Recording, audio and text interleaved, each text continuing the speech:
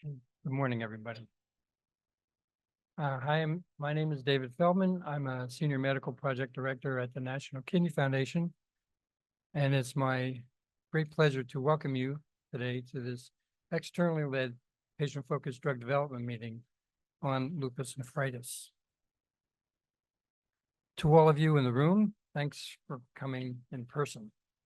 And for those of you who are online, thank you for tuning in.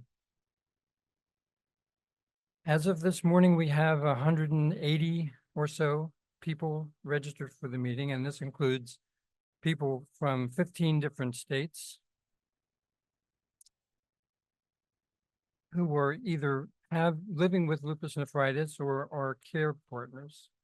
We have representatives from the U.S. Food and Drug Administration, the FDA, and pharma companies and nephrologists and researchers and others who are interested in lupus nephritis.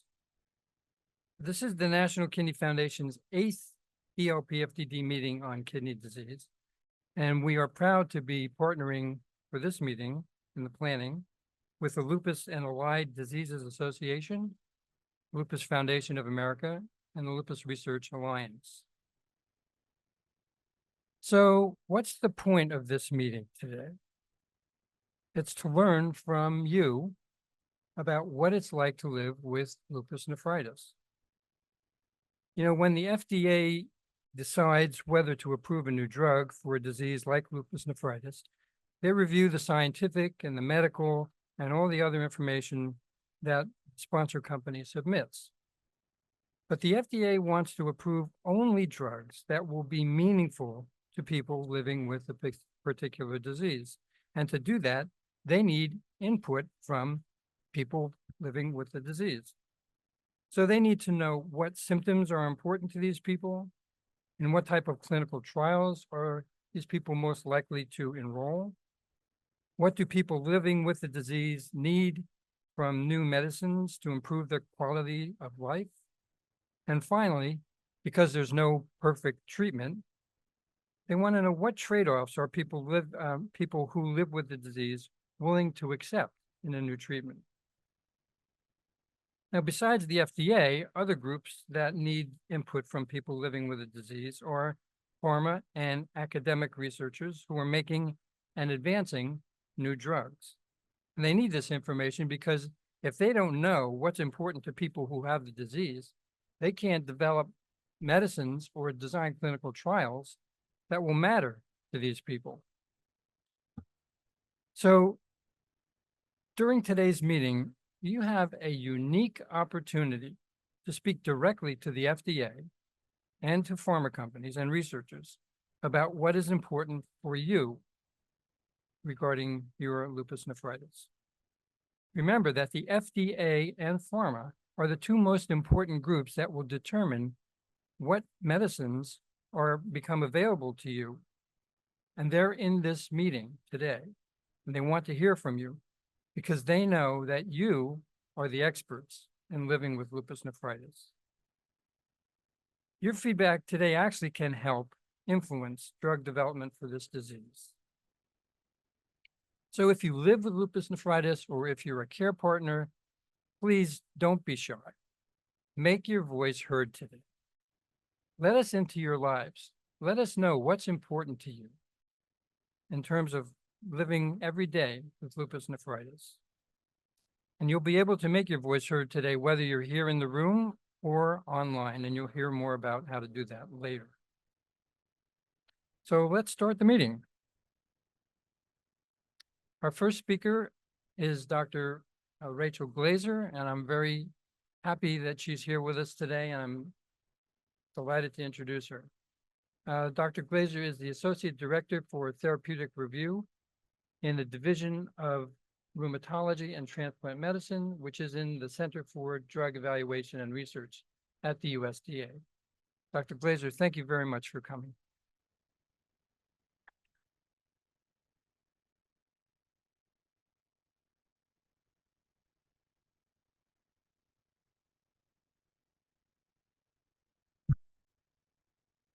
Good morning. Thank you for the very kind introduction and for the opportunity to be here today. My colleagues from the FDA and I are honored to be a part of this landmark event that has brought the lupus nephritis community together to advance the development of new treatments for the disease. I am happy to see so many patients, caregivers, and advocates in the audience and online, reflecting both the importance of this event and the strength of this community's engagement. Thank you all for being part of this meeting and sharing your experiences with us. I would also like to thank the National Kidney Foundation and all of the staff that were involved in planning this meeting. FDA shares the patient community's commitment to facilitate the development of safe and effective medical products for lupus nephritis. We also have representation from industry, academia, and other stakeholders in the room and attending virtually to learn from the experiences you have to share. Patient-focused drug development, or PFDD, is a systematic approach to help ensure that patients' experiences, perspectives, needs, and priorities are captured and meaningfully incorporated into drug development and evaluation. These meetings give FDA and other key stakeholders an important opportunity to hear directly from patients, their families, caregivers, and patient advocates about the symptoms that matter most to them, the impact the disease has on patients' daily lives, and patients' experiences with currently available treatments. While FDA plays a critical role in medical product development, we are just one part of the process. FDA protects and promotes public health by evaluating the safety and effectiveness of new drugs, but we do not develop drugs or conduct clinical trials. This is done by other partners and stakeholders, including drug developers, healthcare providers, and federal partners. It is, however, FDA's responsibility to ensure that the benefits of a product outweigh its risks. These PFDD meetings are extremely valuable for us because hearing what patients care about can help us lead the way in figuring out how to best facilitate drug development for lupus nephritis and understand how patients view the benefits and risks of therapies for lupus nephritis. How benefit is perceived by healthcare providers as compared to people living with the disease may be very different things. This is why we are here today, to learn from you. The information we learn from patients can help sponsors design better clinical trials by focusing on demonstrating that the drug has an effect on aspects of the disease that are most important to patients and how they feel and function. Patient perspectives can also help sponsors gain insights to tailor clinical trials to the needs of patients to recruit and retain patients in these trials. Clinical trials may integrate patient-reported outcome data and patient preference information. Patient perspectives can ensure that the information that comes out of a drug development program accurately represents those benefits and harms and is directly relevant to patients' treatment decisions.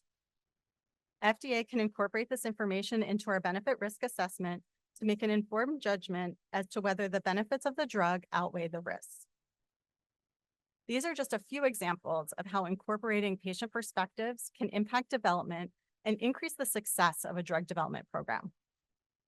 Information provided through this format can better inform the benefit risk assessment of new therapies, identify areas of unmet need, and help drug developers and regulatory authorities design programs that are more relevant to address how patients feel and function. This has resulted in patient groups having a significant impact on drug development in recent years. Today's meeting is a very important dialogue, and I hope that this will lay the foundation for future conversations. The Lupus Foundation community is clearly engaged and eager to participate in this effort, which is evident from the attendance at this meeting. Once again, we are here today to hear the voice of the patient, so thank you for your participation. We are grateful to each of you for being here and sharing your personal stories, experiences, and perspectives. Your input and perspectives will help us to ensure that new medications meet the needs of people living with lupus nephritis. Thank you.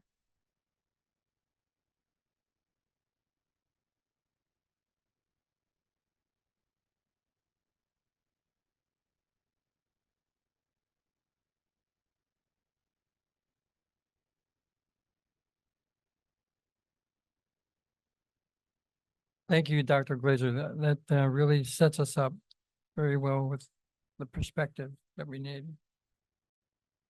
And now I'm delighted to introduce our next speaker. Dr. Maria Delara is Professor and Chief of Rheumatology at the University of California at San Francisco Medical School. Dr. Dolera is a rheumatologist and will speak on lupus nephritis, the natural history of the disease and its treatment.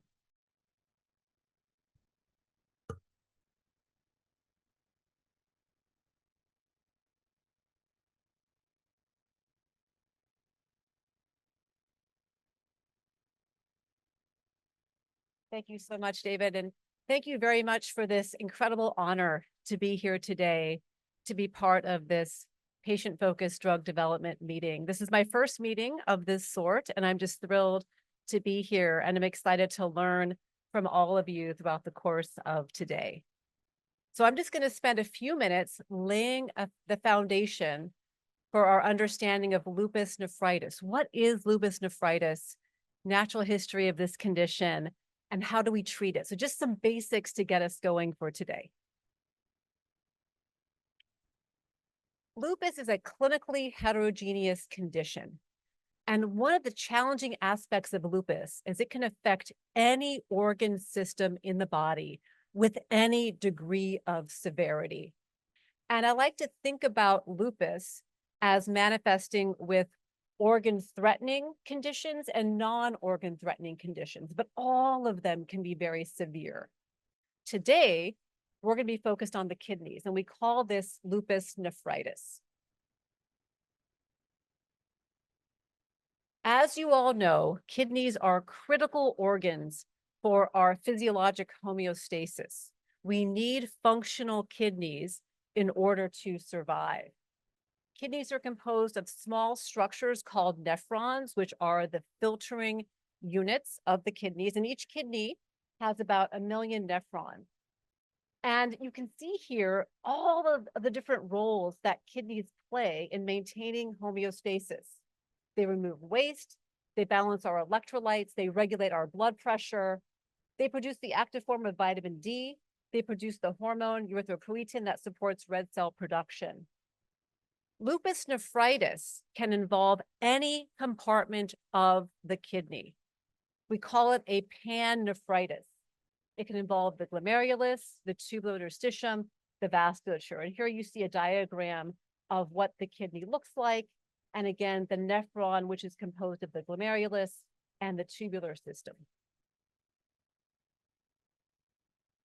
Just some general concepts about lupus nephritis. Kidney involvement is very common in lupus.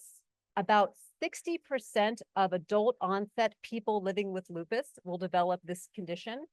80% of pediatric onset of people living with lupus. So this is striking. This is the most common of the organ-threatening manifestations. And that's why we have to actively look for this, and we have to screen all of our patients with SLE looking for lupus nephritis. Typically, if lupus nephritis is going to occur, it occurs in the first 5 years of a person's diagnosis with lupus, but not always. And I have some of my patients that are diagnosed with lupus nephritis 15, 20 years after their diagnosis of lupus, but that is typically rare. Usually it's the beginning of the diagnosis that we begin to see this. It's associated with significant morbidity and mortality. And we see a racial and ethnic disparity with this manifestation. We see an increased incidence of lupus nephritis in our patients living with lupus of self-reported Black, Asian, and Hispanic race and ethnicity. And these are some data on the right from the California Lupus Surveillance Project and longitudinal cohort that I have the honor of leading in the San Francisco Bay Area. And you can see here the risk of the onset of lupus nephritis. And the orange line are non-Hispanic white, and then just below it, Hispanic, non-Hispanic Black and purple, and then Asian Pacific Islander in blue. And you can see that self-reported Black, Asian, Hispanic patients living with lupus have a higher rate of the development of lupus nephritis at earlier ages, particularly if you look at this light blue line of the Asian Pacific Islander population. So we see this racial ethnic disparity in this manifestation. What about the symptoms of lupus nephritis? Well, one of the tricky things about this condition is it can present in different ways. In some patients, it presents fulminantly. Our patients come in acute kidney failure, they get admitted to the hospital. But in other patients living with lupus, it can be insidious. And the only way we find it is by screening for it. And so it's very important for all of us as rheumatologists and nephrologists to look for this in our patients living with lupus. Some of the initial symptoms and signs might be swelling in the face, legs, and feet. Foamy urine, this is because of the protein that's being lost in the urine. Hypertension is another early sign that we look for. And as I mentioned, it is critical for all of our patients living with lupus to be screened for this condition.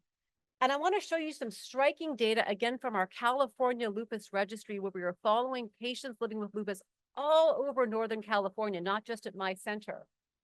And we look to see how often people living with lupus are having appropriate screening for lupus nephritis. And unfortunately, this is what we found. Only about 42% of our patients living with lupus are having appropriate screening every 6 months with laboratories looking for lupus nephritis.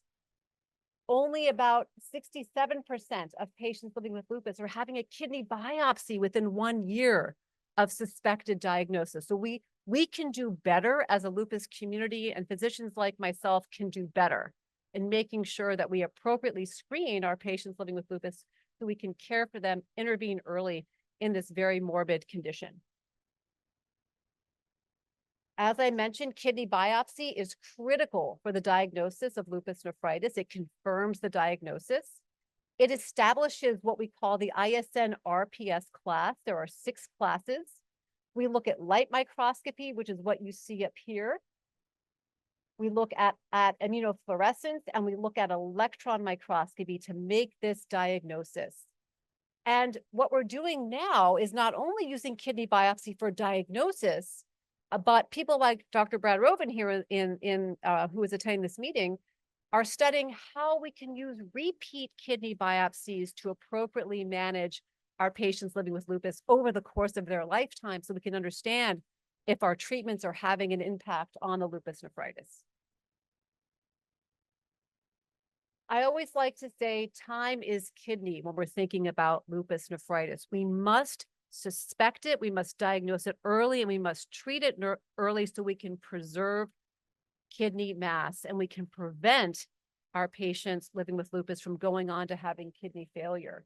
So our immediate goals with the therapies that we use are to suppress inflammation, decrease proteinuria, decrease edema, and also make sure that we're treating the other aspects of their lupus with the medications that we're using. Our long-term goals are to preserve kidney function, prevent kidney damage, prevent flares, because we know that with every subsequent lupus nephritis flare, more damage is happening to the kidney that is irreversible. And so we have to be monitoring our patients very carefully for flares. We also want to prevent flares in other organs, what's happening in the heart, what's happening in the brain. Make sure we look at our patients living with lupus in a holistic fashion. And we have to look at quality of life. And I think this is a very striking graph here on the right. This is from a paper actually by Dr. Brad Rovin and Malcolm Anders. This is GFR, which is a measure of kidney function on the y-axis, and the x-axis is age in years. The blue line is the normal trajectory of kidney function loss that people that don't have lupus have over the course of our lifetime, because we all lose a little bit of kidney function over time. But our kidneys, I should say, outlive us. So we're fine, right? This is age 100. However, in the purple line, you see a patient who's been diagnosed with lupus nephritis. They've already had kidney injury and some loss of kidney function, and then they enter the trajectory of a healthy person, but they're going to reach end-stage kidney disease earlier. And look at the orange line. A person who's having multiple flares of lupus nephritis will reach end-stage kidney disease at a young age. This is what we are trying to prevent with the medications that we are developing to treat this condition. And this is why this is an urgent situation for us to develop safe and effective therapies to treat this condition so we can prevent this and we can help all of our patients with lupus to lead healthy lives. This is within our reach. I'm almost finished. I know my time is pretty much up, but I just want to show you. These are the EULAR 2023 recommendations for the management of lupus nephritis. And I just want to say that actually Dr. Rovin and I are on the core committee that are developing the American College of Rheumatology guidelines for the treatment of lupus nephritis. And we will be presenting these guidelines hot off the press in about a month at the ACR meeting, which is very exciting. I think we're going to have a lot of new information to be able to provide. But I'm showing the EULAR guidelines here because these are the most updated ones that we have available. And I want to highlight a couple of changes that are being made. First of all, we are using lower doses of glucocorticoids initially than we've ever used before. Glucocorticoids are a double-edged sword. They're absolutely essential to suppress the acute inflammation happening in lupus nephritis early, but they also have a lot of toxicity. And so we want to use the lowest dose possible to treat the lupus nephritis, and then we want to get those steroids tapered and off. And so we're using now pulse glucocorticoids up front and then lower doses of oral prednisone, and then we're tapering it. So that's a change in these 2023 updated guidelines. And then it's very exciting now because we have some newer approved therapies, and the paradigm for the treatment of lupus nephritis is changing before our eyes. And as you can see here, we're now using combinations of therapies, and we call this triple immunosuppressive therapy. And this means glucocorticoids, which as of today still remain standard of care. And then we can use belimumab plus either mycophenolate or cyclophosphamide, or we can use calcineurin inhibitors such as voclosporin in combination with mycophenolate. And so this is now the future, we're getting here of the treatment of lupus nephritis is using combinations of therapies. We still have a ways to go because even with these combinations, we still are not impacting all of our patients living with lupus nephritis. We need safer and more efficacious medications for our patients. And that's why I think we all are here today to advocate for that and do the work that we have in front of us to bring new medications forward for our patients living with lupus. And I just listed here just a few of the therapies that are in development. And then you can see targeting various aspects of the immune system. The question is going to be, which of these therapies are going to end up being safe and effective and bringing these forward? How do we know which therapy we should use in which of our patients? Should we use them in combination and impact multiple immune pathways at the same time? Should we use them sequentially? How are we going to do this? And that is the job in front of us, is to bring these therapies through and then figure out the best way to use them so we can truly improve the lives of all of our patients living with lupus.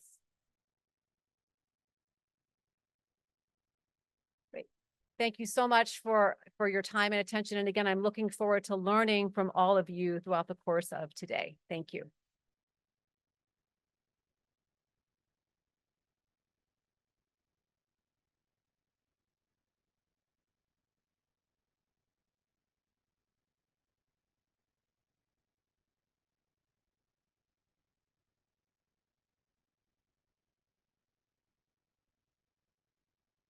Thank you, Dr. Delera. That was really wonderful.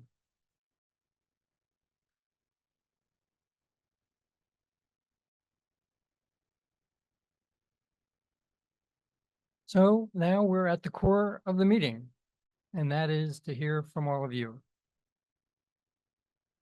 And to lead us through the rest of the day, I'm very happy to welcome our moderator, Mr. James Valentine. James has worked for the last approximately 16 years as a champion for the patient voice. Previously, James worked at the FDA, where he was a patient liaison, helping to incorporate the patient voice into the review of medical products. And while at the FDA, James actually helped to develop and launch the patient-focused drug development initiative, which became the externally led patient-focused drug development program, and that's what we're doing today. James has helped in planning and has moderated over 75%, about 75% of the 100 ELP FTD meetings that have been run so far. So that means he's done about 75 of these types of meetings. He's also moderated all of the 7 previous National Kidney Foundation ELP FTD meetings, and he moderated the Lupus ELP FTD meeting several years ago. So James has a little bit of experience in this area. And so it's really been a true pleasure to work with James over the last 7 years on our ELP FTD meetings. And now I'm happy to turn the meeting over to James.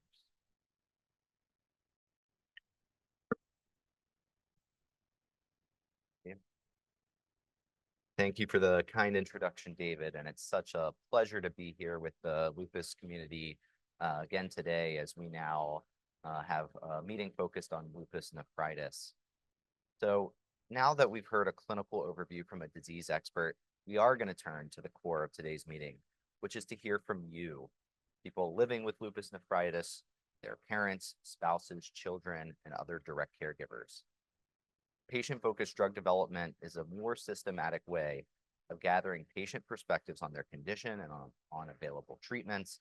And as you heard from FDA's Dr. Glazer, your input can help inform the agency's understanding of lupus nephritis to inform drug development and review. Today's meeting is interactive, so let me tell you a little bit about how we'll be asking you to participate and how the meeting will be organized. So if you follow along with your agendas, you'll see that today is structured into 3 sessions. In our first session, which is this morning, we'll be exploring the patient and caregiver experience of living with lupus nephritis and how those different symptoms and health effects impact your daily lives. When we come back this afternoon, we'll bring everyone back together to first explore your experiences as well as your thoughts about participating in clinical trials. Then we'll finish the day by discussing your experiences with current treatments and different strategies to manage the symptoms of lupus nephritis, as well as ask for you to weigh in on your preferences for future treatments for your condition. What will these different discussions look like? Well, we'll be bringing your voices into the program in a few different ways.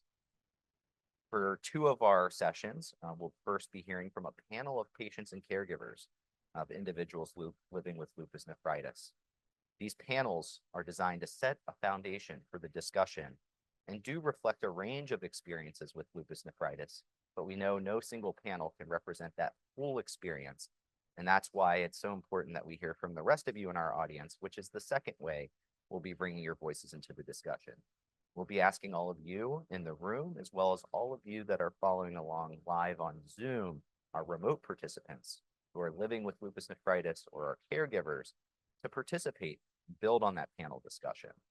I'll be asking questions throughout the day, inviting you, if you're in the room, to raise your hand, or for those of you on Zoom, we'll give you more specific instructions later, but you'll have the opportunity to raise your virtual hand and have your voices included in the meeting, live, brought in via Zoom, as well as by submitting written comments throughout the day. Again, I'll go over specific instructions when we get to those parts of the meeting. The third way we'll be bringing your voices into the discussion is through the use of polling questions. And so these questions are for people living with lupus nephritis and their caregivers only. And for those of you in the room, you'll be able to use your phones, or if you happen to have a laptop or tablet, you can use those as well. For those of you on the web, you'll be able to do this, again, either on your phones or you can do it from the computer you're following along with. And in fact, I want to use this moment to give you a chance to get into our polling system.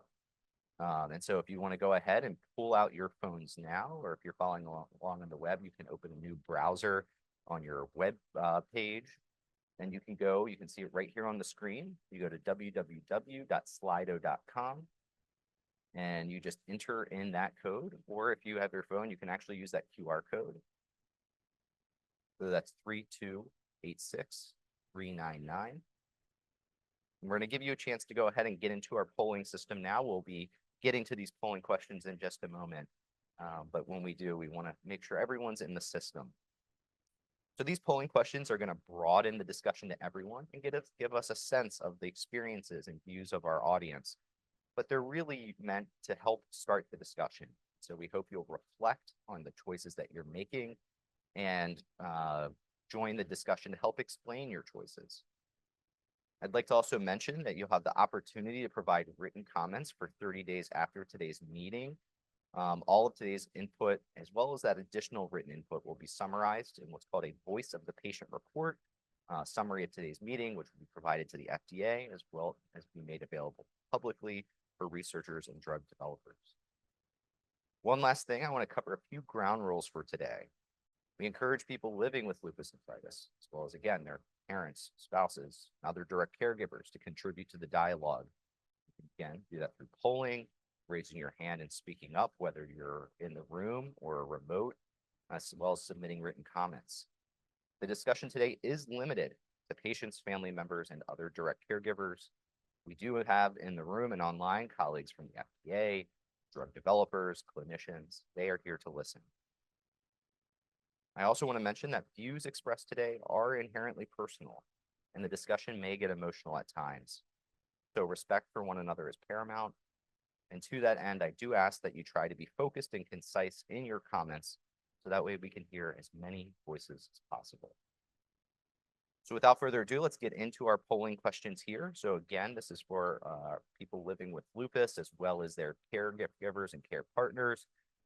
If you haven't already, please go to slido.com, enter in that code 3286399, where you can use that QR code.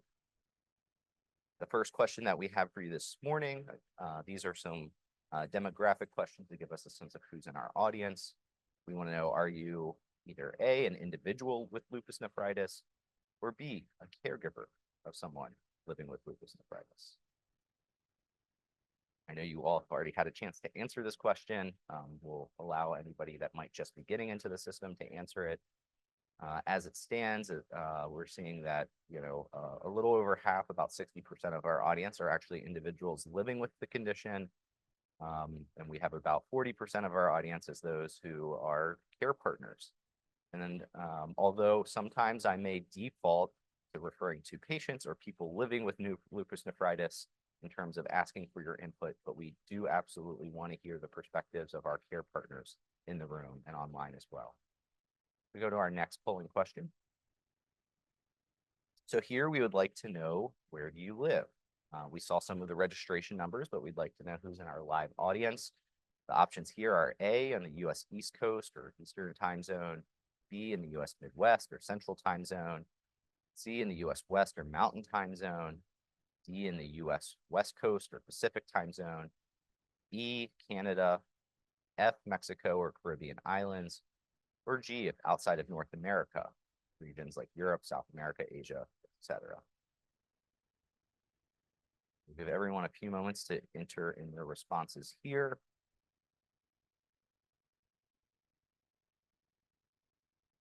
Not surprising, maybe for a meeting that's starting in the morning on the Eastern Time Zone, we have greatest participation, about 60% from the East Coast.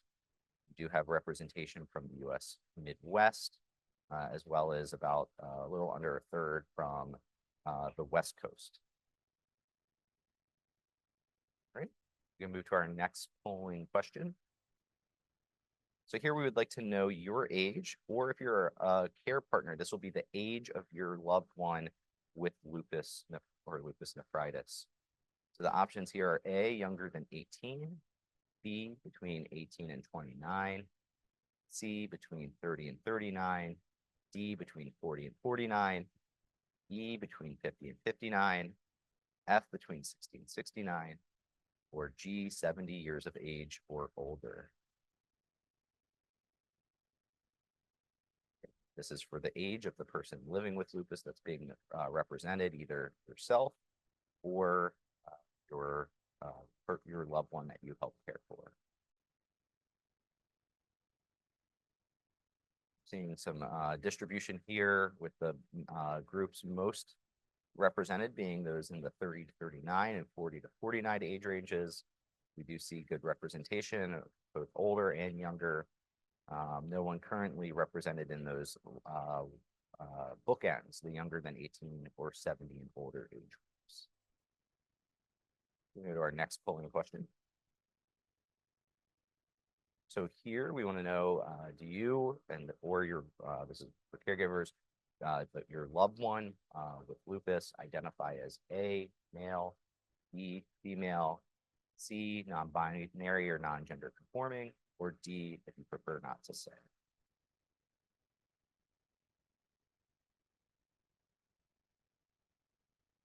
Give everyone another few moments here, beginning your response.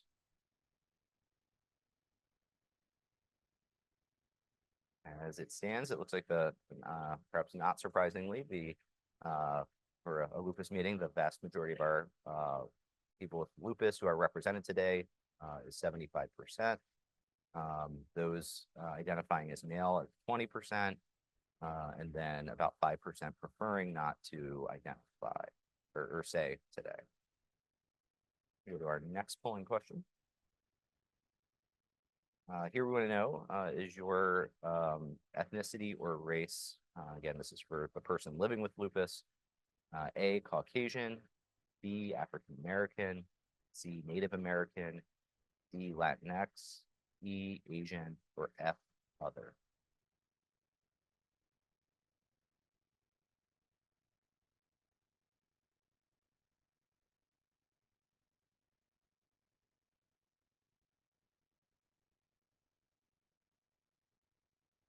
Well, final responses are coming in here.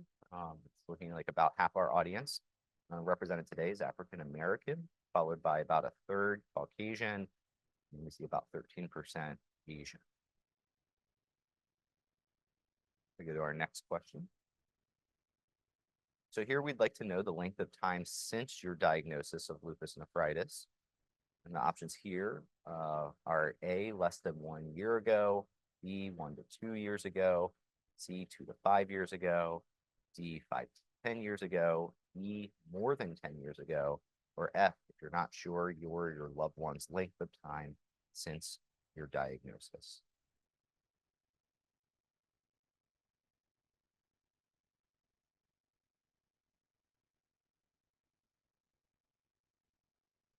Everyone a few more moments. See some results still trickling in here. Looks like the group most represented today, about 2/3 of the audience, they or their loved one were diagnosed more than 10 years ago. We see about a fifth of the audience diagnosed 5 to 10 years ago, about 5% both in the 2 to 5 years or less than 1 year ago, and about 10% of the audience that isn't quite sure the length of time since their or their loved one's diagnosis. Of course, we do want to hear about your experiences and journeys with both lupus nephritis as well as treatments, both for those of you who have been living with it for many years, as well as those of you who are maybe a little earlier in your journey with lupus nephritis. Great. I think that is our last polling question for this group. So at this point, I would like to shift us and move us into our first topic for discussion today. Oh, sorry, we have one more question. Thank you. So sorry for those of you that slid your phone in your pocket that quickly, but we do want to know, am I or my loved one, are you either A, not currently on dialysis or have never received a kidney transplant, B, currently on dialysis or have never received a kidney transplant, C, a kidney transplant recipient in remission, D, a kidney transplant recipient with recurrent lupus nephritis, or E, a kidney transplant recipient and currently on dialysis, for example, a failed transplant. And to get a sense of range of experiences of our audience today.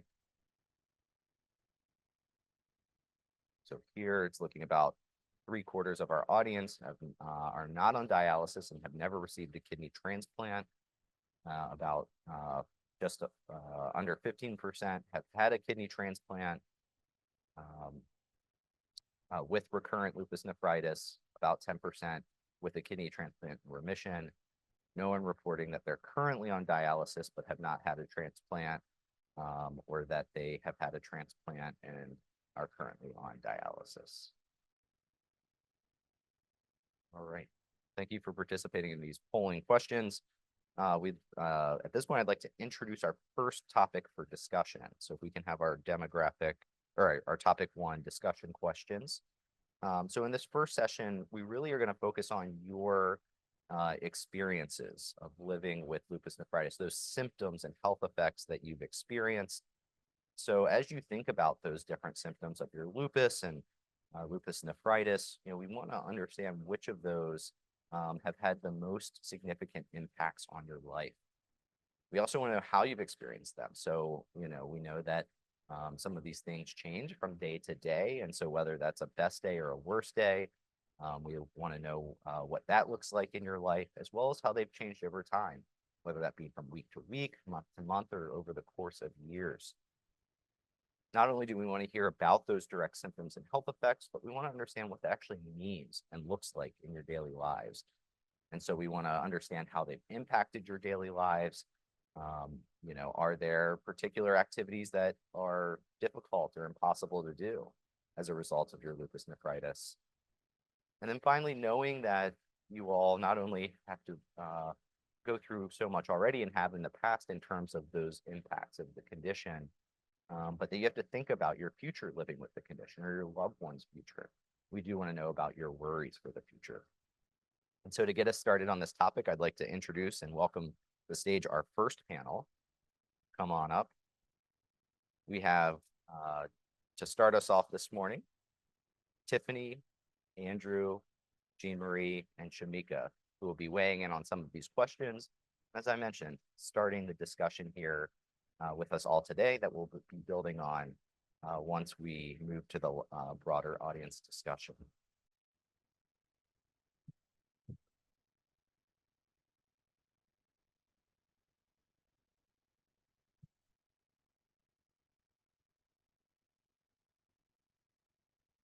All right, Tiffany, why don't you get us started? Take it away. My name is Tiffany. I'm 39 years old and I'm from New York City. I was diagnosed with systemic lupus in 2010. And since then, my life has been marked by relentless and daily challenges. I received my lupus nephritis diagnosis 5 years after being diagnosed with SLE.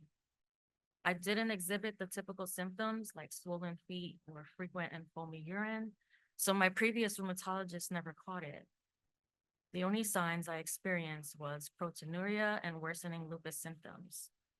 But after reviewing my medical history, my third rheumatologist noticed consecutive labs that showed small amounts of protein in my urine and recommended that I get a kidney biopsy. The results were alarming. I had stage 3 kidney disease. I was immediately put on a high dose of methylprednisolone to stop the inflammation in my kidneys, and that marked the beginning of my long battle with lupus nephritis. Living with lupus nephritis means enduring symptoms that are both debilitating and constant. The most overwhelming of these is extreme fatigue, not just tiredness, but a bone-deep exhaustion that doesn't ease with rest. I can sleep for 10 hours and wake up feeling completely drained. Simple tasks like getting out of bed, brushing my teeth, or showering require enormous effort. And on my worst days, I use a shower chair or rely on disposable wipes just to get through basic hygiene. Every action brings a consequence, pain, and more fatigue. This vicious cycle is compounded by painsomnia, where pain and insomnia combine, leaving me exhausted but unable to sleep. It's so frustrating to be worn out yet unable to rest. During flare-ups, I'm overwhelmed by sharp joint pain and blunt stiffness, leaving me unable to move my fingers. Walking becomes a struggle, and on my worst days, I rely on a walker. The fatigue is unbearable. I wake feeling as if I barely slept at all. It's so severe that I often can't cook or eat, which prevents me from taking my medications. This cycle leaves me anxious and emotionally drained, adding to the mental toll of living with lupus nephritis. This disease has also impacted my cognitive function. Over the past several years, I've struggled with memory loss and difficulty processing new information. Words that I know slip away mid-conversation, leaving me frustrated and embarrassed. It feels as though my mind is betraying me and making it hard to recall basic information or learn new tasks. This cognitive decline is one of the most distressing aspects of lupus nephritis, affecting my ability to connect with others and maintain my independence. After sharing these concerns with my rheumatologist, I underwent neuropsychological testing. The results confirmed what I feared. I have impaired learning and memory processes, specifically in the frontal lobe. While it was affirming to have documentation of how lupus nephritis is affecting my brain, it was also deeply unsettling to know that this decline could worsen after time. High blood pressure is another complication of my kidney disease. I've had episodes where my heart races uncontrollably, leaving me breathless and doubled over in chest pain. These symptoms were eventually traced to hypertension, and though I take medication to manage it, the fear of another hypertensive crisis is always present. I also struggle with extreme photosensitivity. Direct sunlight, fluorescent lights, or even the glow from a laptop screen can trigger rashes, migraines, and fatigue. This sensitivity severely limits my ability to enjoy the outdoors or even use electronic devices without suffering consequences. One of my greatest fears is the uncertainty of my kidney disease's progression. I know others with lupus nephritis who have needed dialysis or kidney transplants, and I am concerned that I may face the same fate. My cognitive decline is another source of deep anxiety, brain fog, and memory loss already plague me, and I fear these symptoms will worsen with time. Living with lupus nephritis has forced me to give up so much: my career, my education, and many of the dreams I once held. I long for treatments that effectively address the fatigue, pain, and cognitive issues that dominate my life. Most of all, I hold on to the hope that one day I might regain some of the independence and joy that lupus nephritis has taken from me.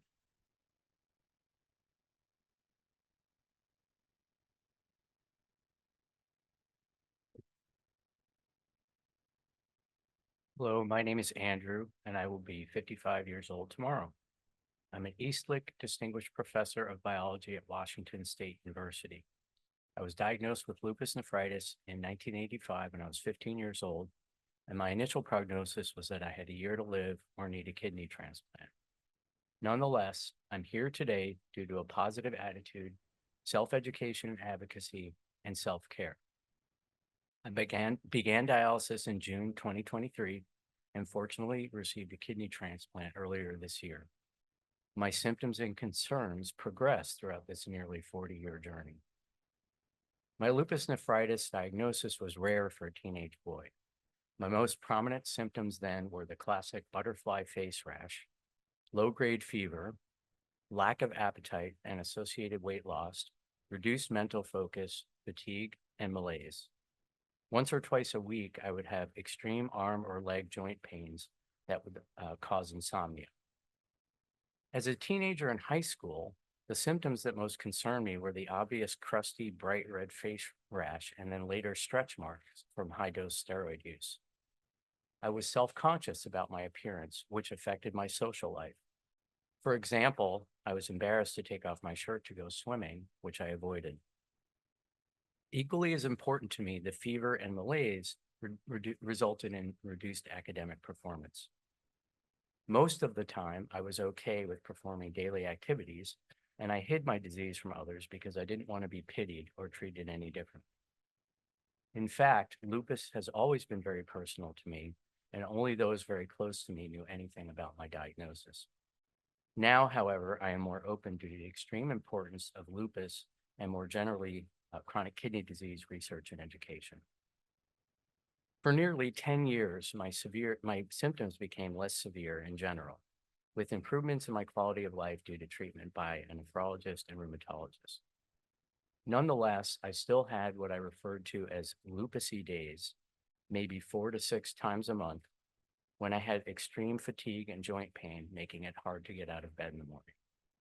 Once a month or so, I would just sleep all day. In 1994, I had my next big lupus flare, and my symptoms worsened. I had nephrotic syndrome due to membranous nephritis and literally gained about 15 pounds overnight. I had severe arthritic pain, often needing help to get in and out of bed or the bathtub. I had to sit while teaching as a graduate student due to extreme edema in my feet and legs. I also had insomnia many nights due to nephritis symptoms and high-dose steroid treatment. While working, I had fatigue, lack of enthusiasm, and disrupted focus. Fortunately, unlike many others with systemic lupus, my next flare was 25 years later. In 2019, I was 49 and had reached stage 4 chronic kidney disease with a GFR of about 28. I began having frequent nausea and vomiting, combined with low motivation and extreme lethargy in the morning. Then sick days in bed became more frequent. My biggest concern then was my reduced ability to accomplish daily activities. My symptoms continued to worsen until 2022, when I had a minor heart attack while on sabbatical in Scotland. I returned to the US early. The anemia was so extreme that I couldn't even climb a flight of stairs without catching my breath. A combination of uremia-induced insomnia, anemia, low vitamin D levels, restricted my activity levels to about 2 hours, or completing about 1 task a day. Equally concerning was a loss of mental acuity, like the lights slowly dimming until I could not fully perform my job as a professor, such as an inability to focus on a presentation. I got angry at the TV because I couldn't follow a show. Insomnia contributed to my mental decline, as well as general irritability and exhaustion. Then, in early June 2023, the Friday before I started dialysis, I was literally afraid to die, as I felt indescribably horrible. Fear of going on dialysis had built up for nearly 40 years, and its imminence resulted in daily anxiety. After 8 months on dialysis, I received a kidney transplant, and I'm extremely grateful to say that since, my quality of life has improved dramatically. I strongly believe that my attitude and positive outlook have helped me survive. I've been fortunate not to have frequent lupus flares like many others. I was often discouraged by doctors to enroll in study abroad programs due to sun danger, or perform research in Australia, for example, due to dehydration during travel. Nonetheless, I followed those pursuits while taking appropriate precautions. By not letting lupus nephritis define me, these activities enable me to pursue my dream career of being a biology professor. The combination of being both a patient and a biologist gives me a unique perspective that I can use to help others through both research and education, including being here today. Thank you.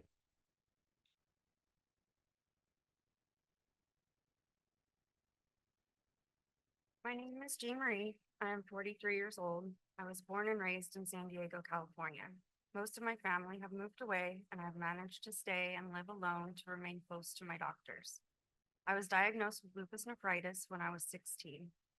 Growing up in San Diego allowed me to have a very active lifestyle. My sisters and I spent much time outdoors, hiking, running, gymnastics, and swimming. I loved academics and excelled in all subjects. I was a typical teenager with many friends, dreams, and aspirations. My life began to change when I was 16 years old. I had difficulty waking up in the morning for school. I started napping at every chance and having difficulty keeping up with my school studies. My parents initially thought it was just usual teenage behavior or growing pains. Still, after months of trying to adjust to a new way of feeling, my body constantly aching and my joints hurting, which felt like I had the flu every single day, I started to experience horrible back pain. The pain felt like a dull, constant ache. The back pain only got worse. I tried getting relief from a heating pad or ice packs. Nothing seemed to give me relief. Soon I had a difficult time keeping my eyes open at all. I could barely get out of bed for school. Everyday activities like showering or brushing my teeth became difficult. My body felt extremely lethargic. I had to deal with nausea and vomiting. I could no longer hang out with my friends. My friends would visit and tell me about all the fun things they were experiencing, making me feel even worse. My mental health was suffering due to a new way of feeling and missing out on life. I took a leave of absence from school for 4 weeks. The joint pain seemed to get worse, along with the body aches. I would get episodes of hives and constant itching.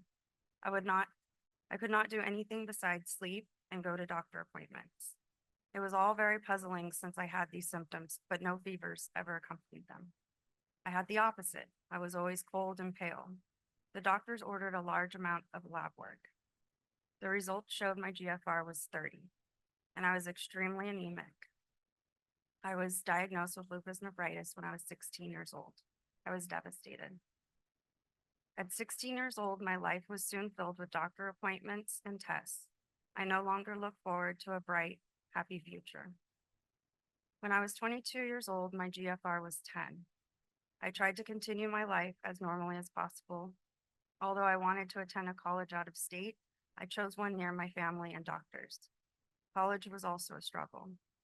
I would have to ask my professors for additional time on assignments because I would continue to have extreme fatigue and body aches.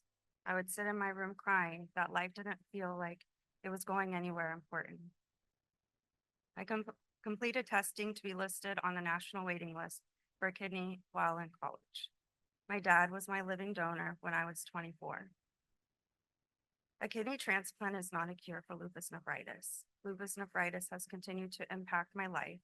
I have a strong sensitivity to temperatures. When I'm cold, I experience Raynaud's phenomenon, which is when I lose blood flow to my hands and fingers. I also have the opposite. My skin itches when I am in the sun for too long, and I can easily be in bed from extreme fatigue after a couple hours in the sun. I also encounter swollen feet, and my hypertension causes hemorrhages in my eyes. Announcing a pregnancy is typically a joyous experience for any woman. I thought I was going to experience everyday life. However, I miscarried 4 months later and was strongly advised to have a hysterectomy due to continued complications of lupus.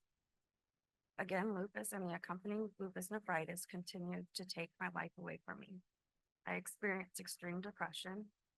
It was hard to ignore my illness because I had to feel it almost daily through joint pain, headaches, and fatigue. I've had my transplanted kidney for almost 19 years. But lupus nephritis has once again begun to take my kidney away from me. This time, my symptoms feel worse than they did 20 years ago. I have high blood pressure issues.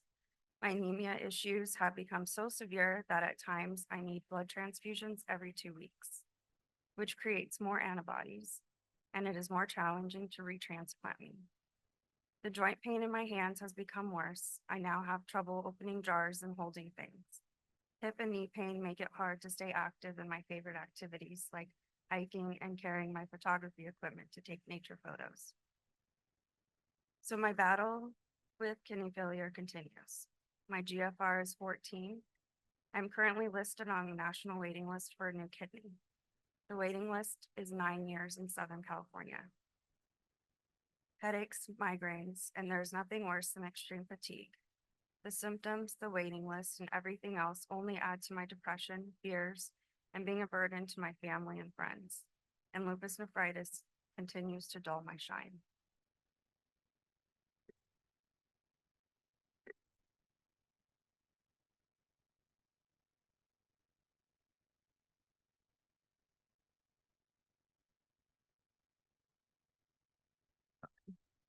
Hello, my name is Shamika Marty. I am 44 years old from the San Francisco Bay Area. I am married to my husband of 19 years, and we have 3 beautiful children, ages 27, 24, and 17, along with our dog, Lilo. I am a cybersecurity project manager, patient advocate, and board member of various organizations. But at the end of the day, I am a lupus nephritis patient and cared for my mother who died from lupus nephritis at age 44. When my lupus progressed to lupus nephritis at age 38, my life became much more challenging. I faced numerous symptoms, but the most overwhelming was the severe swelling, the increased medications, and the gastrointestinal issues, among other things. Let's start with the swelling. This wasn't just minor puffiness, it was full body edema, even affecting my breast to the point where people thought I had breast implants. The water retention in my breasts was so extreme, it felt like I was breastfeeding again, only this time it wasn't something I could relieve. The swelling severely impacted my ability to work at a desk. Sitting only made it worse, forcing me to work from home with my legs elevated in bed. Remote work became a necessity for me, not a choice, and I had to request a full-time work from home exemption before COVID. Thankfully, my job allows me to work remotely, but without that flexibility, I would have faced unemployment. With my kidneys failing at an eGFR of 11, high blood pressure became another battle. Eating became a constant struggle. Often I'd eat and feel nauseous or vomit afterward. Right before my transplant, my eGFR was an 11. I knew my kidneys were shot as I could taste it, literally. Food and drinks developed a metallic taste, which was always an indication that my lab results were going to be very bad.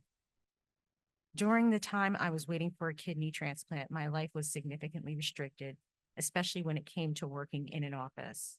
For several years, I was on and off temporary disability, unable to even work from home. This went on for about 4 years, as my symptoms were just too overwhelming to manage. Due to the severe edema, walking became a challenge, so grocery shopping meant using a scooter or relying on Instacart. I avoided social outings that involved walking or standing for long periods, which meant my social life had to be carefully planned. Even sleeping became difficult. I needed prescription sleeping pills just to get through the night, and then coffee to keep me awake during the day. The constant need for both a downer and an upper is something I fear will cause more problems down the road. Due to my insomnia, I became increasingly irritable, snapping at everyone and everything. The constant lack of proper rest also worsened my brain fog. I despised relying on sleeping pills, and sometimes I'd go as long as 48 hours without sleep. This took a toll on my marriage, as my irritability and constant phone use at night created distance between my spouse and me. Pretty much everything irritated me. Things I would brush off, I got mad at instantly.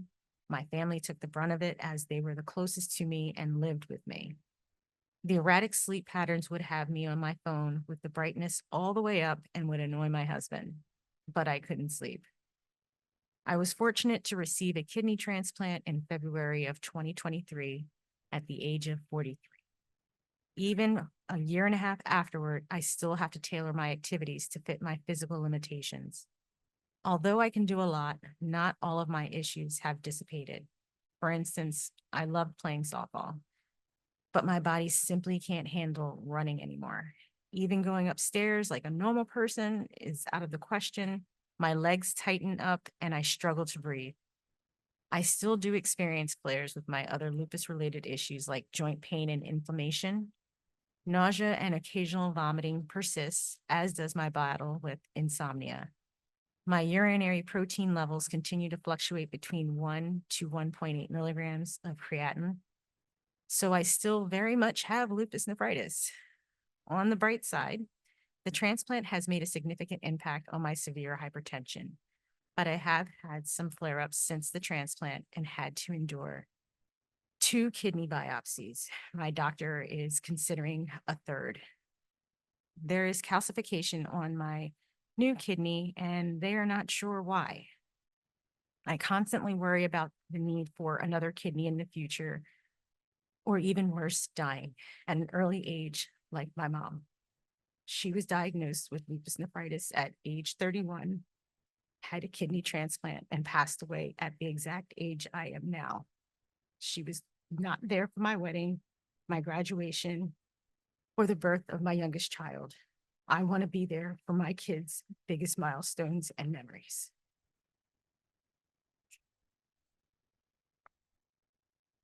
Wow, thank you to our panel. Please, everyone, join me in a round of applause for our amazing panel. It's incredibly difficult to share, and these 4 were so brave to go first this morning. So thank you again. So this is our first opportunity today to bring all of you in our audience here in the room, as well as those of you remotely on Zoom, into the discussion. I want to spend just a couple of minutes for those of you who are remote and telling you how you can participate in this discussion.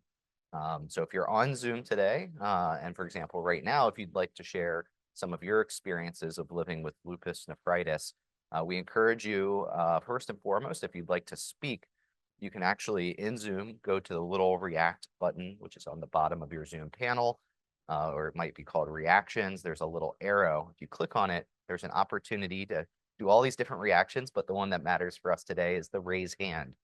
If you raise your hand in Zoom, our Zoom moderator will pull you very quickly into a little breakout room, collect a little bit of information about you, and get you into our queue. So that way I can call on you and bring you into the live discussion. So please don't be shy. We really would love to hear your voices, not only this morning, but throughout the day's program. And again, all you have to do is raise your hand in Zoom at any point, and we will get your information and bring you into the discussion. You can also submit written comments throughout the day. You can do that in the chat feature. Send a direct message by selecting sending a message direct to NKF in chat.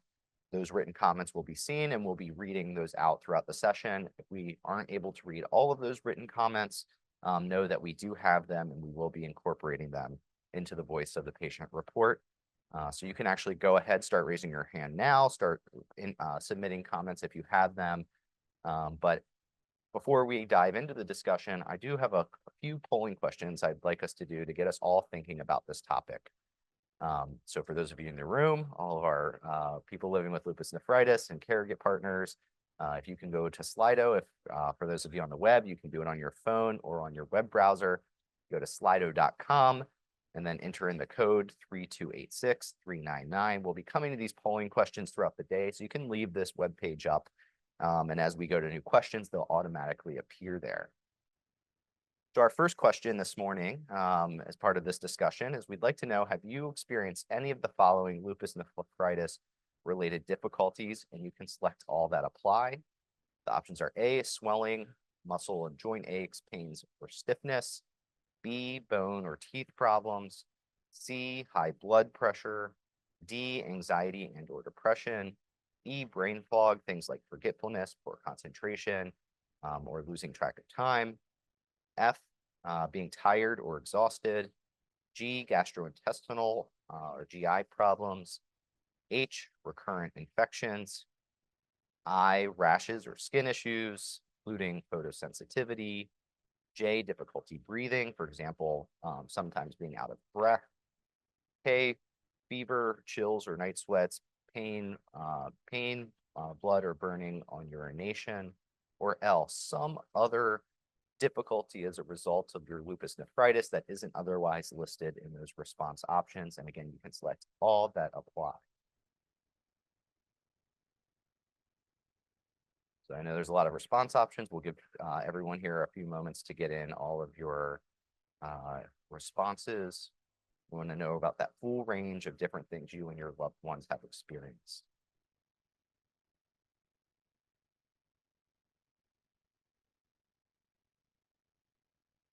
Again, we'll give everyone a few more moments just to reflect on some of what we're seeing already.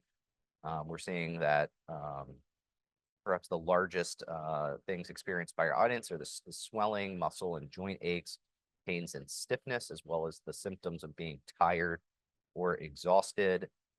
We're also seeing high up there anxiety and depression and brain fog, followed by GI problems, high blood pressure, rash or skin issues, including photosensitivity and difficulty breathing. Everything here being selected by quite a significant proportion of our audience, as well as, if we can just scroll down slightly, some others as well, about a third of our audience reporting other things that aren't listed here. These are the things that we want to hear about this morning. What has your experience with these been like? How has that changed over time? But we're going to go ahead and go to a second polling question here. So you'll recognize these response options. They're exactly the same from the last question. Here instead, though, we want you to select which of the three of these symptoms or conditions related to your lupus nephritis most negatively impact your daily life. So this was a little harder. I know that it looked like many of you are living with many of these things, but which ones are having the greatest impacts on your daily life? So again, the options are A, swelling, muscle and joint aches, pains and stiffness, B, bone or teeth problems, C, high blood pressure, D, anxiety and or depression, E, brain fog, F, being tired or exhausted, G, gastrointestinal problems, H, recurrent infections, I, rash or skin issues, including photosensitivity. You can scroll down here. J, difficulty breathing, K, fever, chills, or night sweats, or as well as pain and or blood or burning on urination, or L, again, some other symptom or health effect related to your lupus nephritis that you would rate as one of the top 3 things most negatively impacting your daily life that isn't otherwise represented.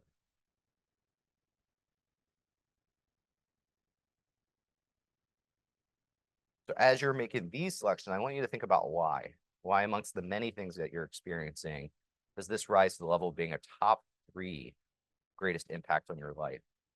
What things in daily life were you thinking about in terms of the impacts that these different symptoms or health effects have had? What came to mind? Sometimes those first things that pop into your mind are some of the most important to hear about. Why we do these polling questions, again, while it is helpful to see the experiences of our audience and thoughts of our audience together, we really want to hear your personal takes and perspectives on each of these things.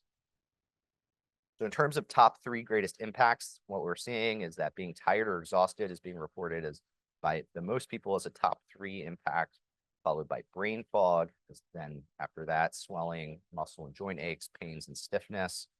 And then I would say number 4 being anxiety and or depression. See a bit of a drop off from there, but most of the other symptoms and health effects listed here are in some number of people's top 3. So just because your top 3 wasn't the same as everyone else's, we still want to hear about those things and why you reported them as being so having such a negative impact on your life. So one more polling question for you here before we get into the discussion. So here we'd like to know, as you think about all of those things together, how much does your lupus nephritis impact your daily life in general? The options are A, not at all, B, minimally, C, moderately, D, a significant amount. Now, all of these questions are very personal, but this is particularly one where we want to know what, for those of you reporting a significant amount, does that mean to you? And how is your daily life being impacted significantly? We'll give you a few moments to think about this, pick the response that to you relates to how lupus nephritis is impacting your daily life. Kind of seeing neck and neck, both moderately and a significant amount being reported by our audience. We do see about just under 20% reporting minimally. Nobody in the audience has reported that lupus nephritis does not impact their daily life at all. All right. Go ahead and keep those polling pages open on your phones, on your computers. We'll be coming back. Again, if you'd like to weigh in on this topic of the different symptoms and health effects, which ones maybe have had the greatest impacts on your life, we encourage those of you remotely to go ahead, raise that virtual hand so we can bring you into the discussion, as well as submit some written comments. Why don't we get started here with those of you who are here in the room with us?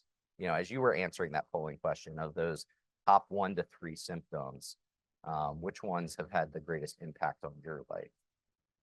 Just raise your hand. Don't be shy. We'll bring a microphone right to you and allow you to participate in the discussion. We always got to get that person to break the ice. Any takers? Top 1. All right, there we go. Let's, Mike. Oh, we have a mic coming right up here.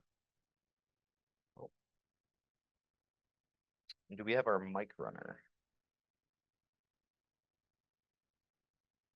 We don't. We need our mic runner. Someone can grab it. All right, just say your name, where you're from, and then go ahead and dive in. Good morning, everyone. My name is Dina, and I'm from the suburbs of Chicago. And I shared that fatigue and just not being able to function because of that excessive fatigue. I think one of our panelists shared like a bone deep feeling. I think it was Tiffany that shared that it's not just tired. It's not just take a nap and you'll be fine or I'll sleep later. It is pervasive. It is insidious. It is constant. Even if you're in bed for 10 hours, you feel the same. It's not any better or worse. And insomnia often tends to go hand in hand with it. So many of us have insomnia, not everyone, but many of us do. And that just adds to the problem. So working or not, but. Yep. Just keep, it's working. The lupus nephritis itself causes a lot of, pain insomnia and pain issues. You wake up in the middle of the night with severe pain and you can't fall back to sleep. And the impact of that on our daily life, the impact on our, on marriages, on relationships, on, our relationships with friends or family. It's, we joke in the lupus community, it's not funny, but we joke that it's virtually impossible to make plans because we make plans and the universe, shares that, nope, not for you today. And that has a toll on our social lives.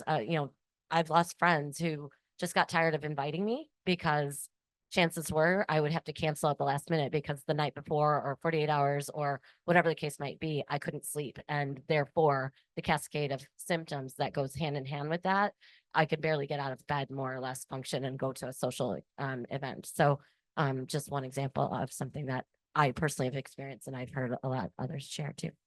Yeah, so Dina, if I can ask you a little bit about that.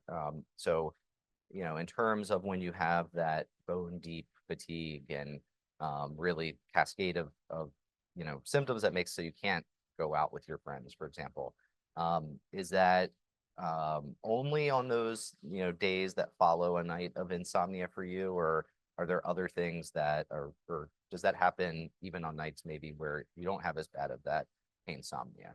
Oh yeah, it's part and parcel of lupus nephritis. So even and I don't remember the last time I had a really good night's sleep anyway. So I don't know that I'm the right one to speak to that. Maybe someone else could, but it lupus and lupus nephritis have a mind of its own. I was sharing with David that yesterday I went to I left from dinner and I was totally fine. Overnight I had a horrible night. I ended up with all kinds of problems that I couldn't have predicted. And I woke up feeling horrible and I slept probably 2.5 hours at best. So we pushed through. We put on a brave face and we pushed through, especially for important things. And then we have to, the cost of living with lupus nephritis is we have to weigh, is it worth me attending or participating? Not because I don't want to and not because it might be enjoyable and I want to and I need to, but what is the cost later? Well, how am I going to feel after the fact? How am I going to feel for the next day, week, month, sometimes longer? Sure. And just to help me better understand, it sounds like you still try to make plans and it sounds like there's some unpredictability to when things are, better, worse, better versus being better. What is that difference between like a good versus a bad day look like? Like what, do you have good days, or what do your good days look like? Oh, absolutely. I do have good days and essentially like even with insomnia, if I feel like, okay, my pain level is not that high or, again, it's something important, if it's something at my daughter's school, I'm going to push myself through and be there because she needs me. I want to be there.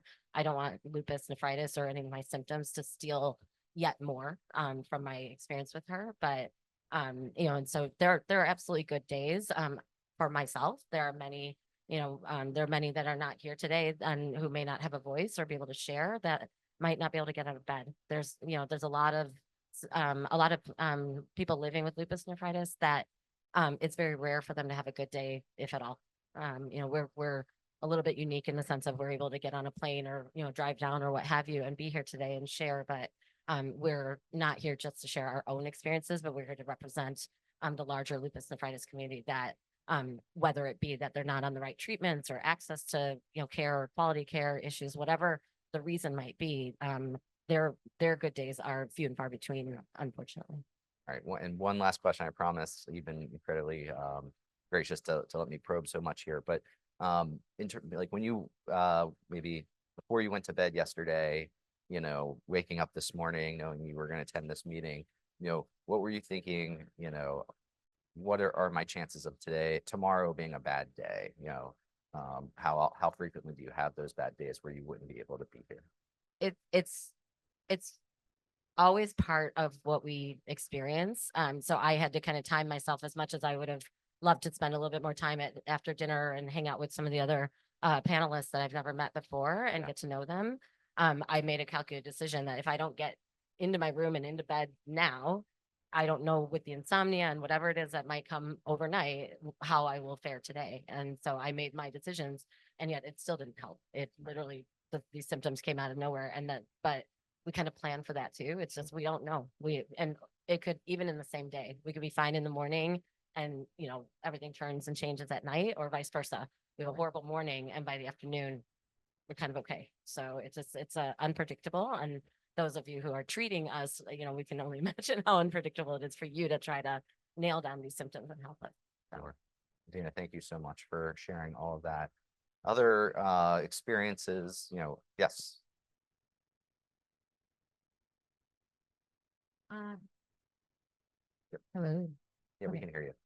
Just to capitalize on the fatigue, being a project manager, even though I get a chance to work from home, I always have to present. I have to make sure that my team line, if there's any issues, mitigate those issues, speaking to executives. And if I don't get proper sleep, I am stuttering through my words and really thinking, instead of just letting everything flow, I have to really think about simple words. And I'm just like, do they understand what I'm saying? And is what I'm saying coming out right? Is from here to here coming out right?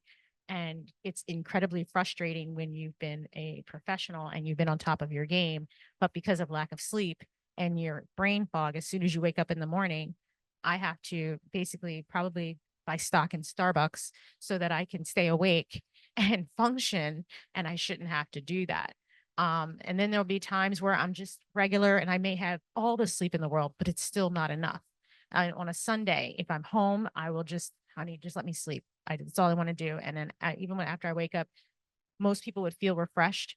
I never feel refreshed. And there's never a time where I'm like, yes, I caught up on sleep. There seems like it's endless and it makes you forget things. And for a person like myself that always tries to remember everything, it's incredibly frustrating. So then you're beating yourself up in your head.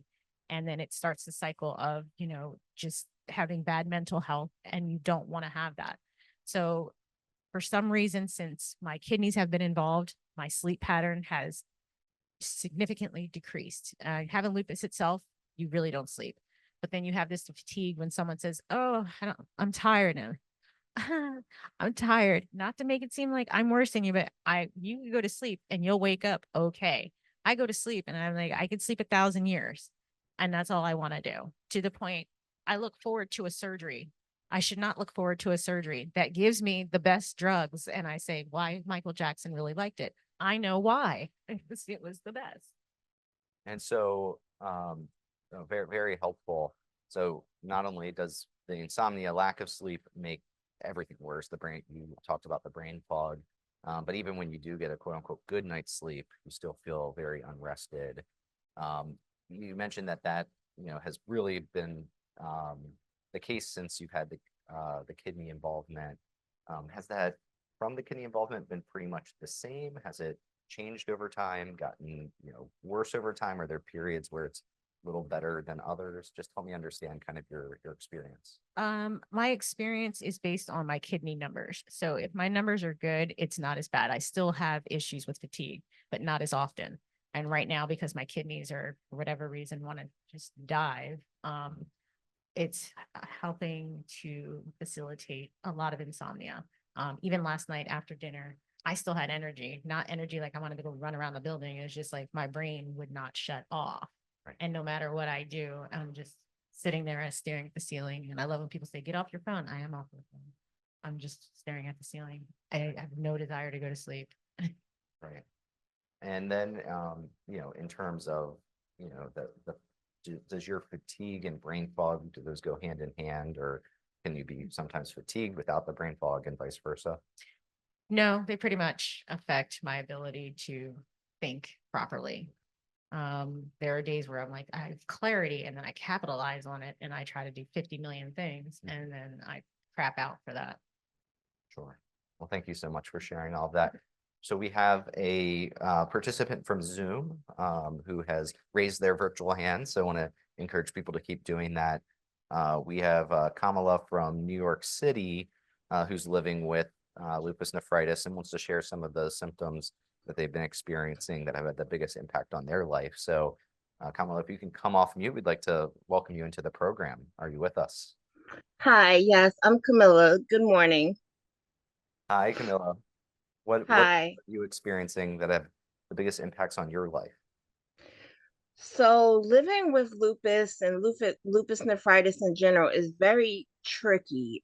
Some of my symptoms are having swelling in my feet, ankles, and legs, severe fatigue, like everyone is talking about, anemia, and feeling like I'm moving in slow motion cognitively. Some of the unsolicited advice I've been giving, I've been given is to plan ahead.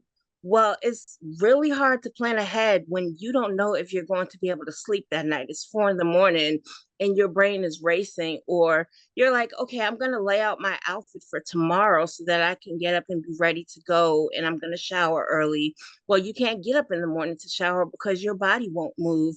And you try to put on your outfit, but your feet won't fit into your shoes because your feet are swollen to twice their size. Like it's advice that you don't need. Yeah. And when you have, that swelling, can't even get your foot into your shoe, is that something that you experience on a daily basis, a weekly basis? What's that look like for you? It's up and down. Every day is a different day. I just know that my good days are, for lack of a better term, a normal person's, sometimes their bad days are my good days, and my bad days a normal person wouldn't even be able to handle. So it really varies. How do you compare those? Like if you had to describe to us that good day versus bad day for you? A good day, well, I'm a proponent of the spoon theory. I'm sure plenty of people there have heard of the spoon theory.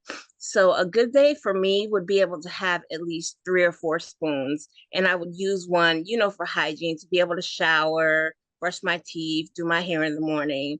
One to be able to prepare meals, and one to be able to actually do a task like pick up my medication from the pharmacy, or call friends, or do something social. So that would be a good day for me, to be able to do at least 3 or 4 things. That would be a good day.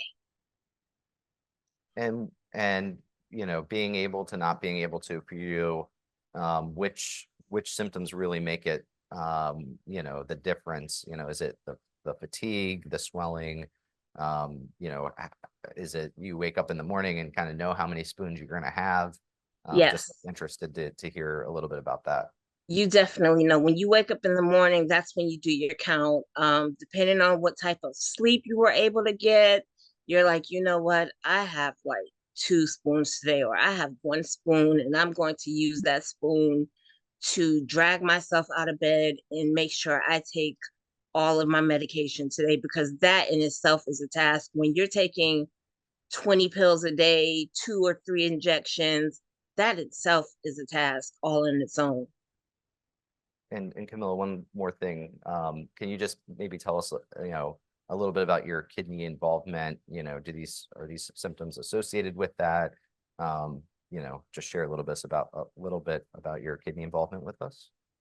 Yeah, they're definitely involved. I was diagnosed with stage 4 lupus nephritis, and Ellen is very sneaky. It sneaks up on you. You don't even realize, if you don't have the typical symptoms like foamy urine and things like that, it can sneak up on you, which is what it did to me. I wasn't even aware that I was having kidney issues at first. I mean, I've been diagnosed with lupus SLE since 1998, but I didn't get diagnosed with lupus nephritis until 2015.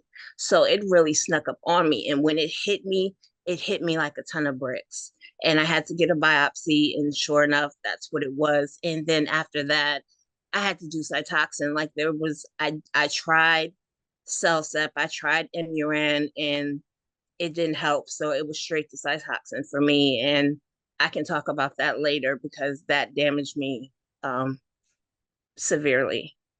Sure. Well, Camilla, thank you so much for raising your hand here. Please feel free to do so. We'd love to hear from people throughout the course of the day as we hit on different topics. So really appreciate you zooming in with us. And again, encourage anyone on Zoom, you can do the same thing. Just raise that virtual hand. I do want to encourage people. I know that sometimes it feels a little bit like, oh, well, certain things have been really hit on already. You know, I have that experience, so, but someone else has already covered it. We know that, you know, some of those symptoms, some of those impacts, while common, impact everyone a little differently. So don't feel shy raising your hand, talking about something someone else has already covered, but we do have a hand right here.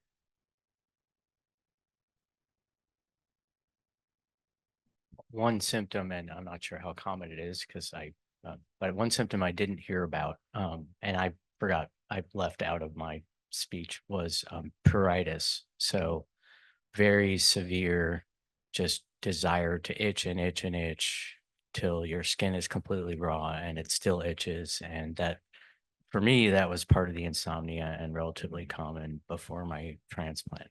And so I'd have scabs all over, mostly in my legs. And I'd have scabs all over the place. And then it would, of course, burn when you showered because you have this raw patch of skin. And so I didn't hear anyone talk about it, and I'm not sure how common it is. So I thought that was worth mentioning. No, definitely. And so for you, it was mostly on your legs, you were saying, but is that something that would come in waves? You know, how did your pruritus, how did you experience that itching? Yeah, I think in waves. Yeah. So there'd be a period of time where it wouldn't be so bad. And then as I recall correctly, it was mostly like my ankles and feet and lower legs. Yeah. And was that accompanied when you were maybe having swelling or other symptoms, or could it be, you know, happen on its own, separate from other symptoms? It sort of it was sort of random. I can't really, in my recollection, I can't really associate it with anything else in particular. Yeah. And I mean, it's hard to break these different symptoms that you have apart from one another, but, you know, how would you, you know, describe the impact of, you know, the pruritus on your, you know, ability to do activities in daily life, you know, your quality of life? You know, obviously that obviously was unpleasant for the sensation. You mentioned, you know, that impacted, you know, obviously showers and having pain. But overall, how would you describe the impact on your life? I think if I recall correctly, it was mostly at night, probably associated with uremia buildup during the day, and it would contribute to the insomnia. So it would be part of that, which, you know, everybody's pretty much mentioned the insomnia is a big problem. So it certainly would, you just want to itch and scratch and scratch and scratch, and you're up, you know. Gotcha. And then for you, you know, the, you know, impacts of insomnia, anything you want to add? You know, obviously it has been discussed, but, you know, in terms of the personal impact for you in those nights where you're up itching, you know, not able to sleep, what did that mean then in terms of other symptoms or just impacts in life? Well, you know, it would impact my ability to, you know, one of my classes I taught was at 9 a.m. and I co-taught it, and I would show up at like 9:20, you know, and the students didn't know. And then in my reviews, for example, it wasn't, you know, he was always late. He doesn't care about us, you know, and people take it as being disrespectful, right, when you just can't get there on time. And that's been a challenge because, you know, at work, people have noticed had been late to meetings all the time, and then I didn't really offer an explanation. I just said, I'll try to be better. But so it definitely had impacts beyond just, you know, waking up. And of course, the mental fog, which everybody's mentioned. So I don't think I need to go back over that. Yeah, absolutely. No, that's a very big impact, you know, making you late for you know, your class, for your job. Absolutely. So thank you for adding that. So yes, things that either have, you know, been talked about, but your take, but also love to hear about things that haven't been talked about as much yet.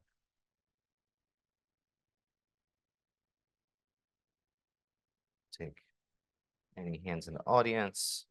Anthony, anything we're seeing? Anthony here in the front from National Kidney Foundation is monitoring written comments that are coming in. Yeah, so in terms of specific symptoms, we do have a write-in from Pamela in Colorado Springs, Colorado. She says, I was diagnosed in 2016 and now progressing much more rapidly than before.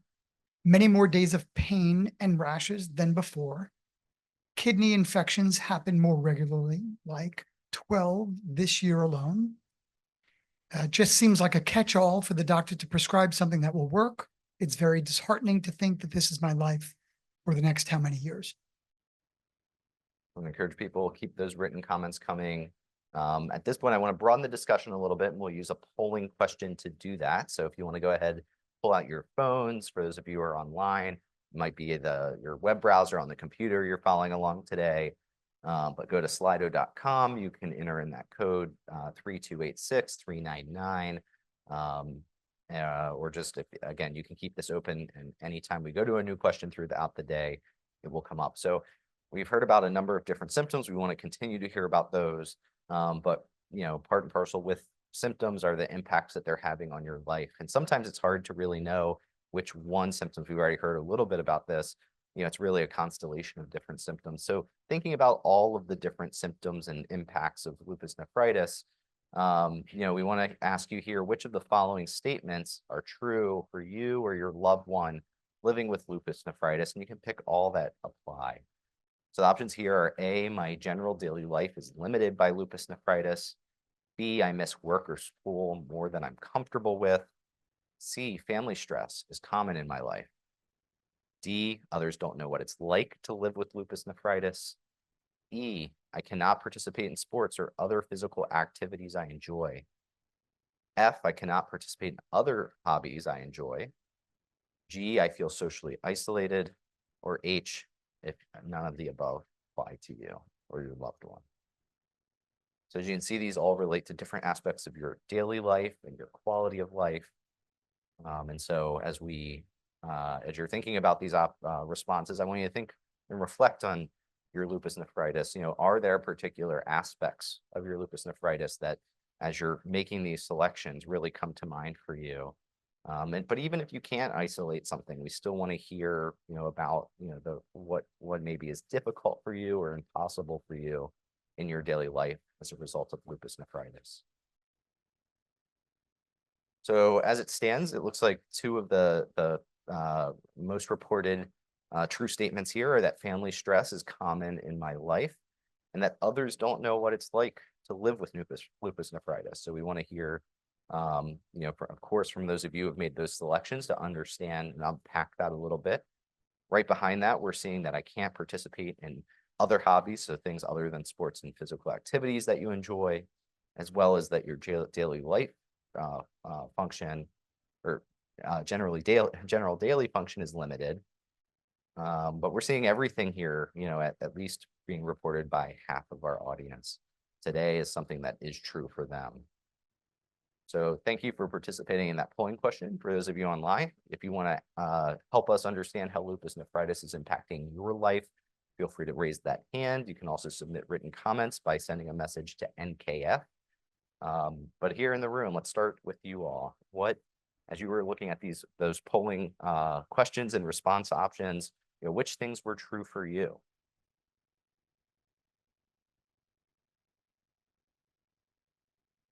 Yes.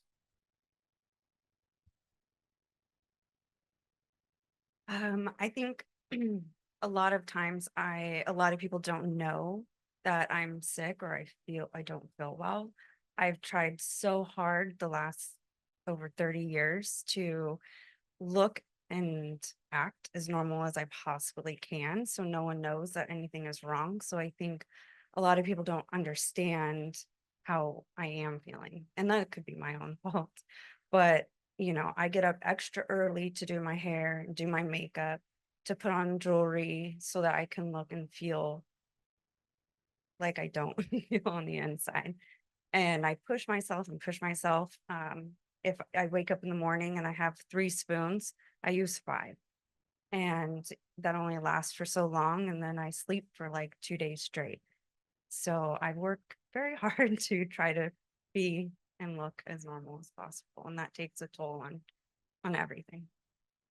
So, if you're thinking about that and, the fact that people don't understand what you're going through and go through, it sounds like a lot to, try to, kind of, live as quote unquote normal of a life when you are, and obviously it sounds like you pay for that.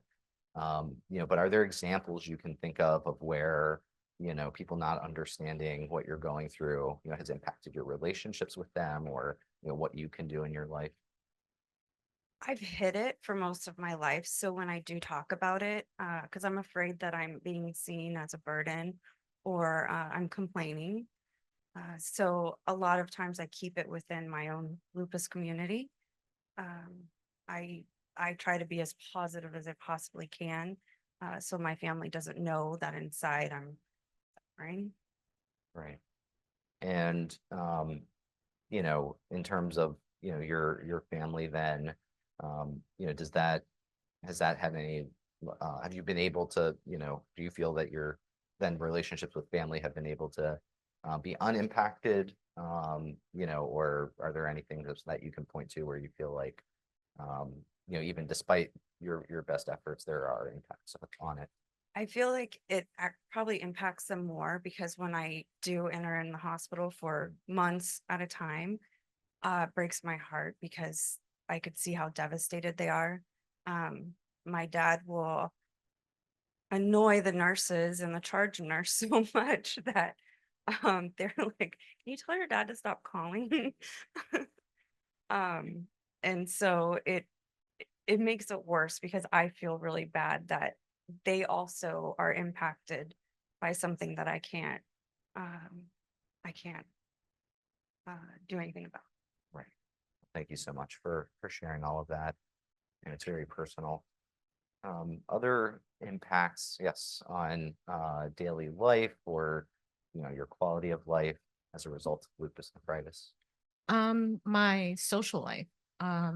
Everybody wants to be included. Nobody really wants to be excluded. And it'll get to the point where, we're going out, we're walking to the beach. I'm back here and they're all the way up there. And I have to wave and they're like, oh, where's Shanika? And I'm like, you guys know I can't walk that fast. Mm. I'm here and you're using my what quote unquote looks like a good day against me. And there's only so many times that I can always do this. I'll go with everyone, but if I retreat to the room, it's not because I want to be antisocial. It's because I'm trying to recharge. I was out in the sun too much and I can't completely do the whole day. I do things in spurts. They want to just, okay, let's go to the pool. Let's go here. Let's go do this, do dinner. Like there's no break in between. And I can't do that. So then I risk being excluded from the group, and no one wants to feel isolated, and having a disease, a chronic illness is very isolating. So just reminding people like, hey, I can't do that. Or when you're walking, please remember me. I don't want to have to yell. Or they'll say, well, why didn't you say something? Because every time I do, you guys kind of make me feel bad. Or I will play the game of looking great. And then the next day they see me in the hospital and they're like, why didn't you say something? I didn't want to ruin the time. Like, you guys didn't really ask or look. Like I was falling apart the whole time. And then I show up and post online, like I'm in a selfie with my, nice nursing gown and everything. No, you guys have to remember I'm sick. So even though I look okay and everywhere I go, I look okay, I'm not okay. And having this not only is inside tormenting, on the outside it is because we have an invisible illness. Like she said, you take a whole bunch of time to make sure that you look good in the morning because you don't want to look like crap. And sometimes it's okay to look like crap, but I know I want to present myself like a regular human being, and I will go to the airport and ask for a wheelchair and they give me the up and down. Are you sure? Yeah, I'm sure it's for me. Thank you. Please have my wheelchair? And going to board the plane. Excuse me, I'm first class. Well, I'm pre-board. You don't look disabled to me. Yeah. Okay. That's not something that other people have to deal with, but we have to deal with that.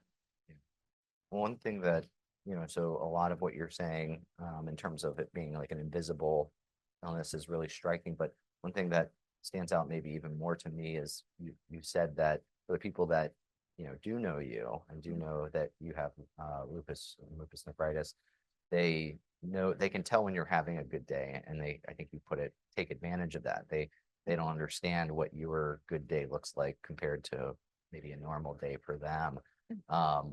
You know, have those types of scenarios where, you know, maybe you're socially feeling like you're being pushed even on a good day, you know, had consequences for you?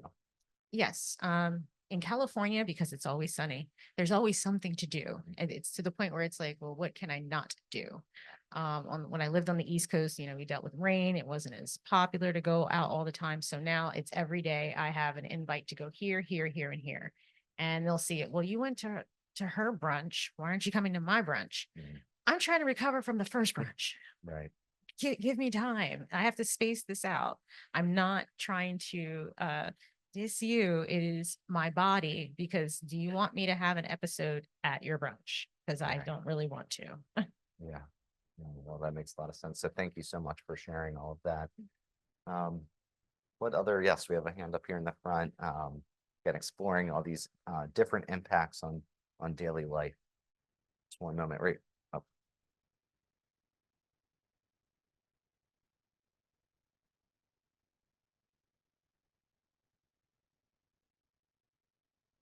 So I just want to underscore a bit of what Shamika was saying regarding having to mask and, you know, make yourself as presentable as possible. This also impacts our medical interactions, because when we go see our rheumatologists and things like that, we of course are coming with a list of our symptoms that we've been going through, but this is also an outing for us. And so we have to go out and we have that moment where we have to decide whether or not we're going to dress up just enough so that we can be presentable for the outside world, but also not too much, because we don't want them to think we're okay and we're not sick and we don't have these things that we're talking about. And this is something that it's something that most patients have to go through, because we don't look sick, and oftentimes our labs may not be representative of what we're going through and what we're feeling. And so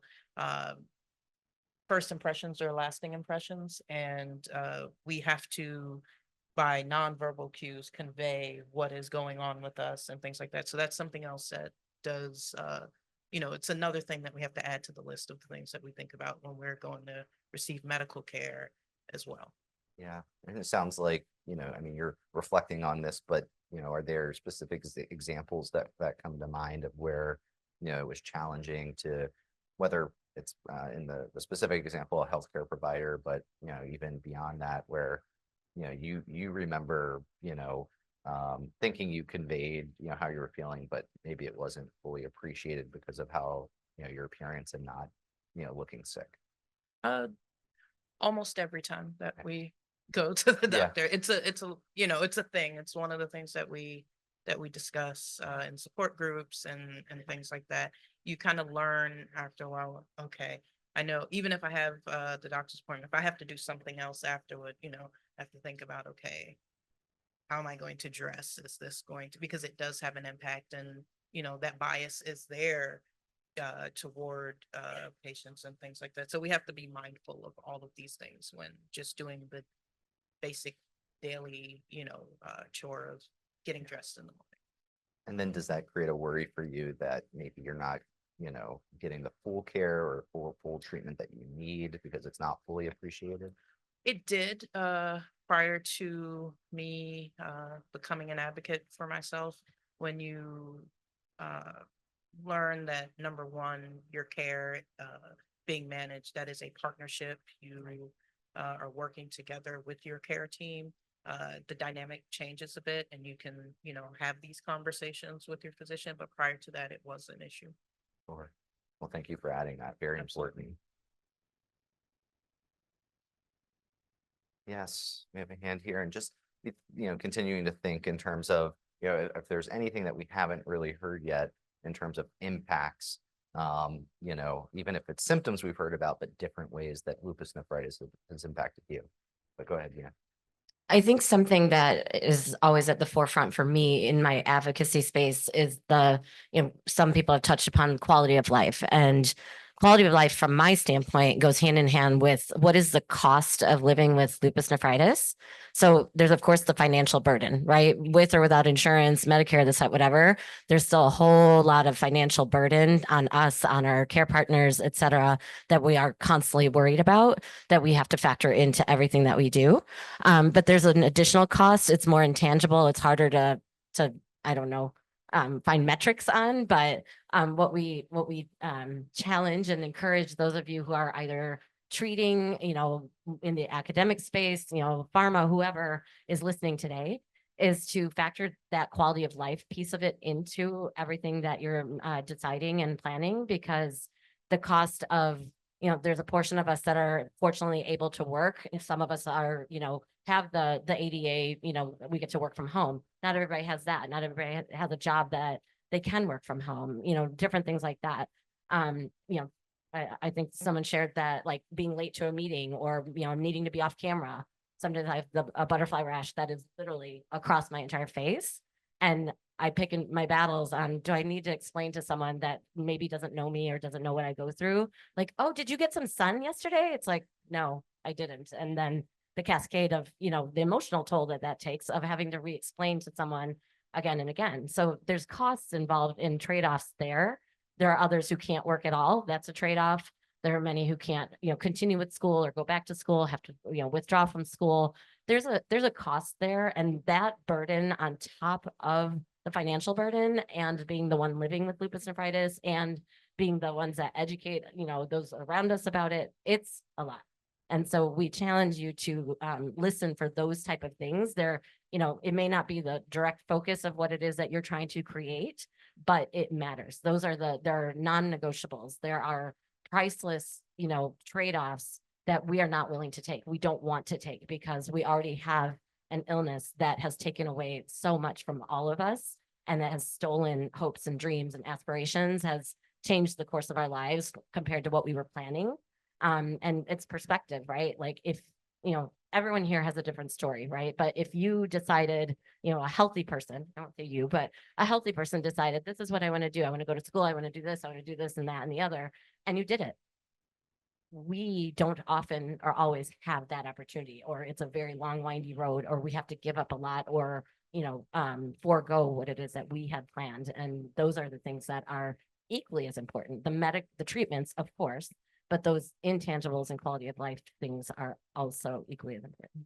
So Dina, then I'm going to ask you to be very, bring it personal to you and maybe say, what are, one or more of those non-negotiables that, if, kind of thinking about, beyond the symptom itself, is, regardless of any one symptom, something that's so important to you, what would that be? For me, specifically, personally, I had to give up my dreams of being a doctor. I decided at the age of 4, I wanted to be a neonatologist, and that was my path. That was what I was doing. I had everything lined up, if you will, and got into the right school and, did all the things, and then ended up having to withdraw from school, went back again, withdrew again, and then literally realized that med school would probably kill me. And then I'll speak about it when I'm doing my panel later, but fertility components, for anyone, any patient who has even a remote desire or potential for wanting to be a parent down the line, things that need to be done and talked about and planned for ahead of the game. One more question for you. Another thing you mentioned was, in trying to, navigate those and maintain the things that are important to you, there's an emotional toll that comes. Do you mind, if you're comfortable describing that, that emotional toll, what, what things have led, to you, bearing more of that emotional toll? Absolutely. So, what goes hand in hand with lupus nephritis, any chronic illness is depression, sadness, anxiety, the things that many people struggle with, right? Our mental health situation right now in our country and our world is horrible. Those of us that are living with, chronic illnesses, critical illnesses, we're isolated. We don't, our social, connections are often compromised. And again, we're talking about other people that don't even have a chance to have a social life and stuff, or, do the things that some of us are doing to the best of our ability. So for me, I mean, depression and anxiety have just like been something I've been dealing with since diagnosis. And then, several have shared, we mask, we pretend, we put on a smiling face, we pretend like everything's okay, because after a point, they don't want to hear it. They don't get it. They come back with these platitudes of like, oh, I'm really sad about whatever. I was depressed last week. It's like, okay. And again, not to say mine is worse than yours or vice versa, but the chronic aspect of it and the fact that there's no end. We can't get out of this. And we struggle to try to balance that along with our physical health and all the other things that we're, experiencing and trying to do. Thank you so much. So I do want to broaden the discussion one more time here. No polling question, but again, we've been focusing so much on what you've already lived with and experienced, but we know that and some of you have already alluded to this, that there's things that you're worrying about, whether that's tomorrow, a week from now, or years down the road. And so we'd like to hear some of the things that you are most worried about in terms of your lupus nephritis. What are those concerns, worries, maybe even fears that you have for you or your loved one in the future? And for those of you who are online, we welcome you to raise your hand, as well as submit comments if you have them. We'd love to hear your voice. And then again, for those of you in the room, just give me a little wave and we'd love to bring you into the conversation about your fears for you and your loved ones. Yes. And then we'll come to you, Anthony, right after. I think I've already said it in my speech. Two of my fears, one of them is not being here. For me, and I haven't heard anybody else say that they've had a family member that has already had this disease. So I grew up watching my mother go through the same thing that I'm going through. So all it is for me is kind of like a PTSD of what's going on. And as I stated, I'm 44. She passed away at 44. So when I celebrated my 44th birthday, I was elated, like, yes, I finally made it. I just now have to go further than that. But I have a daughter, and because my mother had it, I had it, and I'm pretty sure my grandmother had it, 'cause she had RA and it was so severe. And she was born in 1939. I'm pretty sure lupus wasn't really a thing. My fear is just it being generational and passing on to my daughter. So everything that I get so worried that if I see certain things that happen to her and I'm like, that was happening to me, and I'm silently saying it because I don't want to scare her. And it's traumatizing as a mother. And then when you're a kid, it's traumatizing as a child because you're like, I just want mommy to be okay. So the fears continue on all the time. And I know I can only say that for me because of my family history, but I'm sure for anyone with or without a child, you don't want your spouse to have to worry. You don't want to be a burden to them. Yeah. There's many times that I've been with my husband for 25 years. We've been married for 19. And there's been so many times where I'm like, you could just go and be with someone who's not healthy, it's okay. Like, just go ahead. And that's an uncomfortable conversation that a lot of people who have lupus don't talk about, or other people that are not with someone and are trying to date. And they're like, when do I tell them this bomb? Yeah, I'm going to be quite difficult to deal with. There's going to be many hospital visits and having those uncomfortable conversations. Even though I'm not married, I talk to a lot of people and do podcasts and ask them about the relationship aspect as well as the kid aspect. So I don't know if anybody else is experiencing that, but that's something that always runs through my mind. So not only the burden of the relationship itself, or kind of currently, but the worries that you have, about what they have to worry about, and you take that burden on yourself as well. Really impactful. Yes, other worries and concerns. Since I was diagnosed at 16, that was in 1996, and having a transplant at that time with lupus wasn't really a thing. Most doctors did not want to transplant. someone with lupus, so my nephrologist lied to transplant and said I just had just needed a kidney transplant. So I came to terms with dying at a really young age.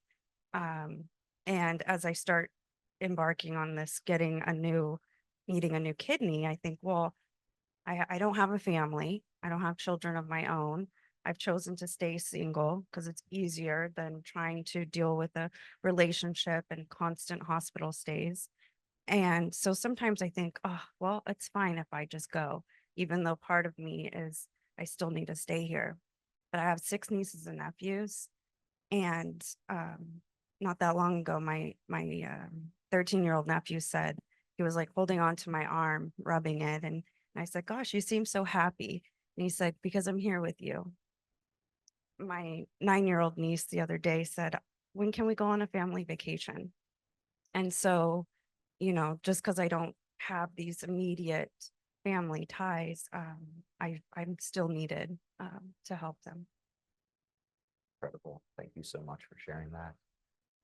Anthony, I think you had. I have one very Yeah, quick and please do, Dina.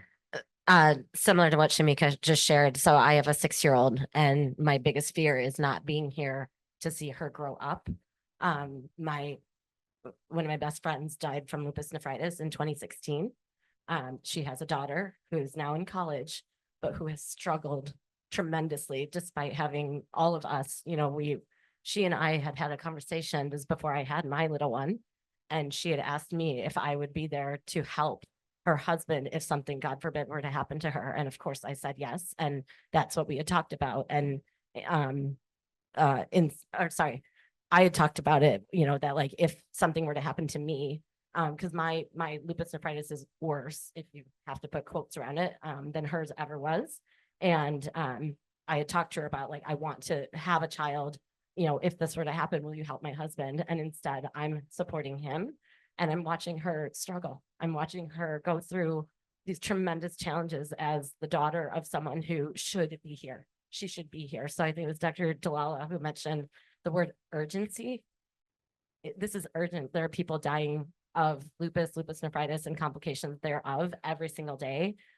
We talked about access issues. There's brown and Black communities. People are dying at a higher rate than others, and aren't getting the care they need. So worries are across the board, whether you have a child, whether you have nieces and nephews, and just wanting to be here, whether child or not, like wanting to be here and wanting to have some semblance of a life.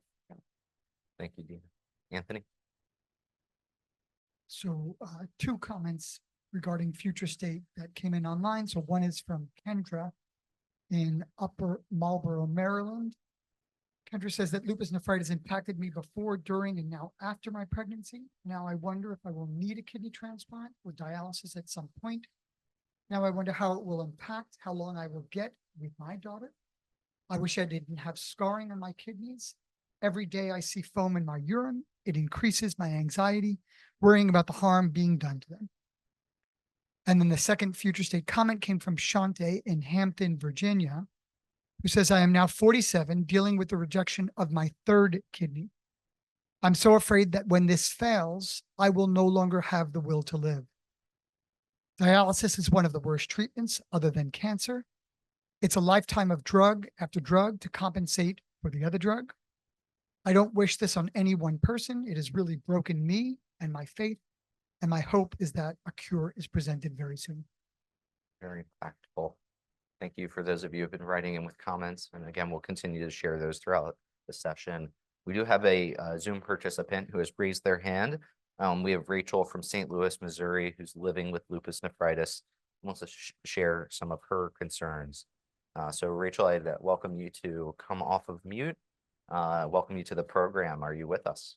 Yes, thank you. Thank you. So I would just like to share thinking about the future. Flare-ups are always a concern for every person, and the fact that you don't know when they're going to happen is so concerning. Like all the people in the room talked about and online, the spoon theory, that you're trying to figure out your energy every day and you don't know exactly what it's going to be every day. And then what happens if you have an additional flare-up, if you're on vacation, if you're having a good day and something you just kind of turn for the worst. I think that's always a big concern.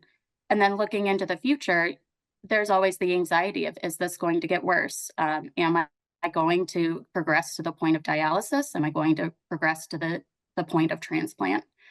And then me personally, when we're thinking about lupus nephritis, I was diagnosed at a young age. Before I got married, I had to have a talk with my husband to be able to say I had a lot of Cytoxin treatment when I was younger, and it possibly affected my fertility.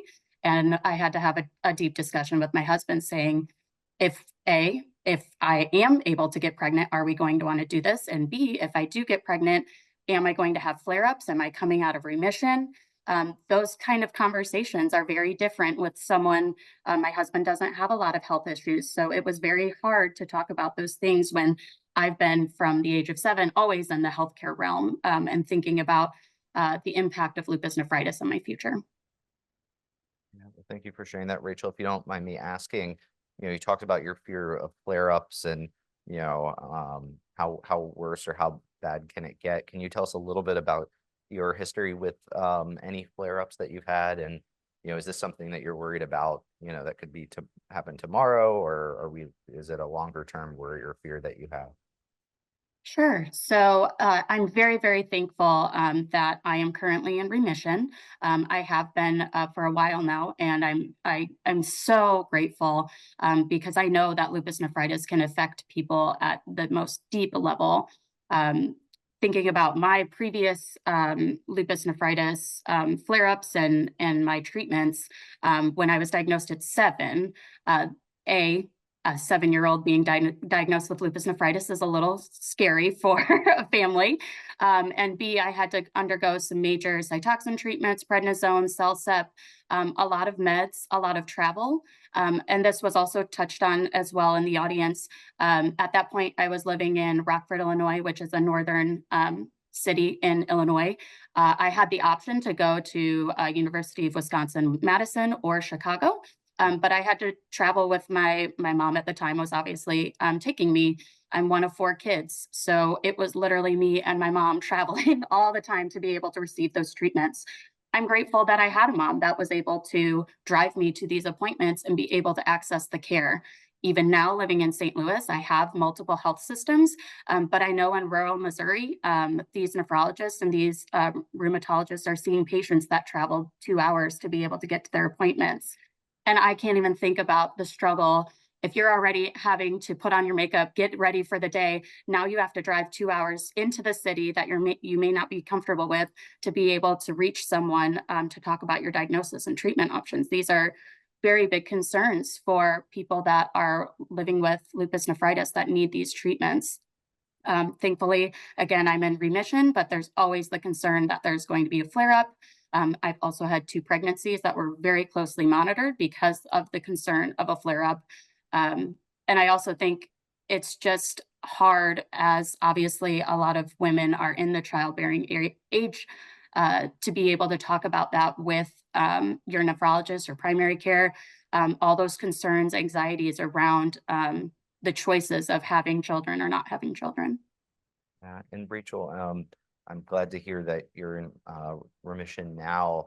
But as we're thinking about worries, do you, is it a worry for you if that you might, come out of remission? And if so, do you, because since you mentioned a little bit about, challenges of getting care in, Missouri and Illinois, does that, factor into that, concern that you might have, if you need to seek new treatment, or maybe even would, consider, participating in clinical trials for new treatments?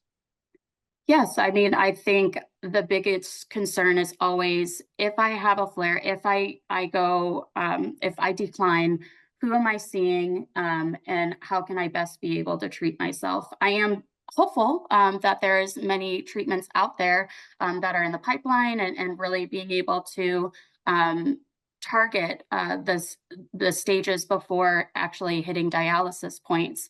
But it is a concern, and obviously, being in remission, I'm grateful for every day, but I do change certain parts of my lifestyle to be able to keep hopefully flare-ups at bay. Obviously, all of the big things, avoiding NSAIDs, having a DASH diet, trying to keep blood pressure low, all of these things that are more of preventative measures, but you never know with lupus nephritis when a flare-up can happen. Rachel, thank you so much for participating remotely. Anthony, anything else in terms of written comments? I know we're a few minutes over, so I want to be respectful of everyone's lunch time here, but really want to thank everybody who has raised their hand, whether here in the room or online. At this point, we're going to wrap up our session focusing on living with lupus nephritis. We will return in the afternoon to explore your thoughts about participating in trials, as well as understand your experiences with current treatments and thoughts about future treatments. But for now, we're going to take a break and we will resume here at 1:05 Eastern Time. Thank you. Okay, welcome back. Hope you enjoyed the lunch. It's my really great pleasure to introduce our next speaker, Dr. Brad Rovin. Dr. Rovin is a director and division of the was up in that lunch.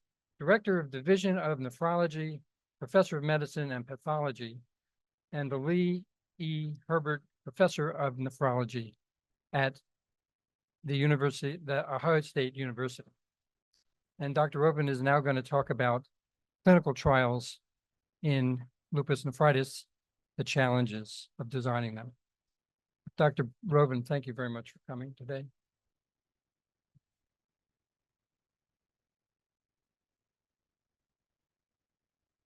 So really a pleasure to be here and to see colleagues and friends and especially the patients. Those of you, most of you, the patients don't know me, but having to sit here and not speak and just listen has been a very eye-opening experience for me, and also very unusual because I'm usually not very quiet. And for the whole patient panel that was here and everybody asking questions, all I wanted to do was answer your questions since I thought that I could be relevant.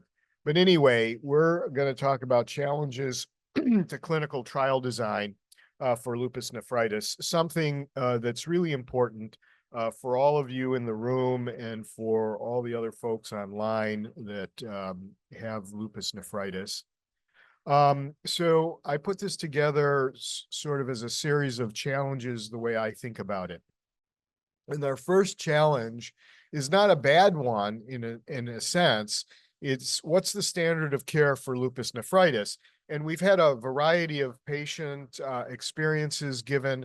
And of course, the standard of care has changed over time. So you all know that in a clinical trial of a new drug for lupus nephritis, the disease is so severe we can never have a true placebo group. All the trials to date have been designed to compare a standard of treatment regimen plus a novel drug plus the standard of care. And now we have several new treatments approved for lupus nephritis and many more in the pipeline that frankly look pretty good.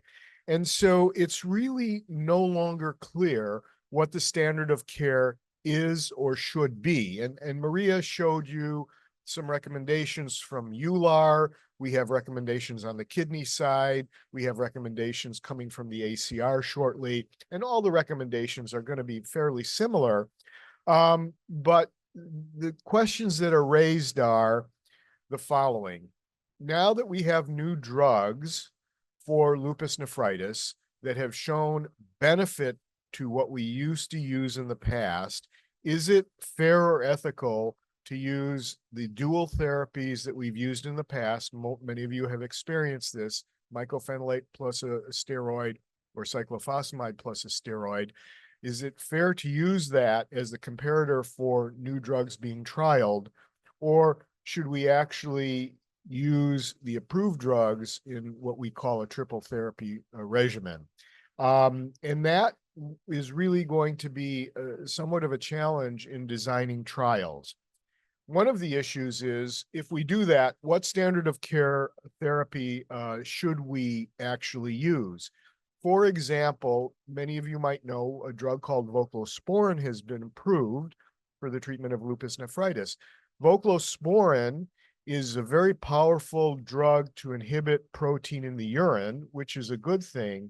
But with that power means that almost no new drug can compete against it, because proteinuria is often the major component of the endpoints that we look at in clinical trials. And then when we talk about triple therapy, are we going to add a novel drug to that, and all of a sudden we have quadruple therapy? We're exposing patients, you all, to a lot of immunosuppression, and at some point, this is going to really start to show adverse events. I'm happy to say that so far the triple therapies have been very well tolerated and not have a large adverse event burden. Okay, the second challenge is recruitment to clinical trials, and I hope when we talk about clinical trials and I listen, we can hear whether any of you were offered clinical trials. But lupus nephritis is a rare disease. It's serious, and really sick people living with lupus are often not considered for clinical trials. And I think this is a problem. These factors make recruitment very challenging. And limiting standard of care to dual therapy, if that's the way we're going to have trials done in the future, and that's currently the way all trials are being done right now, don't really consider getting patients onto the state-of-the-art therapies. And that's going to become a new challenge to recruitment. So if I say to a patient, we have a great clinical trial, they can easily say, well, why don't I try this new therapy first? And so you can see how this is going to bump up against recruitment for clinical trials. In addition, as Maria discussed, lupus nephritis is particularly severe in non-white individuals. And in terms of recruitment, we have not been particularly successful in recruiting a very diverse ethnically or racially populations to our trials. And we really need to do this, especially as we start to apply and garner more therapies that can be individualized to the patient. So I just give you a couple examples. The Aurora study, which led to the approval by the FDA of voclosporin for the treatment of lupus nephritis, recruited only 15% Black people living with lupus. The Bliss-LN trial, which led to the approval of belimumab, which maybe some of you have used for non-renal lupus, approved for renal lupus now, only had 14% Black individuals living with lupus. So we have to do a better job at that. One of my biggest challenges when I think about designing trials is what's the endpoint? As I sort of hinted at, the endpoint in lupus nephritis trials, although it's called complete renal response or CRR, it's defined differently in almost every different trial, in every single trial. That makes trials very difficult to compare the data from one to another. Generally speaking, the complete renal response will have a proteinuria component. I'm sorry. Bro, just fuck off.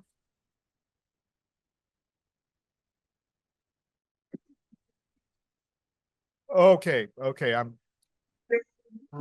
reset the play clock 1 minute, please. Okay. All right. Muted, maybe? Okay. So let me get back to this. Generally speaking, the complete renal response, the dominant portion of the endpoint is not kidney function, but is proteinuria. And proteinuria is a very difficult to interpret in patients with kidney disease and kidney damage.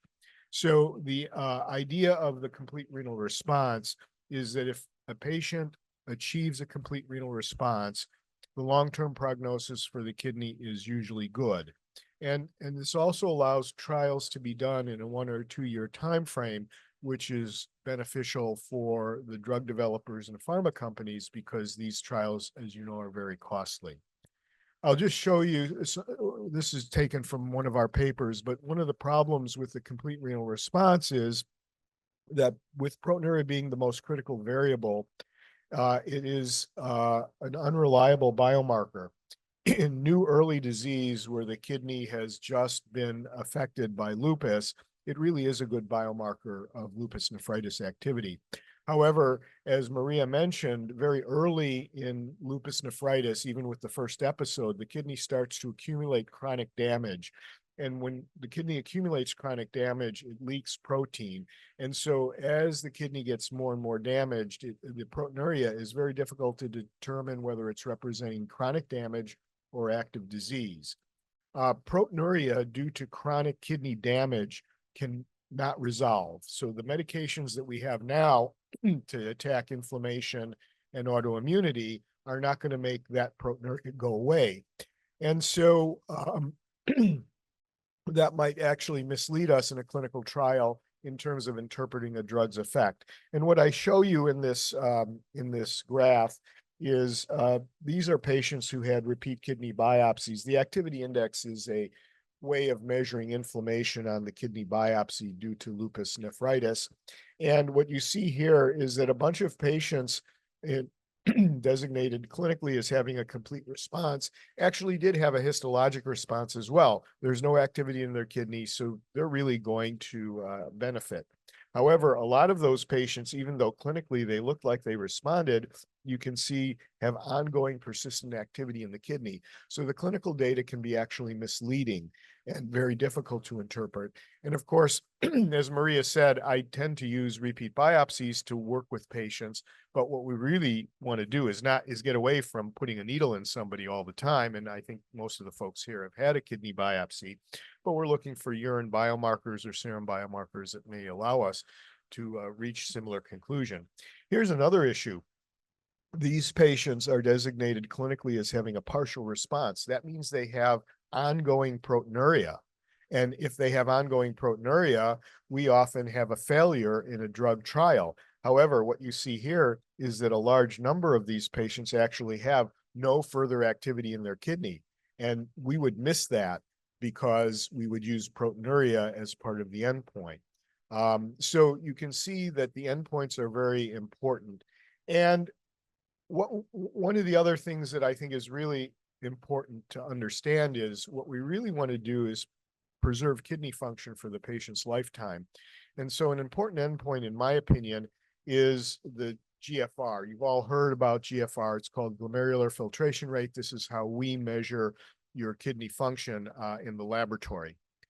And so one of the problems with GFR is often people come into lupus nephritis and they've been healthy prior to that their whole lives, and we don't know what their GFR was to start with, right? Because it's just never been checked. There's never been a need to. So we don't know the true baseline for most of our patients or many of our patients when we start to see them, because once they have lupus nephritis, the GFR is often impaired. So I want to show you how the complete renal response endpoint has worked out. This is a table of complete renal responses in the placebo group and the drug group with the voclosporin and the belimumab trial. These are the two newest trials that had led to approved therapies. And just look at 12 months here or 24 months for the belimumab trial.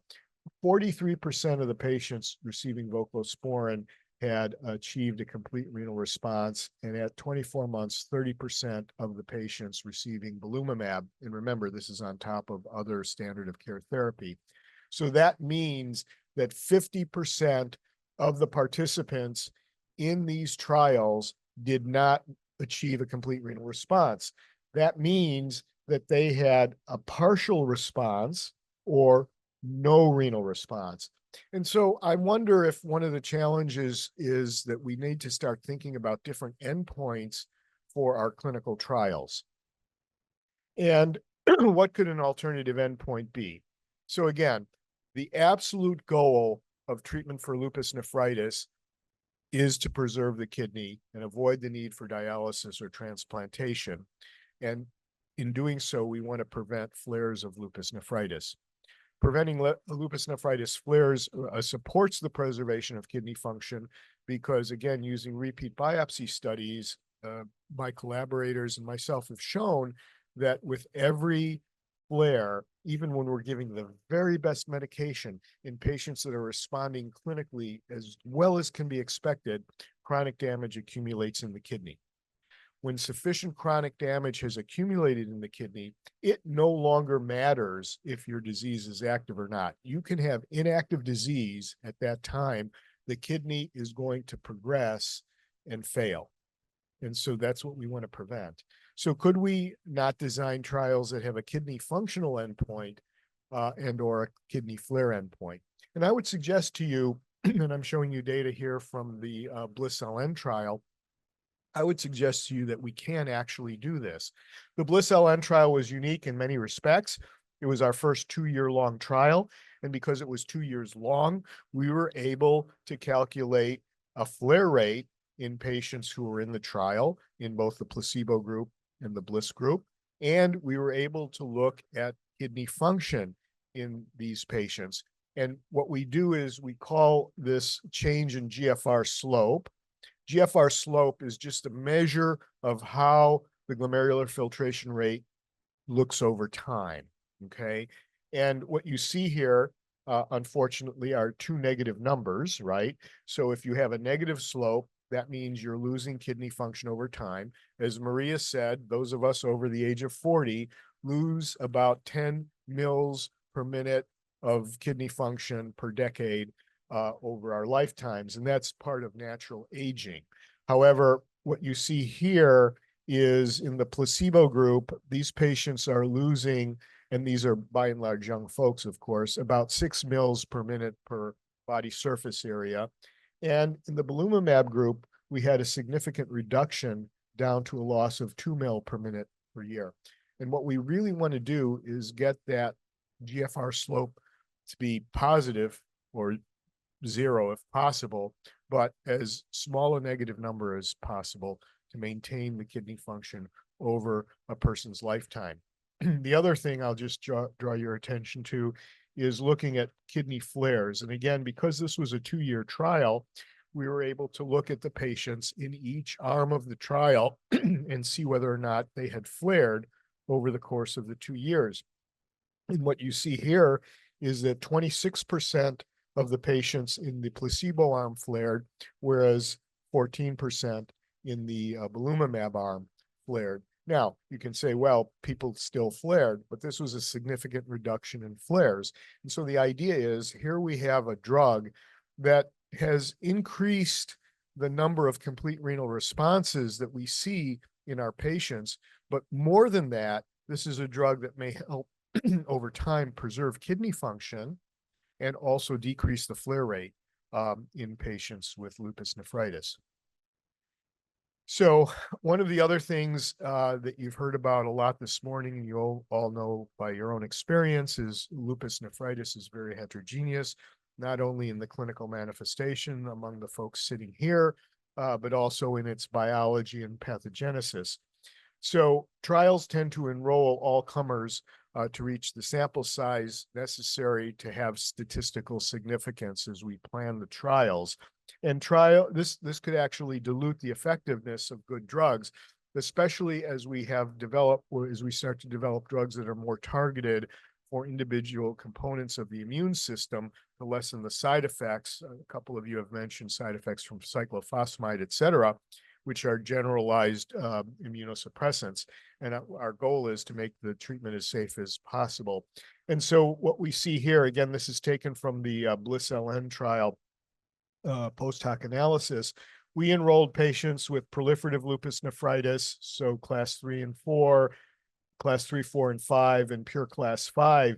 And you see here, when we broke this up into subgroups, belimumab worked in the patients who had a proliferative component, but it really was not very effective in patients with class 5 lupus nephritis. And so it's really important to keep that in mind when we design trials in the future. So what is I think this is my last slide. I'm going to throw this out there, and I love to hear how patients feel about this. Is and we've talked to the FDA a little bit. We're working on this. This is a modest proposal for a new trial design paradigm for lupus nephritis. And this is the traditional sort of trial design. Patients receive a placebo or they receive the drug. Everyone's blinded to that. So that's through the first year. And then we would use a common defined complete renal response endpoint, which has been used traditionally over the years to get drugs approved for various diseases. But we would continue the trial, and this could make the drug eligible for accelerated approval, which really helps in the pharma side of industry in terms of stimulating research into new drugs. And then we continue for another year. The patients would remain and the physicians would remain blinded to follow up. And then we would achieve full approval if the drug actually showed a benefit in terms of deterioration of kidney function. So in other words, preserving kidney function. This has actually been implemented for other kidney diseases that are immunologically mediated. One of them is called IgA nephropathy. I don't know that you've heard of it, but this is what we all, one of the many diseases. This led to accelerated approval.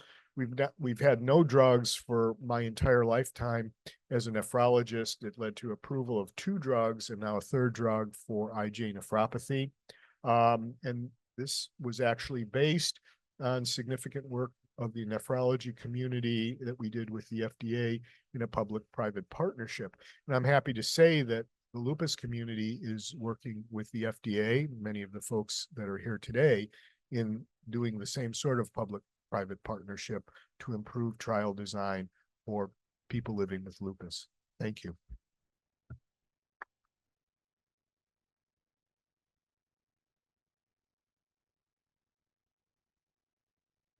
Thank you so much for that presentation, and in many ways setting the stage for the discussion that we're now going to have here in the room, where we want to dive into the perspectives of those living with lupus nephritis and their care partners in terms of experiences with clinical trials, as well as interest and thinking through what would make you more or less likely to participate in clinical trials. As a reminder for those of you who are joining us by Zoom, or if you were not able to make the morning session, we encourage those of you living with lupus nephritis, as well as any family members or other care partners, to participate in the live discussion, share your experiences. You can do so by clicking the raise hand button under the react or reactions menu in your Zoom. When you do so, we will pull you into a breakout room, get a little bit of information about you in order to add you into our queue and bring you into the discussion. You can also submit written comments by using the chat feature and sending your direct input to NKF in chat, and we'll be reading those out as well.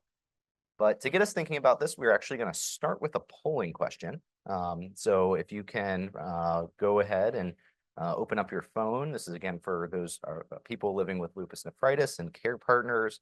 Go to www.slido.com, enter in the code 3286399. Or if you're in the room, you can use the QR code to do this.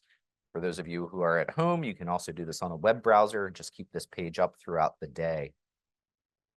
So if you can go ahead and get into the polling, what we want to ask you now is, of the following factors related to a test drug in a clinical trial, we'd like for you to select up to 5 that you rank as most important to your decision about participating in a trial. The options are A, whether you might get placebo, sometimes referred to as the sugar pill; B, whether I need to stop my current treatment; C, the potential side effects from a new drug; D, how the drug is taken. For example, is it oral by mouth, an IV infusion, or an injection into your muscle? E, in earlier trials, was the study drug effective for the specific benefits that are most meaningful to me? F, knowing if I can make the commitment to participate in a trial. G, the frequency of exam appointments. H, the distance to the trial site. I, the length or the duration of the trial, so how long you'll need to participate. J, whether a kidney biopsy is required. K, negative things you've heard about clinical trials.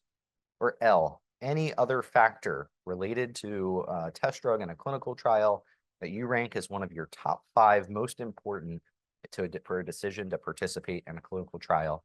There's a lot of options there, and we're asking you to select the top 5. So understand you need a moment to reflect on this. As you're thinking about these things, we'd love for you to, answer this whether or not you have participated in a clinical trial, whether or not you've ever been offered the chance to participate in a trial. These factors are important to hear from the whole community.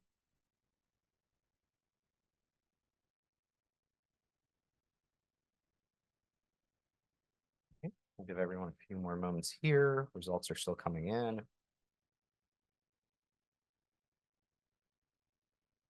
At least as it stands, it looks like one of the top reported factors is the potential side effects from a new drug.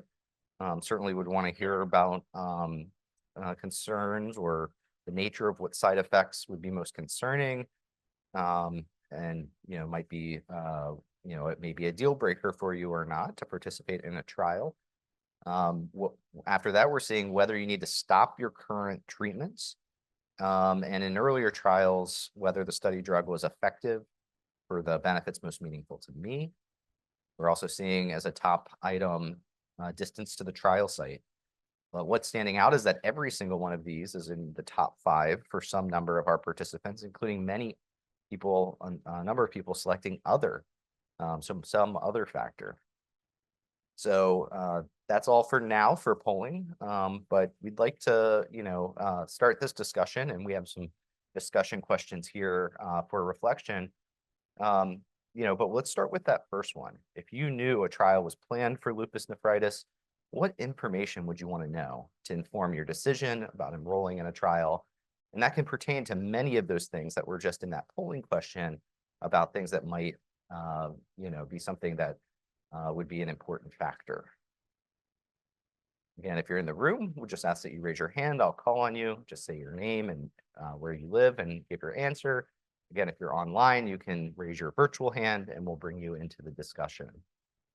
Yes, Carly, why don't you break the ice? I know we all just had lunch, so we're all waking back up a little bit, but please, Carly. Oh, 1 second, we'll also bring a mic to you. For me, for deciding whether or not I would enroll in a trial, it would depend on what protocol entailed. So like the poll mentioned, frequency of visits and things like that, distance. Also, what physically I would have to give of myself for this trial, what impact it would have on my quality of life in general, as far as time off from work, time not spent with my family, things like that, as well as will I be compensated for the trial and for my time for things missed and things like that? How will it impact my care partner? So many things like that. Sure. And as you think about some of those, and I know there's not black and white answers to this or a specific cutoff, but can you just maybe reflect a little bit more when you talked about frequency or distance? I mean, maybe either what would be like an ideal, kind of commitment for you, or do you maybe alternatively know for sure what would be too much? Anything I would have to travel several hours for, of course, would not be within my reach. I wouldn't do that. Anything that would take me away from work too frequently, because that then impacts my livelihood. Yeah.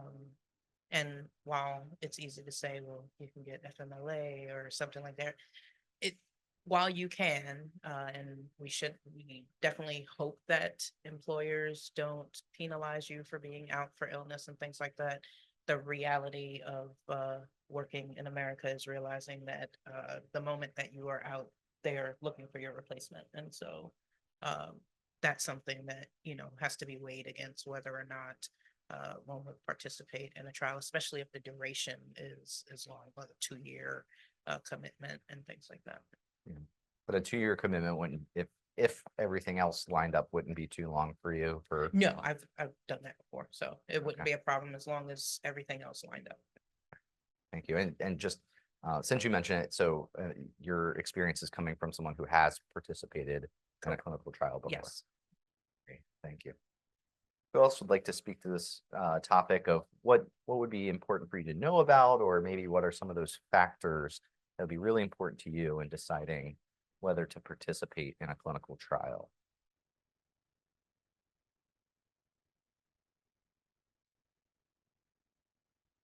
Thoughts and perspectives. I know this is can be a little bit abstract if it's not something that you've thought about, but even if you haven't participated in a trial, we welcome you to share any thoughts, reflections that you have. Yes, in the back, Kathleen.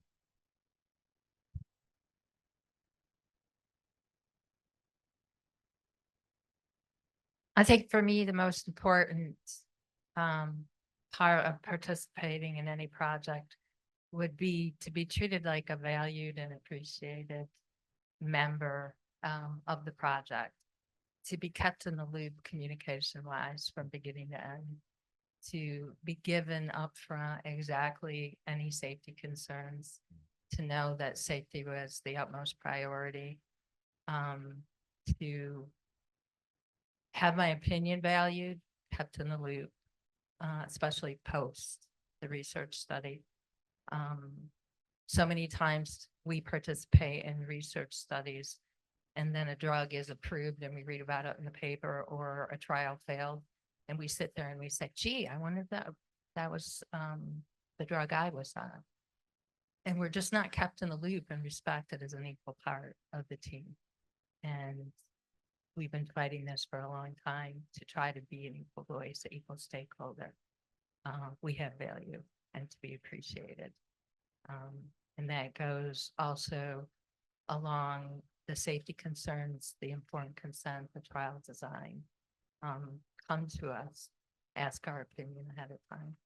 And when we feel that we're more engaged and an equal partner, then more people will participate. Make it as easy as possible for us. The things that Carly mentioned, navigation, geography. We have concerns like childcare, taking time from work, taking time from school, travel, compensation, meals, letting us know ahead of time. Are we going to be fasting all day long? For some of us, that's a major deal. Are you going to provide meals for us? And how much blood might be drawn? For some of us, we pass out if we give a lot of blood. They might not be things that you think about. So engage in the patient community ahead of time to help with the trial design would be tremendously helpful in the long run. Thank you. Yeah, so it sounds like there's a couple of really key things. There's a lot there, but one that kind of really maybe stands out to me is where you started, which is both engagement. If you knew that your community had been engaged in the design of the trial, that's something that might make you more likely to participate. But then also knowing that information would be shared after the trial. Is that when you said that, are you talking about being able to get your results that from your participation in the trial, or are you talking more generally about the overall trial results, or maybe both? Both, but it's very frustrating to give a lot. And some of us travel many, many hours to participate in research. And then we either are dropped from the trial because we have a serious adverse event, or the trial ends and then we never hear another word. And it's like, oh, okay, well, I felt very invested in that. That was part of me. I gave my body to that, gave my opinions to that with the PRO. So I just think that needs to be recognized throughout and afterwards, post-trial. The other thing I think needed to be mentioned was a lot of us show up at academic centers and we're totally lost from knowing where to park or getting some type of pass for a car, and then going in where registration is. You don't just go to where the the specialist is and the investigator is. You have to go through a process at any institute, and just kind of having maybe a navigator, a buddy, somebody who meet us at the door, that escorts us through the whole process would be extremely beneficial. Sure. Well, thank you so much for adding that. I saw lots of nodding around the room, so I think what you said resonated with a lot of folks. Would welcome other perspectives here. I will bring our second question onto the table here is, in terms of the types of trials that maybe, our second discussion question, if we can just go back to that. In terms of, obviously what factors, some of the factors might be the types of trials that are being that are available or being offered to you, whether that's a study that's looking at the safety of a new drug, maybe early in development, a shorter, smaller study that's only really looking at safety and maybe early signals of benefit, or something that's really for a new drug that might help manage the underlying cause of the kidney damage in lupus nephritis, but might not be looking at particular symptoms or progression. In the alternative, a trial for a drug that is looking to address certain aspects of the disease, even if not slowing or stopping the overall disease. For example, looking at the kidney alone, the heart alone, or symptoms alone.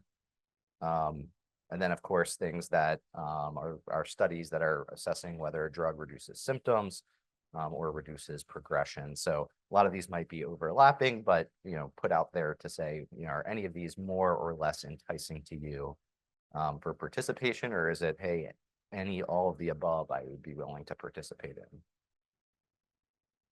So thoughts, again, you raise your hand here in the room. For our virtual audience, please feel free to raise that virtual hand and we'll bring you into the conversation.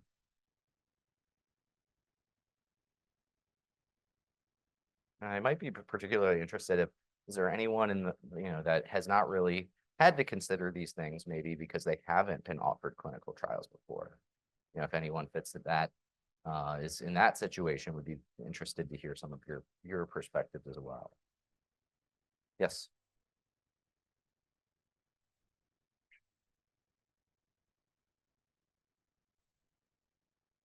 I haven't really been offered too many. Okay. One, because I think the transplant, I'm generally the last person they want to test things on. I generally agree with them. My number one concern is my transplant. Nothing else. Knowing that I might not receive another transplant and dialysis might not be an option. So everything that I think about is that kidney. So I might be a little bit on the outside part of wanting to do a clinical trial, but definitely willing to do something when it's in the last phases, knowing a little bit more and knowing that the kidney will be okay. And what would your goals be for participating in a trial? Like what point would something interest you in terms of thinking through some of what these different trials might be? Are there certain ones that if they were in late stage, like you said, you'd be more or less likely to participate in? Prolonging the life of the kidney. That's all I think about all the time. I have a plant-based diet. Everything I do revolves around prolonging the life of the kidney. So if there is something out there where it would do that, I'm like 100% on board. And then in terms of thinking about that trial, then, later stage trial, looking at, a therapy that might help prolong the life of the kidney. Are there any things that would be deal breakers to you in terms of how far the study is from you, how frequent visits are, anything like that, but think about maybe that polling question, all of those different factors? Not really. For me, if there's promising hope that it's something that will prolong my life and prolong the life of the kidney, I'm willing to give it a try, especially when my options are so limited already. And then maybe one last thing, it's circling all the way back to where we started, you said you hadn't really been offered, you only been offered one trial. Do you think that there are trials out there that you might have been eligible for, or, might have been applicable to you. And, is more of, the judgment of your care team that, in terms of raising it or not, or was it something else? If you can guess, I mean, you might not know why it is that you've only been It's offered one. probably my care team. They're very careful of everything. I've tried lots of different medications, lots of therapies, plasmapheresis and IVIGs and lots of MAB medications over the Sure. years. And one or another, I always have some severe reaction or something leads to acute cellular rejection or antibody rejection. So they generally try to limit what I want to participate in.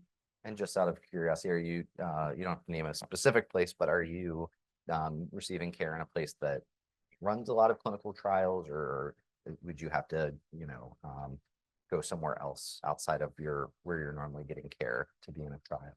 I am in San Diego, and so I do have access to lots of hospitals in the area, not just San Diego, but LA, UCLA does a lot of clinical trials. Yes. Okay.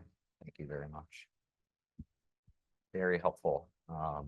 Hearing those perspectives. Everybody's different. Everyone, no need to, worry if you're, feel like you represent what most people would want or not.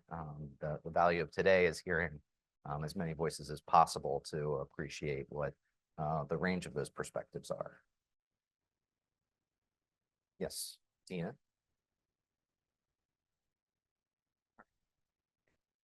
For me, so when I was first diagnosed, I was offered a variety of different options to go on clinical trials.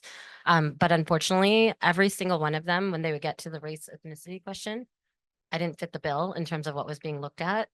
It was many years ago. I know things have changed and there's more effort now, but even as recently as 5 or 6 years ago, I have a friend who's also South Asian Indian, and same thing. She got to that question and they were like, you're not part of the demographic we're kind of, looking at, which is frustrating because if we're not included in clinical trials, then no one will ever know how it impacts us or, shows up or presents in our population and many others that might be excluded for one reason or another. So that touches a little bit more from my umbrella stance on social determinants of health, which we've all touched upon, separately. But accessing care or accessing quality care is, for many impossible. I'm fortunate. I have, I'm able to get to a large teaching hospital and have that access. Many don't. There could be unconscious bias, conscious bias, different things preventing individuals from getting getting involved in the care that they need.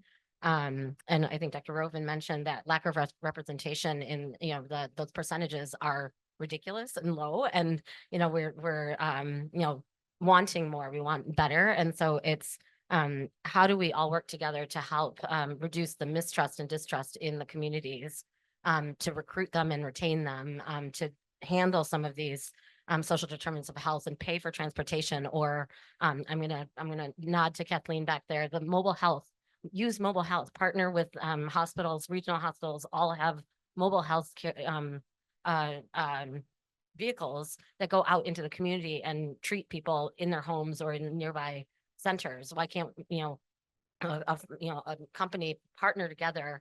So for the pieces of a clinical trial that don't need to be at the main hospital, that don't need to be inpatient or don't need someone, the main investigator to be there.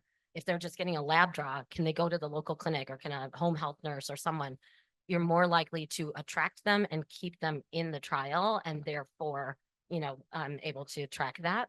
And last one is that, really truly addressing the notion of medical harm. Like, you have to build trust. So just recruiting, just saying like, hey, we have a goal to, increase this population by X percentage. It's not going to help when there are these social determinants of health. And I could talk all day on it, which I won't, but happy to have individual conversations about those things, because those things, it's very high in the lupus and lupus nephritis population. Yeah. And health literacy is also very low. In the same population. Yeah. So you're, as you just described, that person who has access to, major medical center type care. And even though you said things maybe have changed, you had personal experiences where it sounds like maybe you're, trying to screen for a trial, go through that, actually try to join a trial and hit roadblocks. How does that impact your willingness to participate in new clinical trials? It absolutely does, in the sense of, like, it was frustrating. It was disheartening. And I imagine there might have been others who felt the same way. At this stage of my life, I'm fortunate that we've found a regimen that's working, generally speaking, for me, as well as risk benefit. So am I willing to try something new that might bring side effects? Jean Marie mentioned I am hypersensitive. If it's going to go wrong, it's going to go wrong and really badly. And so the risk benefit at this stage of my life, I'm not there right now, bless you. But I am 110% on board with encouraging others to get involved, because that's how we will get to, new, better, less toxic medications that we need. Thank you so much. I want to go to our second polling question as part of this discussion around clinical trials.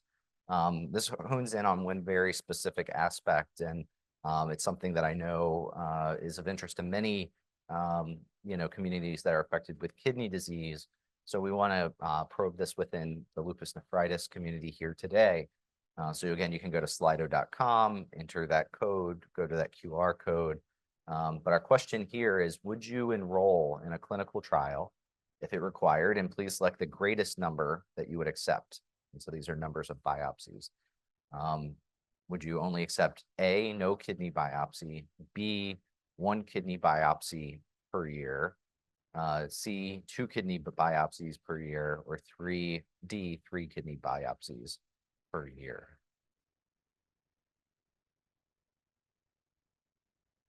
And I'd be interested to hear from our audience here of, if anyone has been in clinical trials that required kidney biopsies, or maybe even within your own care, how often you are undergoing a kidney biopsy as part of just your, routine clinical care.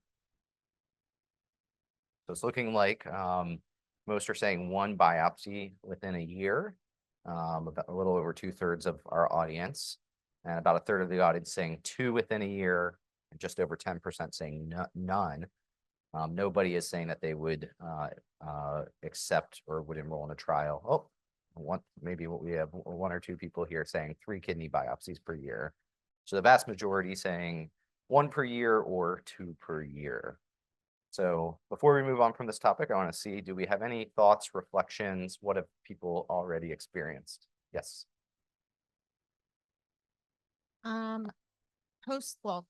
Prior to my kidney transplant, I had 2 biopsies. Okay. And it's still very hard for me to get enrolled into a clinical trial, even before I received my kidney, because I couldn't do IVIG, because then that would take me off of the list, because it would lower my antibodies, but my issue was having high antibodies. So it's like, I'm sick, but I'm not sick enough. And then I'm a little less sick. So the barriers in which they form for you to be okay to take a trial is very hard. Now I'm post kidney transplant, going on almost 2 years. It'll be 2 years in February. And in this time, I'm on my 3rd kidney biopsy, which will be happening next Wednesday. Yeah. And that is because they can't figure out what is wrong.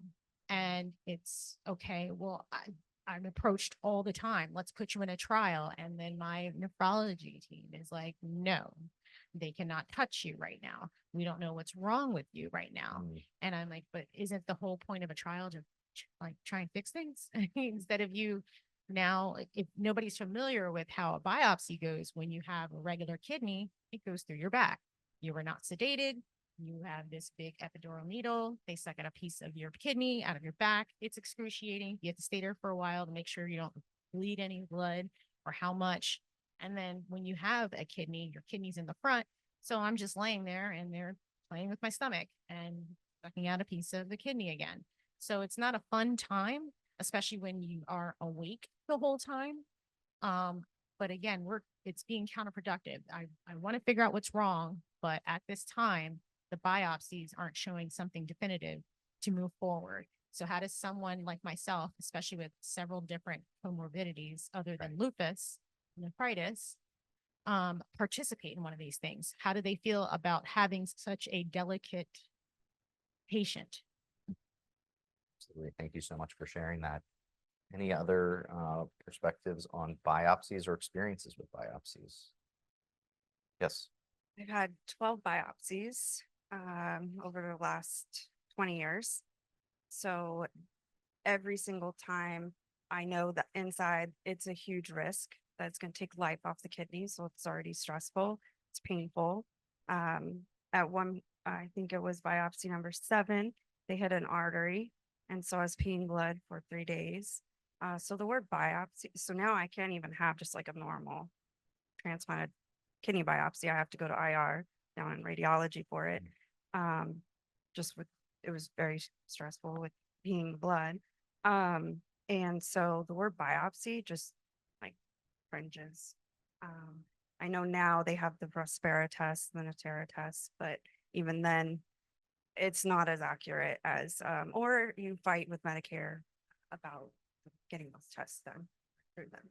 So if we were thinking about that trial we were talking about earlier, later stage trial, so you've got some evidence that, this is a drug that could prolong kidney life, but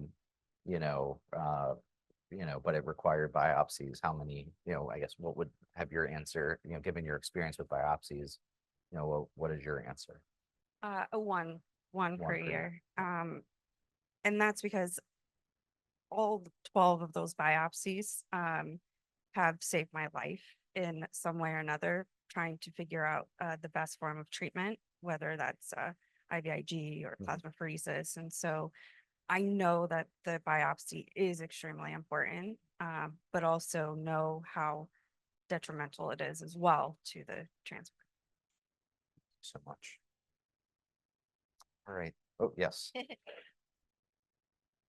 So I've had 3 biopsies, one to confirm lupus nephritis. Okay. The second one, I had a biopsy. I had to get a blood transfusion because I started bleeding internally.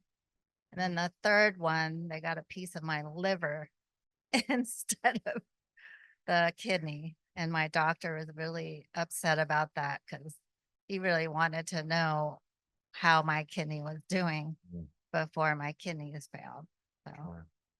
And how did those experiences inform your thoughts about, if there were a trial, would you be willing to undergo biopsy as part of the course of a clinical trial? Yeah, I would, but I have a transplant too. And like, I'm hesitant to, participate in clinical trials because I'm doing well now and I don't want anything to mess with my kidney. So. Sure. But if there's a study or if there's a device that I can try, then I'm fine with a clinical trial. Great. Thank you so much. So I'm going to transition us now. Well, actually, let's check in anything to share, Anthony, on this topic. Okay. So I want to transition us to our third topic for today, which is all about current and future treatments. So in this topic, we've some people have mentioned the treatments that they're on, but here we really want to explore that. And when we use the word treatment, we of course mean that of course includes the medications and that you're on, medical procedures and transplants, but we also are casting a wider net, which is to include anything that you might be doing, like diet, or even lifestyle modifications to make living life with lupus nephritis a little bit easier. And so within this topic, we want to hear about what those things are that you're using now, have used in the past, what things have been most helpful, maybe things that haven't been as helpful for you, and whether or not they're helpful, if they've come with important downsides, whether it's side effects or other burdens. Once we've explored current treatment approaches, we'll then transition and use the last of our time to get your thoughts and preferences around what you would like to see from future treatments for lupus nephritis. At this point, I'd like to invite up our panel 2 to the stage. So we have Greg, Carly, Yvonne, and Dina on our in-person panel. We also have a 5th panelist who is not well enough to be with us in person and so recorded her statement, which is Toya. So while our in-person panel is coming to the stage, we'll start with our video with Toya. So Toya, take it away. Hello, my name is Toya. I live in Utah. I am 24 years old and work as a foster care program manager. I have a twin sister who does not have lupus, but a distant cousin that has lupus nephritis. I was diagnosed with systemic lupus in 2018. In 2021, I became seriously ill with streptococcal pneumonia, which advanced my systemic lupus to lupus nephritis class 2. This was confirmed by my first kidney biopsy. My second kidney biopsy revealed lupus nephritis class 4, leading to a prescription of CellSap to help preserve my kidney function. While CellSap initially helped preserve my kidney function, I suffered from persistent gastritis and daily intensifying stomach pain. After 7 months, I was switched to a lower dose of the generic form, mycophenolate mofetil, to reduce costs, but the gastric side effects continued for another 3 months. Eventually, I discontinued CellSap due to the unbearable gastric discomfort, which included GERD symptoms, abdominal pain while walking, and ability to sleep without being propped up at a 90-degree angle.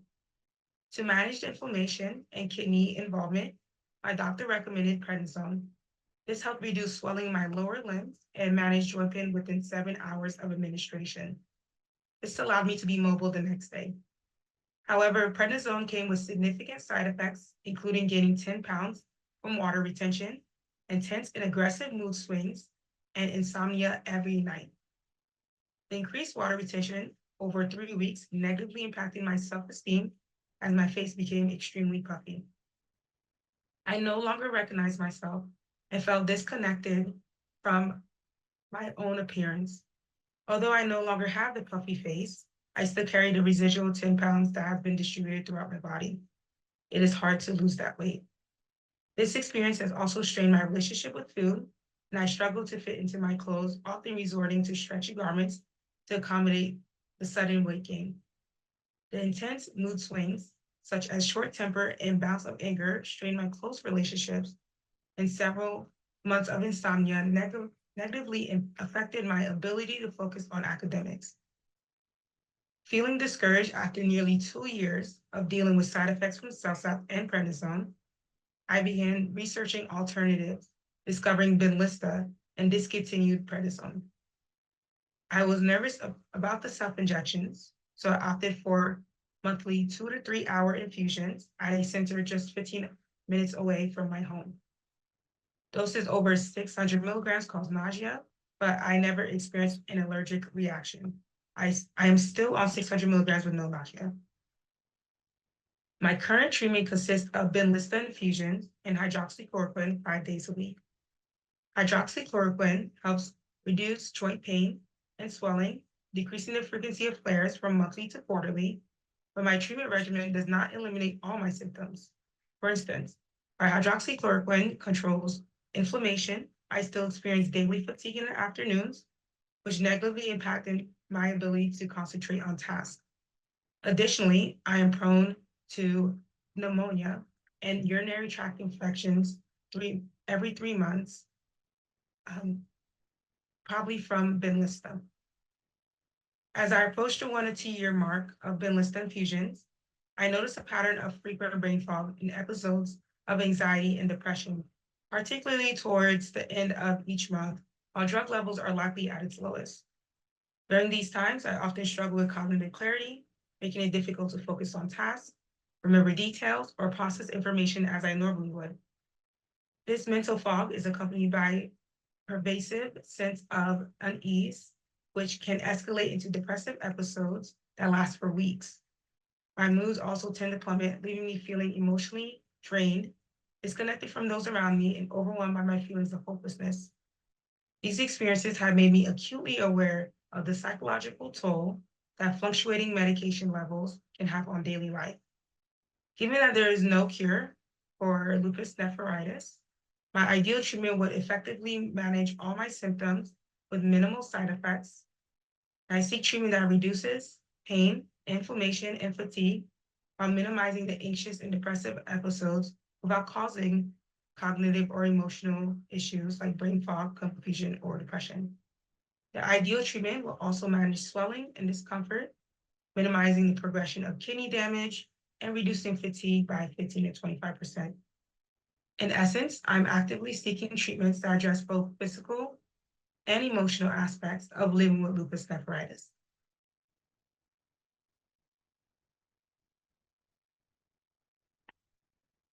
Hi, my name is Greg. I'm 50 years old and I live in Bayside, New York, along with my mother. I've had 2 ischemic strokes and 1 hemorrhagic stroke. Given my aphasia and limited mobility, I do not work, cannot drive, and I'm on disability. When I was 25 years old, I had a rash on my face and went to see a rheumatologist. I was admitted to the hospital and a kidney biopsy confirmed that I had lupus nephritis. I was hospitalized for 3 days and was given 1,000 milligrams of prednisone. I was exhausted and had an awful metallic taste in my mouth. After being released from the hospital, my prednisone was gradually reduced to 250 milligrams daily, and I was given 6 months of cytoxin infusions. The cytoxin treatments drained my energy, and the prednisone increased my appetite immensely. I gained 50 pounds within a year, developed a moon face, and hair loss from all the medication. After my first cytoxin infusion, I had difficulty walking up a flight of stairs without having to stop to catch my breath. My left lung was collapsed, and I was hospitalized. In 2000, I went to Fordham Law School, worked at a law firm while undergoing cytoxin treatment and prednisone. After I finally stopped taking the prednisone, I gradually lost weight. I had 2 ischemic strokes in June of 2003, right before the bar exam. After my cytoxin treatment was completed, I started taking 1,000 milligrams of Cellcept and 5 milligrams of warfarin. I've continued in these for about 20 years. At the age of 33, I had a total left hip replacement due to the 8 years of prednisone. 1 year later, I had an arrhythmia, which doctors think was due to lupus. While in the hospital, I had a hemorrhagic stroke. When I was 35 years old, my nephrologist prescribed Rituxan. But during the infusion, I had an allergic reaction halfway through. The nurse noticed a rash on my face, so the infusion was stopped. 1 year later, I had 2 additional Rituxan infusions, and I did not have any allergic reactions. In the last 20 years, my regimen has not changed. I am still taking Cellcept 500 milligrams twice daily, warfarin 5 milligrams daily, Ramipril 10 milligrams daily, and vitamins. When my joint pain is not unbearable, I can use the Peloton, go walking, or do other exercises. While these medications have seemed to control my lupus nephritis flare-ups over the last few years, these medications have not controlled several symptoms that very significantly and regularly affect my daily life. For instance, on a scale of 1 to 10, I have joint pain and my entire body. On a scale of 1 to 10, the pain can be a 3 or up to an 8. This prevents me from doing much at all except sitting and stretching and resting for long stretches. My sleep has been impacted greatly. It takes me 1 to 2 hours to fall asleep every night, and I wake up multiple times during the night. This leads to significant fatigue every morning, to the extent that it takes me about 30 to 40 minutes to get started. In an ideal world, I'd like to see medication that I would take less frequently and would better address the lupus symptoms above I just mentioned.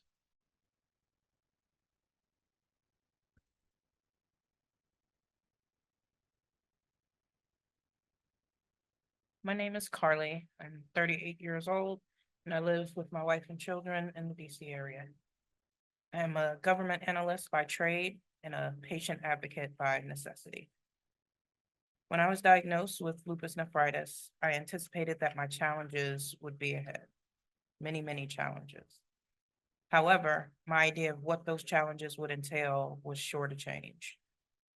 During that phase of my life, I was a full-time college student, working on a full-time job, volunteering on a presidential campaign, running an entire district, as well as working in a human genetics lab. I was booked and busy, to say the least. At the time, there were still no treatments specifically designed for lupus nephritis.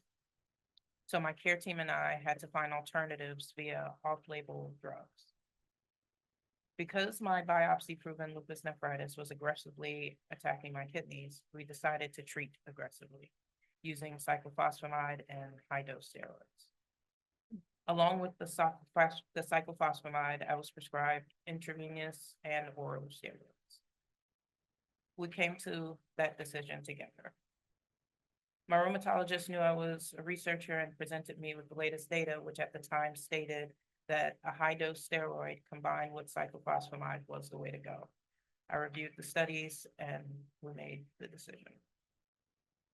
My experience was bittersweet. While I was getting the treatment I needed, I unfortunately had to deal with harmful symptoms. There were the normal symptoms of chemotherapy, which included nausea, pain, and fatigue, which is also symptomatic of lupus, so I had like a double dose. Because I was on high-dose steroids, I had additional side effects. I experienced significant bone breakdown, weight gain, as well as neuropsychiatric side effects, inclusive of even more. Unfortunately, I lost over a dozen teeth and I experienced fractures as well. These side effects impacted my life in many ways. My full-time job at the time involved walking for extended periods of time and lifting. The damage to my joints and bones limited what I was able to do. I also experienced disruption from work and school and missed important interactions with friends and family.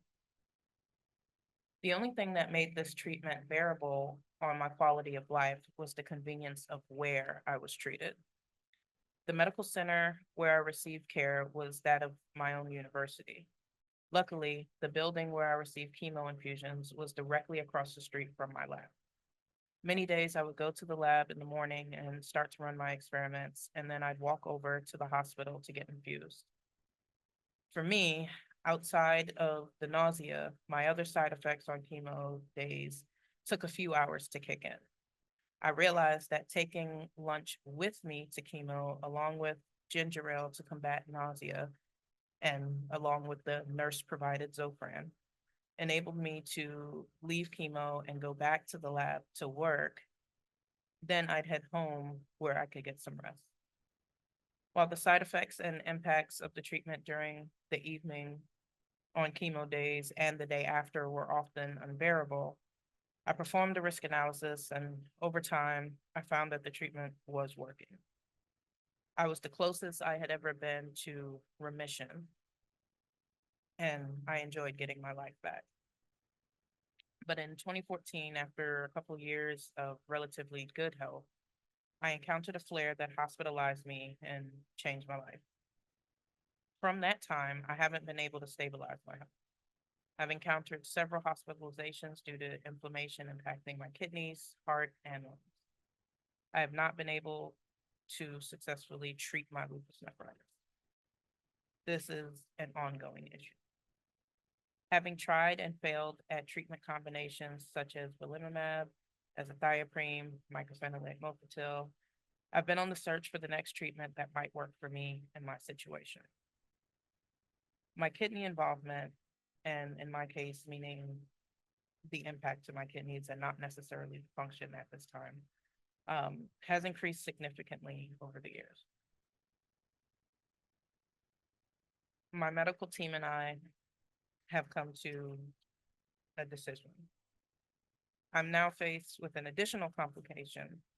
My wife and I are seeking to expand our family. Although the recommended course of Rituxan and cyclophosphamide infusions could be harmful to my reproductive health, and although chemotherapy is dangerous, I need to consider that as an option again. In previous years, this would have been a no-brainer because I wasn't intending to bear children, but at the time of this decision, that's not so clear.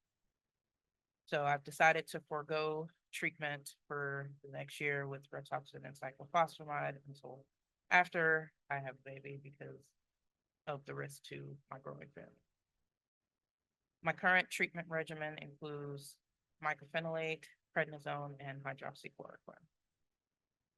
My experience with lupus nephritis and the accompanying treatments has taught me that we need less harmful treatment options. Ideally, there would be treatments that address the symptoms of LN across populations, and this would lead to better social, financial, and medical quality of life for patients, and that's truly the goal. Thank you.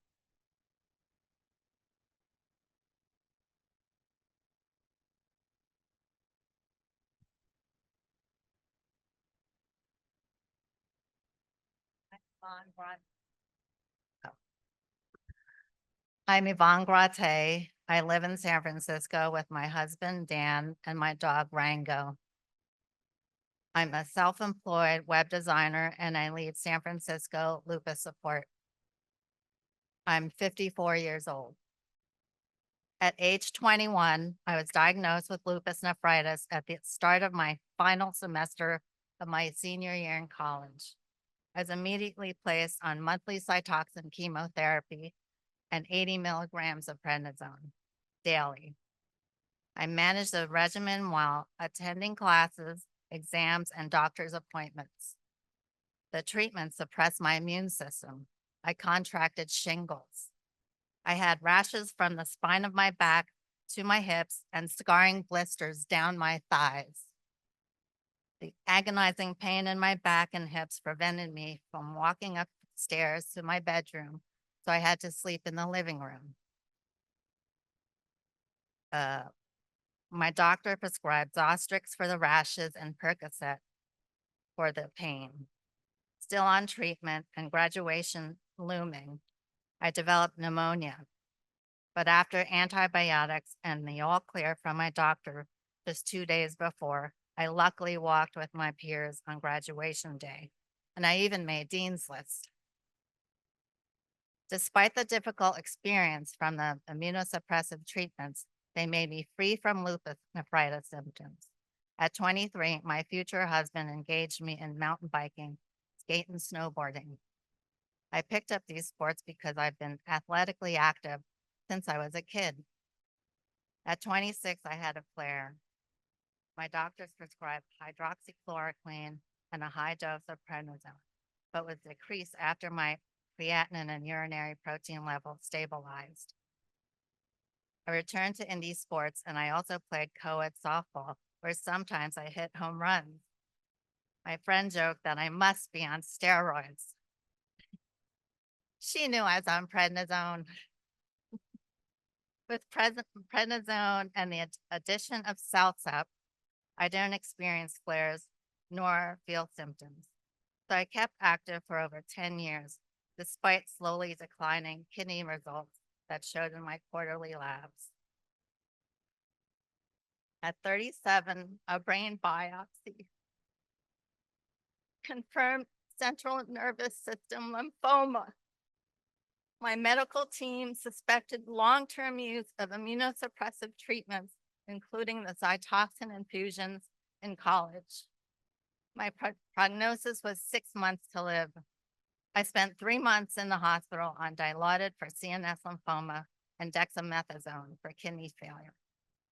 I endured dialysis complications, radiation therapy, and a life-threatening MRSA infection. Surgeons advised my family to say goodbye to me because they projected that I had 2 weeks to live. After surgery to remove the flesh-eating bacteria, I underwent a week-long drug-induced coma so I wouldn't have to endure the pain that doctors said no one would be able to endure. I woke up to my husband holding my hand. He cried, "You have to fight." I did. My medical team released me from the hospital in time for Christmas. Long-term immunosuppressive lupus nephritis treatments cause CNS lymphoma and MRSA. I live with a loss of balance, left side weakness, foot drop, and cognitive and memory issues. MRSA disfigured me. Not only did these conditions physically and mentally disable me, but I also feel emotional pain. I'm sorry. Because I'm not able to actively play the sports that I love. At age 43, 21 years since my lupus nephritis diagnosis, I received a kidney transplant. My transplant regimen includes generic anti-rejection medications, tacrolimus and everolimus, blood pressure pills, and levetiracetam, a medication to prevent seizures from inactive lesions in CNS lymphoma remission. The anti-rejection meds increase my cholesterol and a risk of cancer, skin cancer. Because of these side effects, I changed the way I eat. My meals include fruits, vegetables, legumes, nuts, and sometimes wild salmon. I avoid ultra-processed foods because they contain processed oils, high sodium, and sugar. I drink plenty of water, something I couldn't do when on dialysis.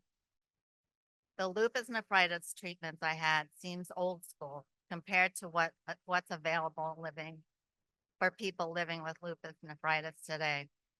I look forward to new therapies that avoid long-term side effects, and that these remedies include more education on prevention rather than creating additional treatment. But if they eradicate lupus nephritis completely, let's go for it.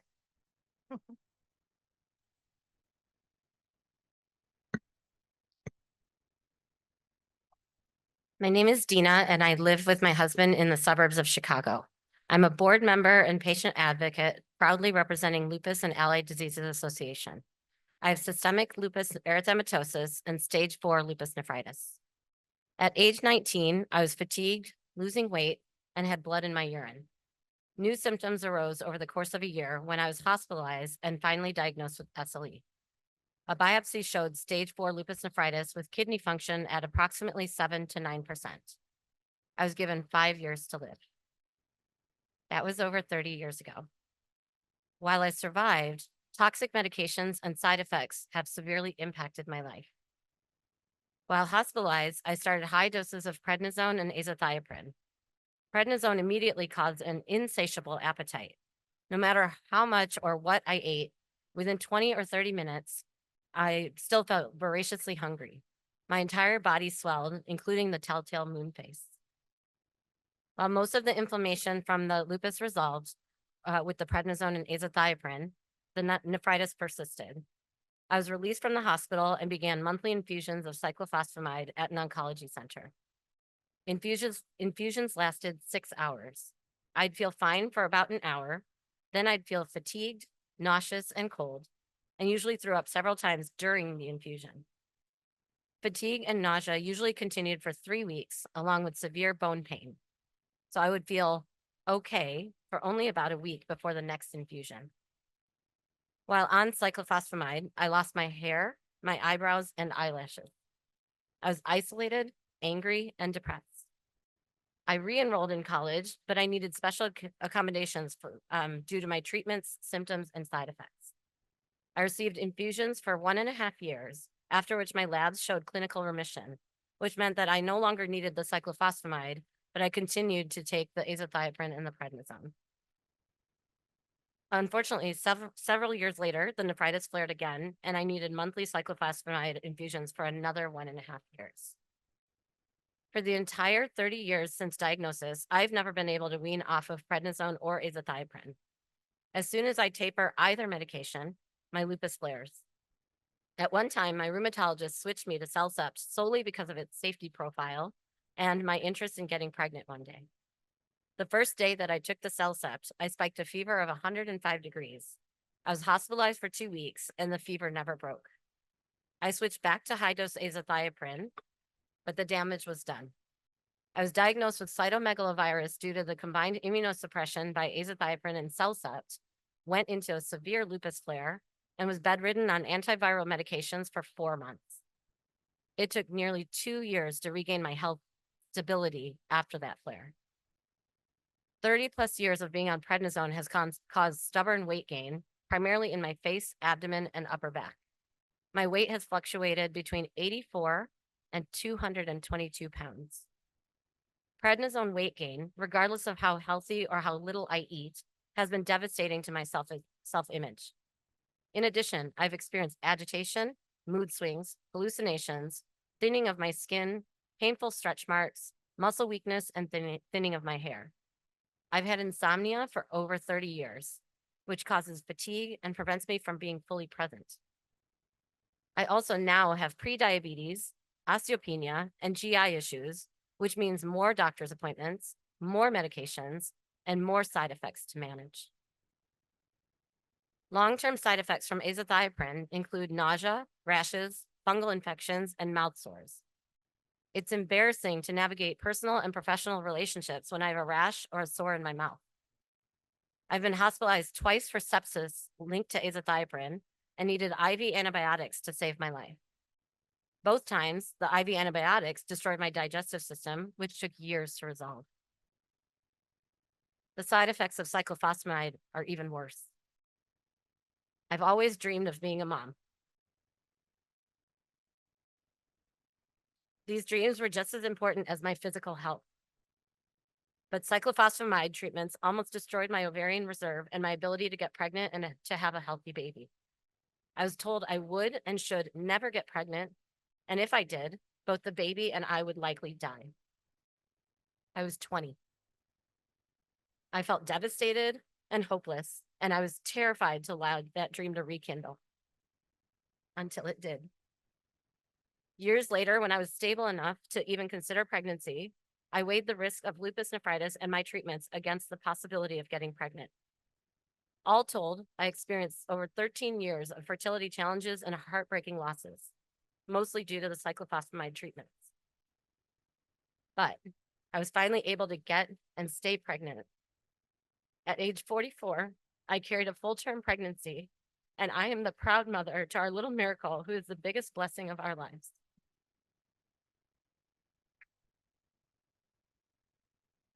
My current treatment regimen is low-dose prednisone and moderate-dose azathioprine. I'm essentially stable on these doses, which means that we just monitor my lab results, including a baseline level of proteinuria that just is the way that my body works. It was 20 milligrams per DL as of February. While the medications I am on and have taken in the past have worked and have saved and sustained my life, I want drugs approved specifically for lupus nephritis that are less toxic, especially those that do not negatively impact reproduction and that do not threaten or steal our hope and our dreams. Thank you. Join me in thanking all. You all are incredible. Thank you. So now we're here at our final opportunity to broaden our discussion to all of you in our audience here today, both in the room and online, as we tackle this topic and build on what we've learned from you throughout the day in terms of what it is you're living with as a result of lupus nephritis, and now trying to understand your current and past treatment experiences. And so if you are online and would like to share some of your treatment experiences, we please welcome you to do so. Again, if you would like to actually speak, we'll bring you in via Zoom. You can go to the React or Reactions button on the bottom of your Zoom. You'll see the option to raise your virtual hand, and we can bring you into the conversation that way. And again, you can submit your written comments by using the chat feature and sending a direct message to NKF, and we'll be reading those out throughout the session as well. To start us off and get some of the sense of the experiences of our audience, we're going to do a couple of polling questions here. So if you can go ahead and pull your phones back out with us here and go to or for the use on you on the web, you might be doing this on your computer browser. Go to slido.com. Again, the code is 3286399, where you can use that QR code. We have just a few questions for you that we'll be doing in this final session today, but you can keep that up. So our question here is we'd like to know what medications you use or you have used for your or your loved one's lupus nephritis. And here you can select all that apply.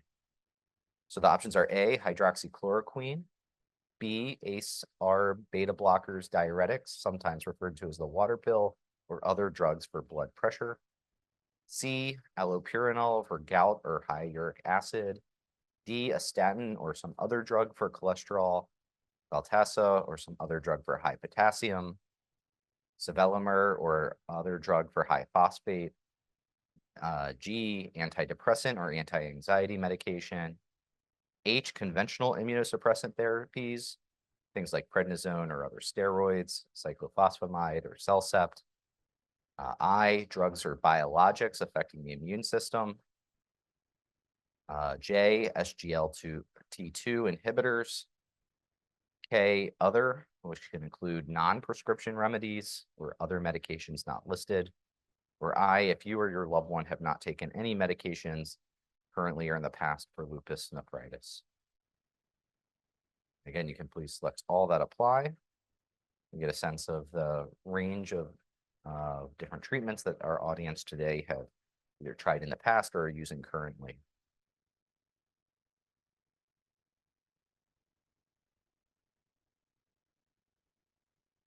So what I'm going to do is you're making these selections. I want you to think about maybe out of these, which things have been the most helpful for you in terms of helping manage your overall condition or even particular symptoms and health effects of the condition.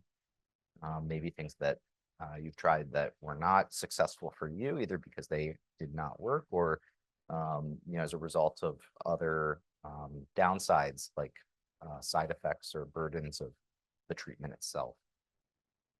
So as it stands, it looks like our top treatment that has been experienced by our audience today are the conventional immunosuppressant therapies. After that, we're seeing hydroxychloroquine, drugs affecting the immune system, and blood pressure medications. Although we do have experience with each and every one of these different medications listed, with nobody reporting that they've not taken any medications. We're going to do one more polling question at this time. So keep those phones out. Here we want you to think about all of those things that you've tried or are currently doing. And we want to know, how well does your current treatment reduce the most significant symptoms of your disease?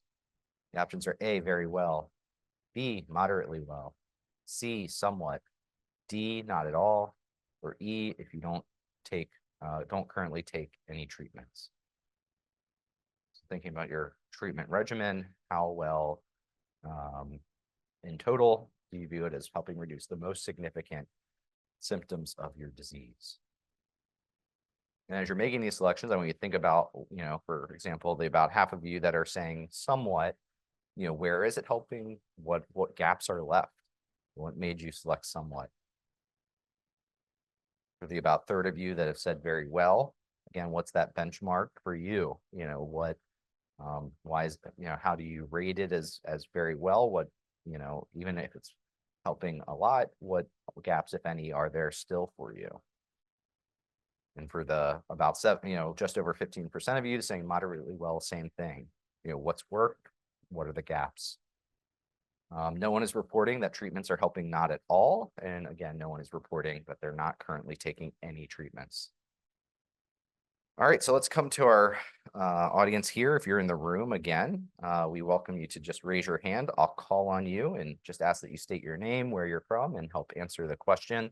So I want you to let's start with the things that have helped the most. There are a number of people who no one reported that their treatments are not helping at all. So in your experience, what maybe is something that has helped you the most with your lupus nephritis? Yes. I feel like I have a lot to say. Well, before I received my kidney, they were doing the regular Rituxan, Cytoxan whole thing. Yes. Cytoxan nearly killed me, but to offset having to go on dialysis because I was waiting for about almost 5 years with treatments and slowly declining. One of the treatments that isn't up here, and I believe it's because it's not completely FDA approved, is stem cell transplants. And I know that there are clinical trials for that. I did 4 of them and they helped improve my EGFR. Honestly, I put that as a savior because as soon as I was offered dialysis, I said, I'm not doing it. And I signed myself out of the hospital and I went immediately to get one. And I proved to them that my numbers went up and it kept going up and it sustained me up until I received my transplant. So just looking at other treatments, that's something else because everything that we've listed here seems to be the textbook way to go about things. And unfortunately, when we're getting to this point, what we're trying to say is we're not textbook. We need to come up with something else. So that's all. Yeah. No, that's very helpful. And, absolutely things that weren't listed are on the table that we want to hear about. And absolutely, even whether it's a clinical trial drug or something that, maybe is not approved on label or for lupus nephritis, we want to hear about. So very appropriate to talk about stem cell transplant. So can you talk about like talk us through your decision making at that moment? You said you were, being faced with potential dialysis. How did you consider something that maybe there's not as much information about relative to, the approved treatments that we did see on the question? How did you weigh those? And, and then maybe just tell us a little bit about, your treatment course and over what time that you saw those benefits. So I was in the hospital immediately after I came back from Hawaii. I was in the line to wait for my bags, and my doctor called me and said, I have a bed waiting for you, because at that point I said, when I got off the plane, my swelling was really bad, but of course, flying made it even worse. Went to the hospital and they were like, we're going to start you up with Cytoxan. And of course, the first thing that I see is it has the, it's radiation stamped on it, and I'm freaking out and I'm like, okay, this cannot be the only answer. So as I'm in the hospital, they're trying to go ahead and hook me up and start everything. And of course, my insomnia is a good and a bad thing because I start to research all night long.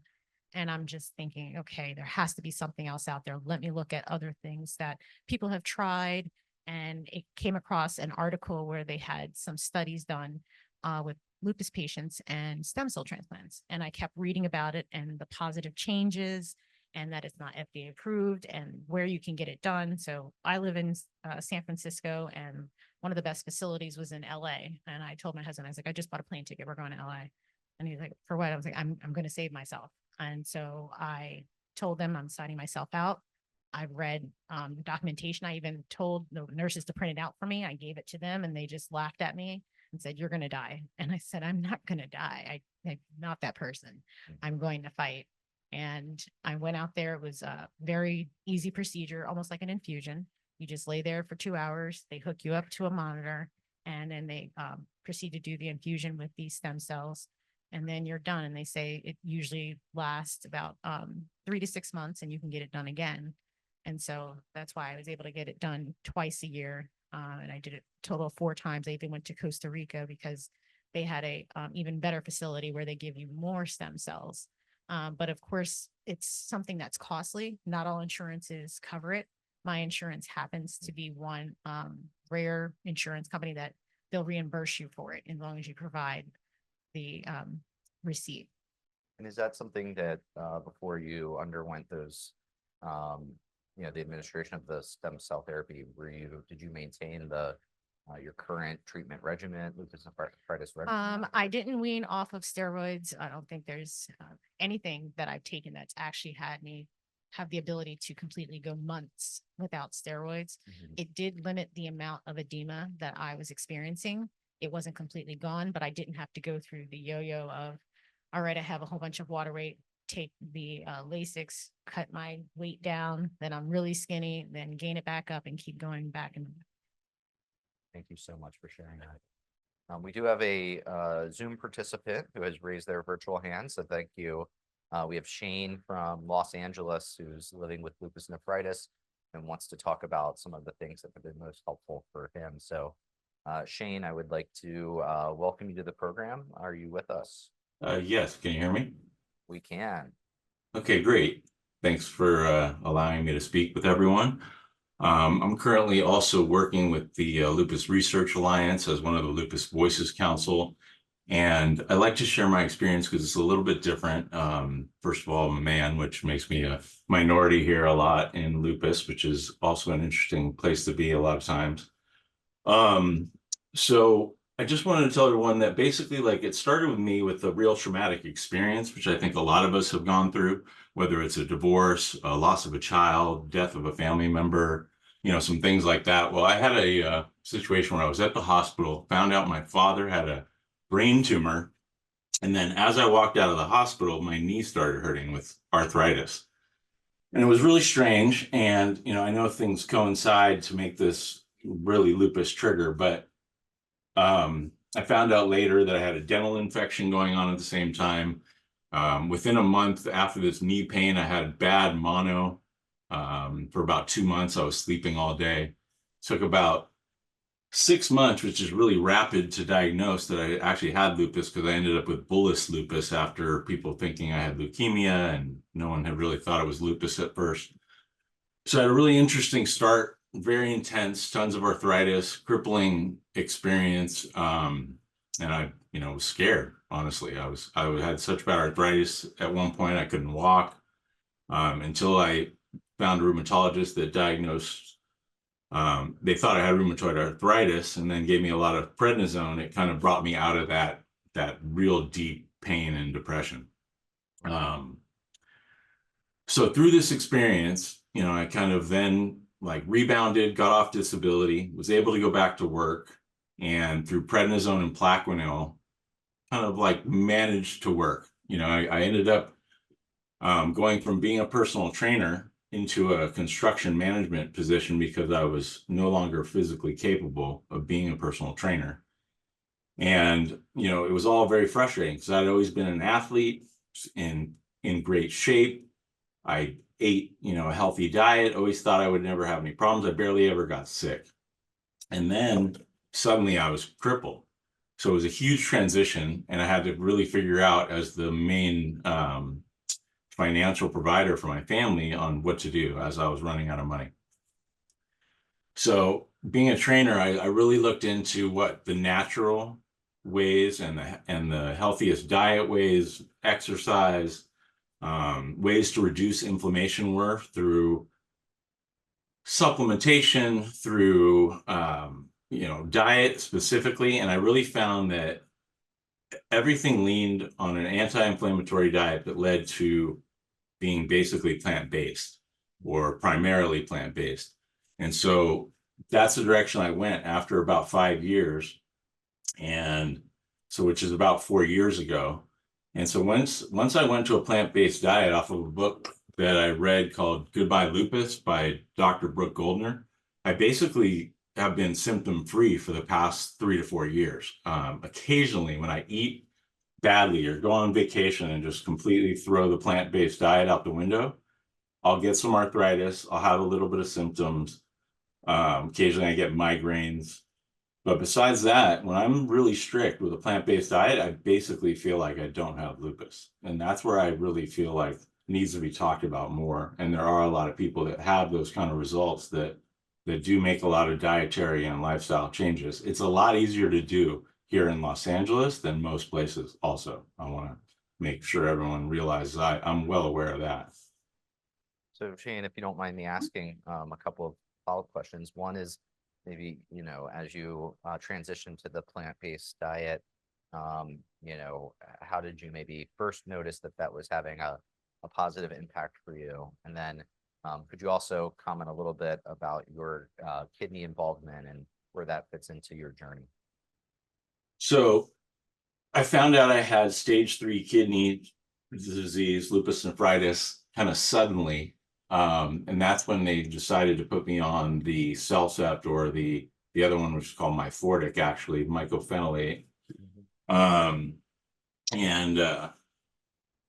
when I went on that, I also really looked into I kind of got scared basically with the lupus nephritis and said, what's best for my kidneys? And I know my kidneys are leaking protein. Well, I probably shouldn't be eating a ton of protein then if they can't process it, or at least, heavy proteins. Like I had a personal trainer diet where I used to think I had to eat at least 80 to 100 grams of protein every day. And I just kind of stuck with that for years and years and years. And it was a big change for me to go to just fruits, veggies, nuts, and seeds, and really eliminate all animal proteins. And I used to eat a lot of eggs. So it was just basically straight out of fear that I thought I'm going to be on dialysis soon if I don't make changes, lifestyle changes. Wow. Well, Shane, thank you so much for being willing to participate and sharing that. It's definitely important to hear about the wide range of different approaches that this community has used to try to manage lupus nephritis. So I do want to broaden the topic. I initially said, well, maybe what has helped the most, but any current treatment or past treatment experiences, that may be things that haven't worked so well, or we've heard some, especially from our panel, of important downsides of existing treatments. Is there anything that comes to mind for our live audience here today, of things that have been the most significant downsides of treatments that they've tried? Again, if you're online, you can raise that virtual hand and we'll bring you into the conversation, just like you heard. Or for in the room, please just raise your hand and share any of those current treatment experiences, good or bad.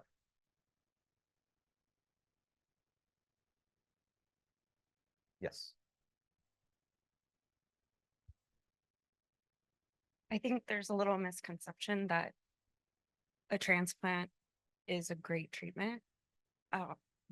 Although I have been able to live an extra 19 years. But a lot of lupus nephritis patients have problems with access, as in vein access. And so many of them don't even get to experience a transplant, or, the long wait lists. And also what comes with transplant is a whole other slew of problems and other side effects. So not only difficulty in access, but you're mentioning that, post-transplant that's come with its own host of issues. Anything that's particularly troublesome for you?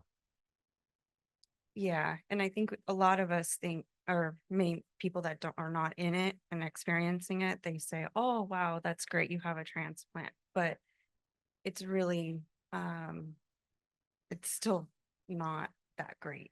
And knowing then once you get to another situation of having to get a second one, or dialysis, and knowing that probably won't last very long on dialysis. Thank you so much for adding that. Yes, absolutely. Transplant as a treatment option, important to hear about. Any other comments on current treatments, whether it's something that we've already heard before, but your own personal experience with it, or maybe something that we haven't? Yes, we have comments from the web. Anthony? This is just a short comment, but a frustration from Jeanette in Sun City West, Arizona. She says, I'm on 3 blood pressure meds plus cyclosporin and fluconazole, all to help with my kidneys, but numbers are not changing. For those of you writing in, you can continue to submit those as well. I appreciate this is we're getting towards the latter end of a long day. I know many of you have already used many of your spoons as we've been going through today's discussions. So I do want to make sure, though, that we cover one very important question here today. And so to get us thinking about that, we're going to go to our final polling question. So one last time, go to that website, slido.com. For those of you in the room, on the line, living on the web, living with lupus nephritis, or a care partner of someone living with the condition, here we want to know, without considering side effects of a drug, which one of the following would be most important to you in a future therapy? And please select one. So it's evidence that the drug will A, reverse decline of kidney function, that is to halt the progression of lupus nephritis or the delay the need for dialysis.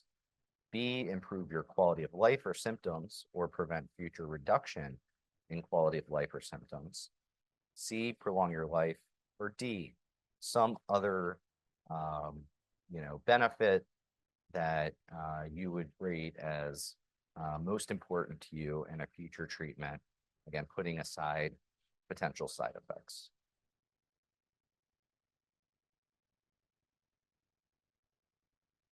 Maybe the hardest question of the day being the one that we are doing here at the end of the day, asking you to just choose one of these.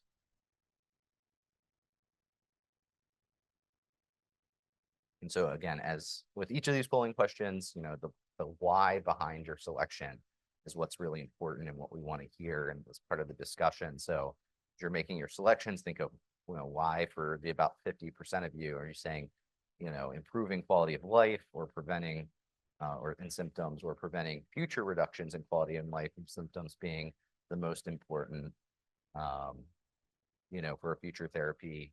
There's about a third of you saying reversing the decline in kidney function. About 13% of you that put number one is prolonging your life. And 7% of you is saying other. Very interested to hear what that other is. So with that, we're going to go into our final part of this discussion. One last time, you can just raise your hand.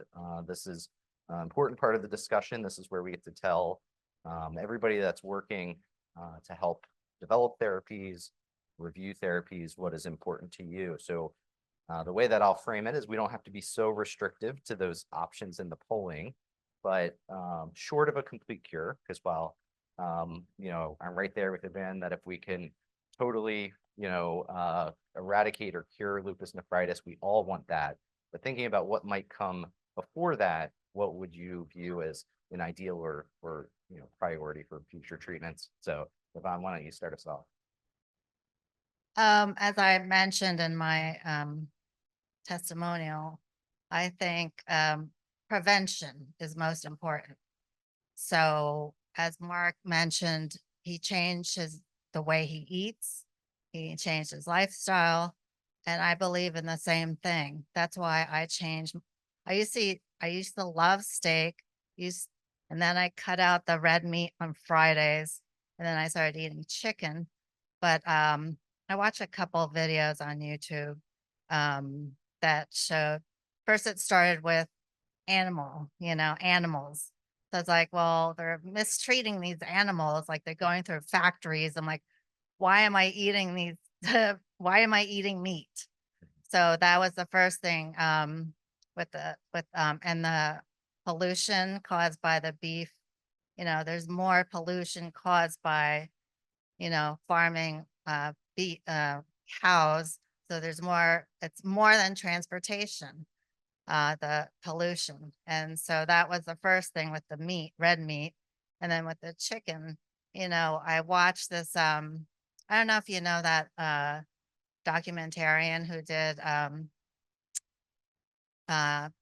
where he eats Big Macs every day or McDonald's. And so he did another, what's his name? Oh, Super Size Me.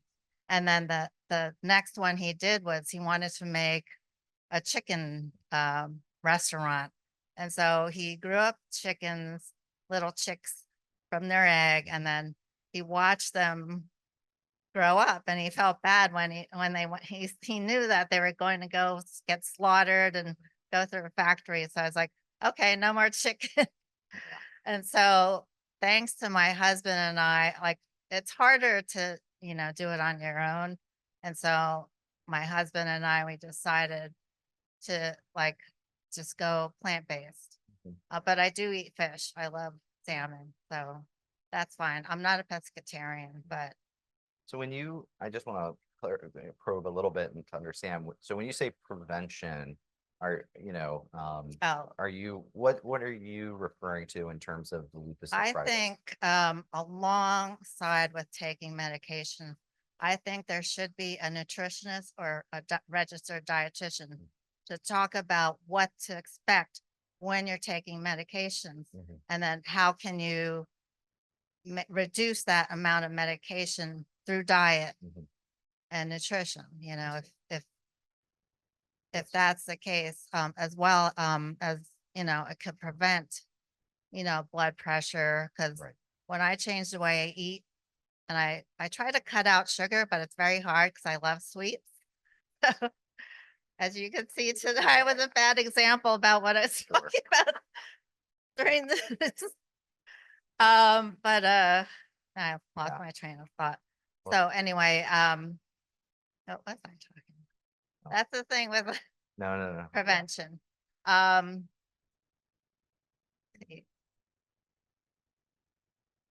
Oh, the clinical trial, right. So I think it could reduce the amount of inflammation. Like for me, when I changed to plant-based diet plus wild salmon, my blood pressure went down, my cholesterol levels improved. Mhm. My whole family is there. It runs in the family, high cholesterol, high blood pressure. And it's not really that, it's the way you eat. And so both those things improve through my blood work. And I think if if everybody can try and do that too, I think you would have less inflammation, less dietary issues, digestion issues. But I know it's not always the same for everybody. Well, thank you so much yeah. for adding that. Yes, right next door here. So when thinking about drugs, of course, it is for us the lesser of two evils. They'll present something, and what I would love to have is something where if you're going to give us one thing to help and then not give us something else that's going to make a lot of things worse. For me, because my blood pressure was out of control, I really didn't eat. I juiced. I became a vegan. I did so many things, and it just wasn't helping. So what a lot of people don't talk about is when you have lupus nephritis is your teeth involvement. And the high blood pressure medication that I had made my gums increase. So I would have to get my gums shaved constantly a couple times a year. And I was wearing braces and I just got them off for 9 years straight. And that was throughout the duration of my lupus nephritis journey. If there's things that they're proposing, like what criteria do you have? It's like, oh, well, they'll lose this, like, this will get better, but this is really going to get worse. And just encompassing, like you said, having a dietitian, all of it, it's no perfect pill because you can start with one thing and cure that, but then you eat horribly because you're like, oh, I'm cured. I could just like eat everything. But taking into consideration whole lifestyle changes, nobody ever talks about all the things that happen. I believe Carly had brought it up about her teeth. Yeah. But that does happen a lot. And I don't know if anybody else in the room has experienced a lot of dental issues. But that is a huge side effect of the drugs that we have to take. Thank you so much. Yeah, we can come to Dina here. And I am just going to reiterate what I just shared in my panel in terms of reproduction. So if at all possible, if it can either just not impact reproduction in any way, shape, or form, or similar to in the oncology world, providers need to talk to the patients and talk to them about what their options are for prevention before they take their first infusion of cyclophosphamide or whatever it is that they're taking. If that had been given to me as an option, we would have a different story. And I was telling Stacy in the bathroom, everything that I have gone through, as hard as it's been, got me to who I have now today at home, who calls me mommy. So I wouldn't give that up for anything, but I would change how we got there. And that is one way the oncology world does it and does it really well. Let's make that part of standard of care, not just if certain providers happen to remember. I've talked to some people who said, oh yeah, they absolutely helped me with fertility prevention. And I'm so grateful and glad that their provider did.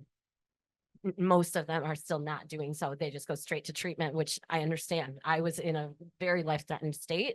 We didn't have a lot of time, but if they had talked to me about it, I likely would have chosen the route of let's do whatever we need to protect and preserve so that if that's something I can do in the future, we have that option, and many of us don't. So I'm going to reiterate it till I'm blue in the face. Then well, yes, we'll come here, and while the mic is being run, first row here. I also am curious for, the majority of people said that a treatment that would help reduce symptoms, or at least, stop worsening of symptoms or worsening of quality of life. Very interested to hear, what those goals were, for a new treatment, that you were thinking of when you made that selection, but yes, please. So my experience, after I got diagnosed with nephritis, I had a biopsy, and that's where they discovered I had stage 3 kidney disease. And the course of treatment was to have me start taking mycophenolate and Plaquenil, but the mycophenolate was really difficult for me because it kept causing like constipation and diarrhea throughout the day. And so I ended up being one of those people who is not, adhering to my treatment plan. And I stopped taking it because I was like, I literally can't do this. Right. So it is just really frustrating. And I think as we start to talk about, what side effects are ones that we absolutely are deal breakers for us, I really think that needs to be addressed. Like if we're having these new treatments, the side effects need to be minimal and not affect us so much. Otherwise, there's going to be an issue with treatment adherence. Sure.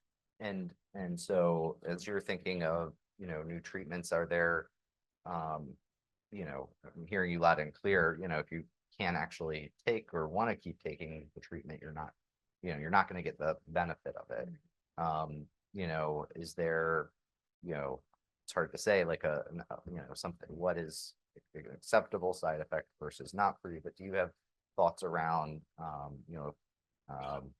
new treatment were to be in development or come down the line, what questions you would ask about it, what, maybe would be something you would be willing to tolerate, and, is it maybe only for certain benefits that you'd be willing to take on certain side effects? I mean, one of the issues is that lupus has side effects that sort of mimic the same ones as a lot of our medications. So often it's really difficult to differentiate whether it's being caused by lupus or whether it's being caused as a side effect by the medication. But I think things like maybe nausea, that kind of thing, maybe dizziness, I feel like there are things that you can take to manage to help do that. But other things like, constipation and things that sort of like hinder your day and your quality of life going on, I really think that's an issue. And so meetings like this are really amazing. And I really think that patient advisory boards need to be conducted.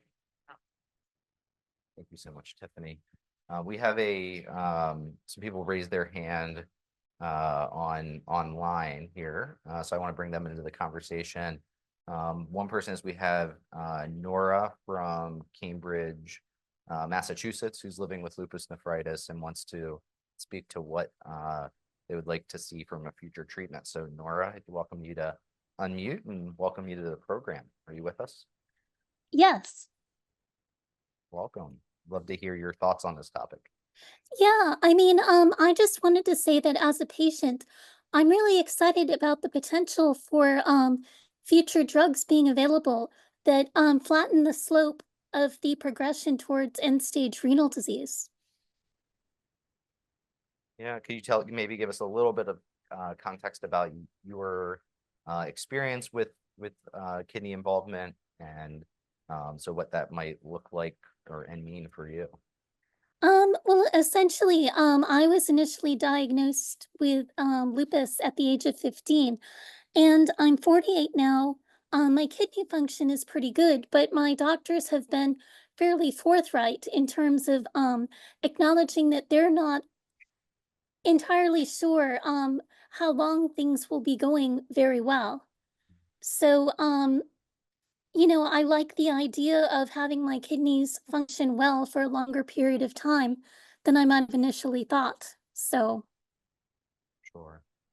And so, if something were, to come along today, given where you are, it sounds like, not needing, maybe more treatments now, but would there be drugs that would come along now that if for someone like you would help flatten that slope towards end stage disease over the long term. Is that something you'd be willing to take now, or something you would want to wait for more progression before you'd be willing to take? I think it would depend upon my doctor's perspective, Mhm. but I think it's we're in a better place than we were a number of years back where there really weren't many options available from a pharmacological perspective. So Well, Nora, thank you so much for raising your hand and sharing your perspective. We also had Shane, who we heard from a little bit ago, but wants to weigh in on his perspectives on what he'd like to see from a future treatment. So Shane from LA, I'd like to welcome you back to the program. Are you with us? Hello. As I was saying earlier, I'm currently working with the Lupus Research Alliance, and we've been working on a PRO panel right now. And, we had thought about like what we're talking about is treatment success and what kind of treatments we want. So what I was looking at, which kind of adds to what I was saying earlier, is that like I'd like to see from the doctors really, to have kind of a real overall holistic protocol, or at least a list of suggestions where someone gets diagnosed with lupus that they can say, I should have this kind of exercise program, I should do a certain amount of activity, I should get a certain amount of sleep, I should, if I have a certain kind of job, I need to manage it. Maybe I'm working 12 hours a day, I've got to reduce it to 8 hours a day. I feel like there's got to be an overall holistic approach where people can really be given a prescription for health rather than just a prescription for a drug, because along with lupus comes obesity and diabetes, and especially with prednisone, the weight gain. So this causes all kinds of other problems that are not going to be, not going to go away with just treatments from a drug. So unless lifestyle changes are made, I feel like we're just going to continuously fight with a drug that'll work temporarily, but you're going to consistently have future health problems. And so overall, I'm looking at all ways to reduce inflammation. So when I was mentioning a plant-based diet, I look at also like eliminating all the seed oils and fried foods and basically anything that can cause inflammation, sugar, dairy products, it completely, falls in that category as well. So I'd like to see the doctors kind of work together. And I think it's Monica Guma had a rheumatoid arthritis study that showed significant results just changing to a Mediterranean diet for rheumatoid arthritis within a 60-day period. So I'd like to see more studies in that direction of overall protocol that can be used that patients can receive and at least have knowledge of what to do to have future success. Thank you so much, Shane, for sharing that perspective, and hear you loud and clear in terms of having more of that holistic approach. So looking around the room here, I want to see if there's any final thoughts on what you would like to see from a future treatment, short of that full cure. Not seeing any, and knowing that we're right at time here, want to be respectful. I know it's been a very, very long day for all of you. You taught us so much, especially this morning about the bone deep fatigue, as it was phrased, that you experienced. And so as your moderator, I'm just incredibly grateful to everyone who's not been with us at any point today, but for all of you who have stuck with us throughout the day. We know it's not easy at all, but it has been truly incredible. You have pulled back the curtain on what it is to live with lupus nephritis and shared so many deep and insightful, insights, into what you're going through, not just with the disease, but with the treatments, which carry such a great burden. So as your moderator, I just want to personally thank you for everything that you've done, all of you here in the room, those of you who have been with us online. So at this stage, it's my pleasure to turn things back to David Feldman from the NKF to offer some closing and summary remarks.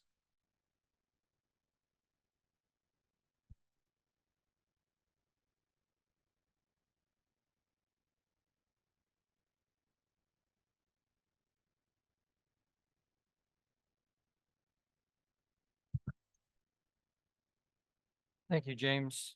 And thank you for your typically outstanding job guiding us through today's discussion. And I want to give the in-person audience a chance to thank you for that spectacular job.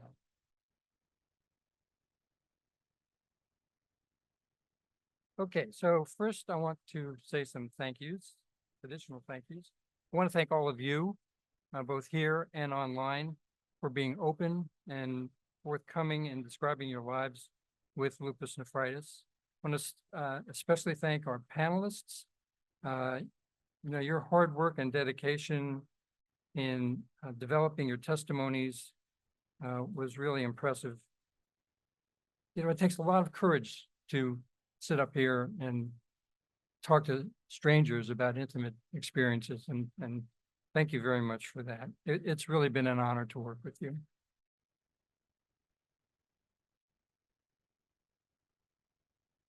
And to our three excellent speakers, thank you, the three of you, for perfectly setting up the discussions today. To the PFDD staff at the FDA, I want to thank you for your support over the last year with check-in meetings and helping to plan today's meeting. And I want to thank especially the representatives from the FDA for being here today, and those of you online as well. We thank our partners at the three lupus organizations in planning this meeting. That was, integral.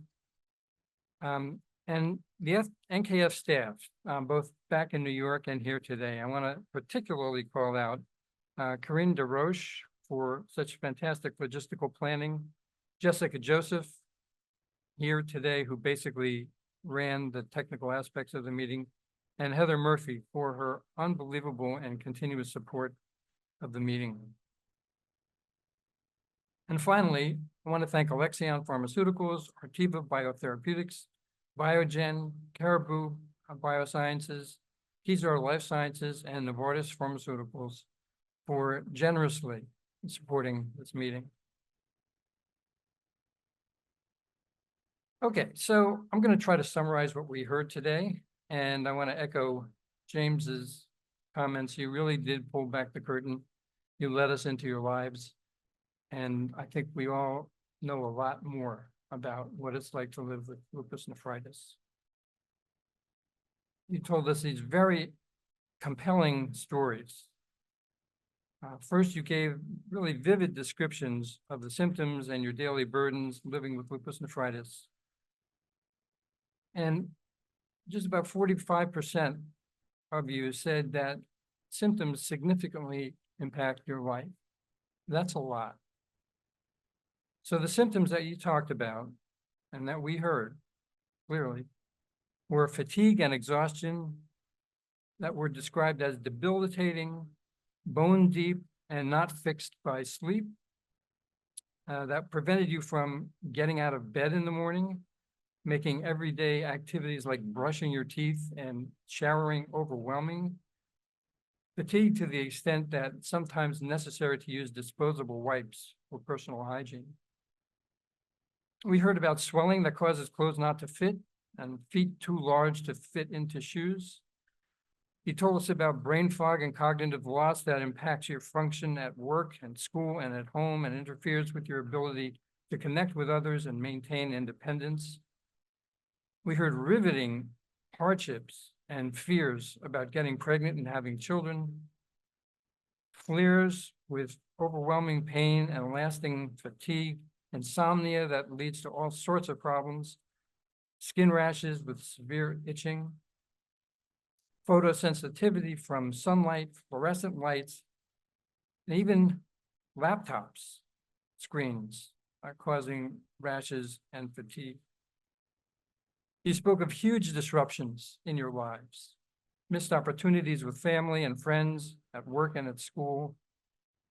And of course, you told us about the psychological and emotional toll of lupus nephritis.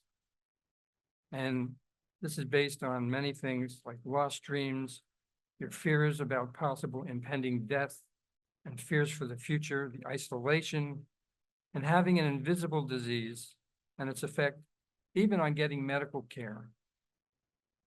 The disturbances in your life and the unpredictability of the disease on a daily basis that leads to social life issues and loss of friends, and the unpredictability on the long-term basis, feelings of being a burden to your family. All of these things contributing to the psychological and emotional burden of lupus nephritis. You told us of your willingness to enroll in a clinical trial. Most important to enroll in a trial to you, the factors that would be influential are the side effects. That was pretty overwhelming. And you're also looking for trials that would prolong kidney survival. Most of you would undergo one biopsy in a clinical trial per year, and that's important for trialists to know. And then we ended up with treatments for lupus nephritis. And you told us about the treatments that you've taken. You spoke about your experiences with medications such as prednisone, azathioprine, cyclophosphamide, Cellcept, rituximab, Benlysta, hydroxychloroquine, and other medications. We've heard about stem cell therapy and benefits from that, and plant-based diets. So when a drug, when a drug gave you benefits, the improvements were often not comprehensive, they weren't permanent, and they frequently came at a cost. And that cost was side effects.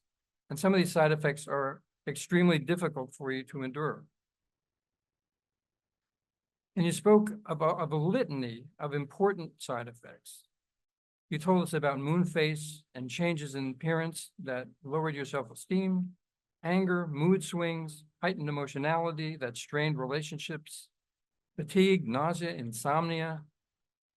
We heard about an experience with CNS lymphoma, bone issues, weight gain, strokes, infertility, loss of hair and teeth, skin issues, hallucinations, feelings of isolation and depression. All of these from drug treatments. You told us about susceptibility to infections, leading to severe conditions like shingles and sepsis. And we heard from women in the position of deciding whether to either take a medication to protect kidneys and foregoing starting a family, or not taking a medication in favor of getting pregnant, but possibly jeopardizing your health, kidney health. And finally, even getting a new kidney is not a cure for lupus nephritis. So we heard about your experiences with recurrence of lupus nephritis in the transplanted kidney. So overall, we heard you say that you want new effective treatments that reduce the physical and emotional burdens of living with lupus nephritis without the harsh side effects, improving quality of life. And you told us all these things very clearly, and I can assure you that the FDA and pharma and the patient organizations in the room and online heard your voices very clearly. So you were heard today. Okay, that's my summary. And now these are the next steps. The NKF will develop a patient, a report from this meeting called the Voice of the Patient Report. This report will include many quotes that were said today. We'll have graphs from the polling questions, so you'll see quantitative data. And this will be a public document that you can read. When it's done, it will take at least 6 months to get together. After today's meeting, there will be an open comment box because many of you may have some comments that you wanted to share, but you couldn't. Maybe you're going to think about something on your way home. If you're here in the room, you'll have 30 days to contribute those. You can find that comment box on our meeting website. All you have to do is Google lupus nephritis PFDD. That should bring you to the site. So I just want to close by saying something about hope. I'm convinced that hope is a positive and a real therapeutic force. And my hope for you, those of you who are living with lupus nephritis, is that from this meeting today, you will understand that the FDA and pharma and academic researchers are with you and trying to find better ways to treat lupus nephritis and make your lives better. So I hope that you can find hope in that fact. So thank you very much for attending and good afternoon.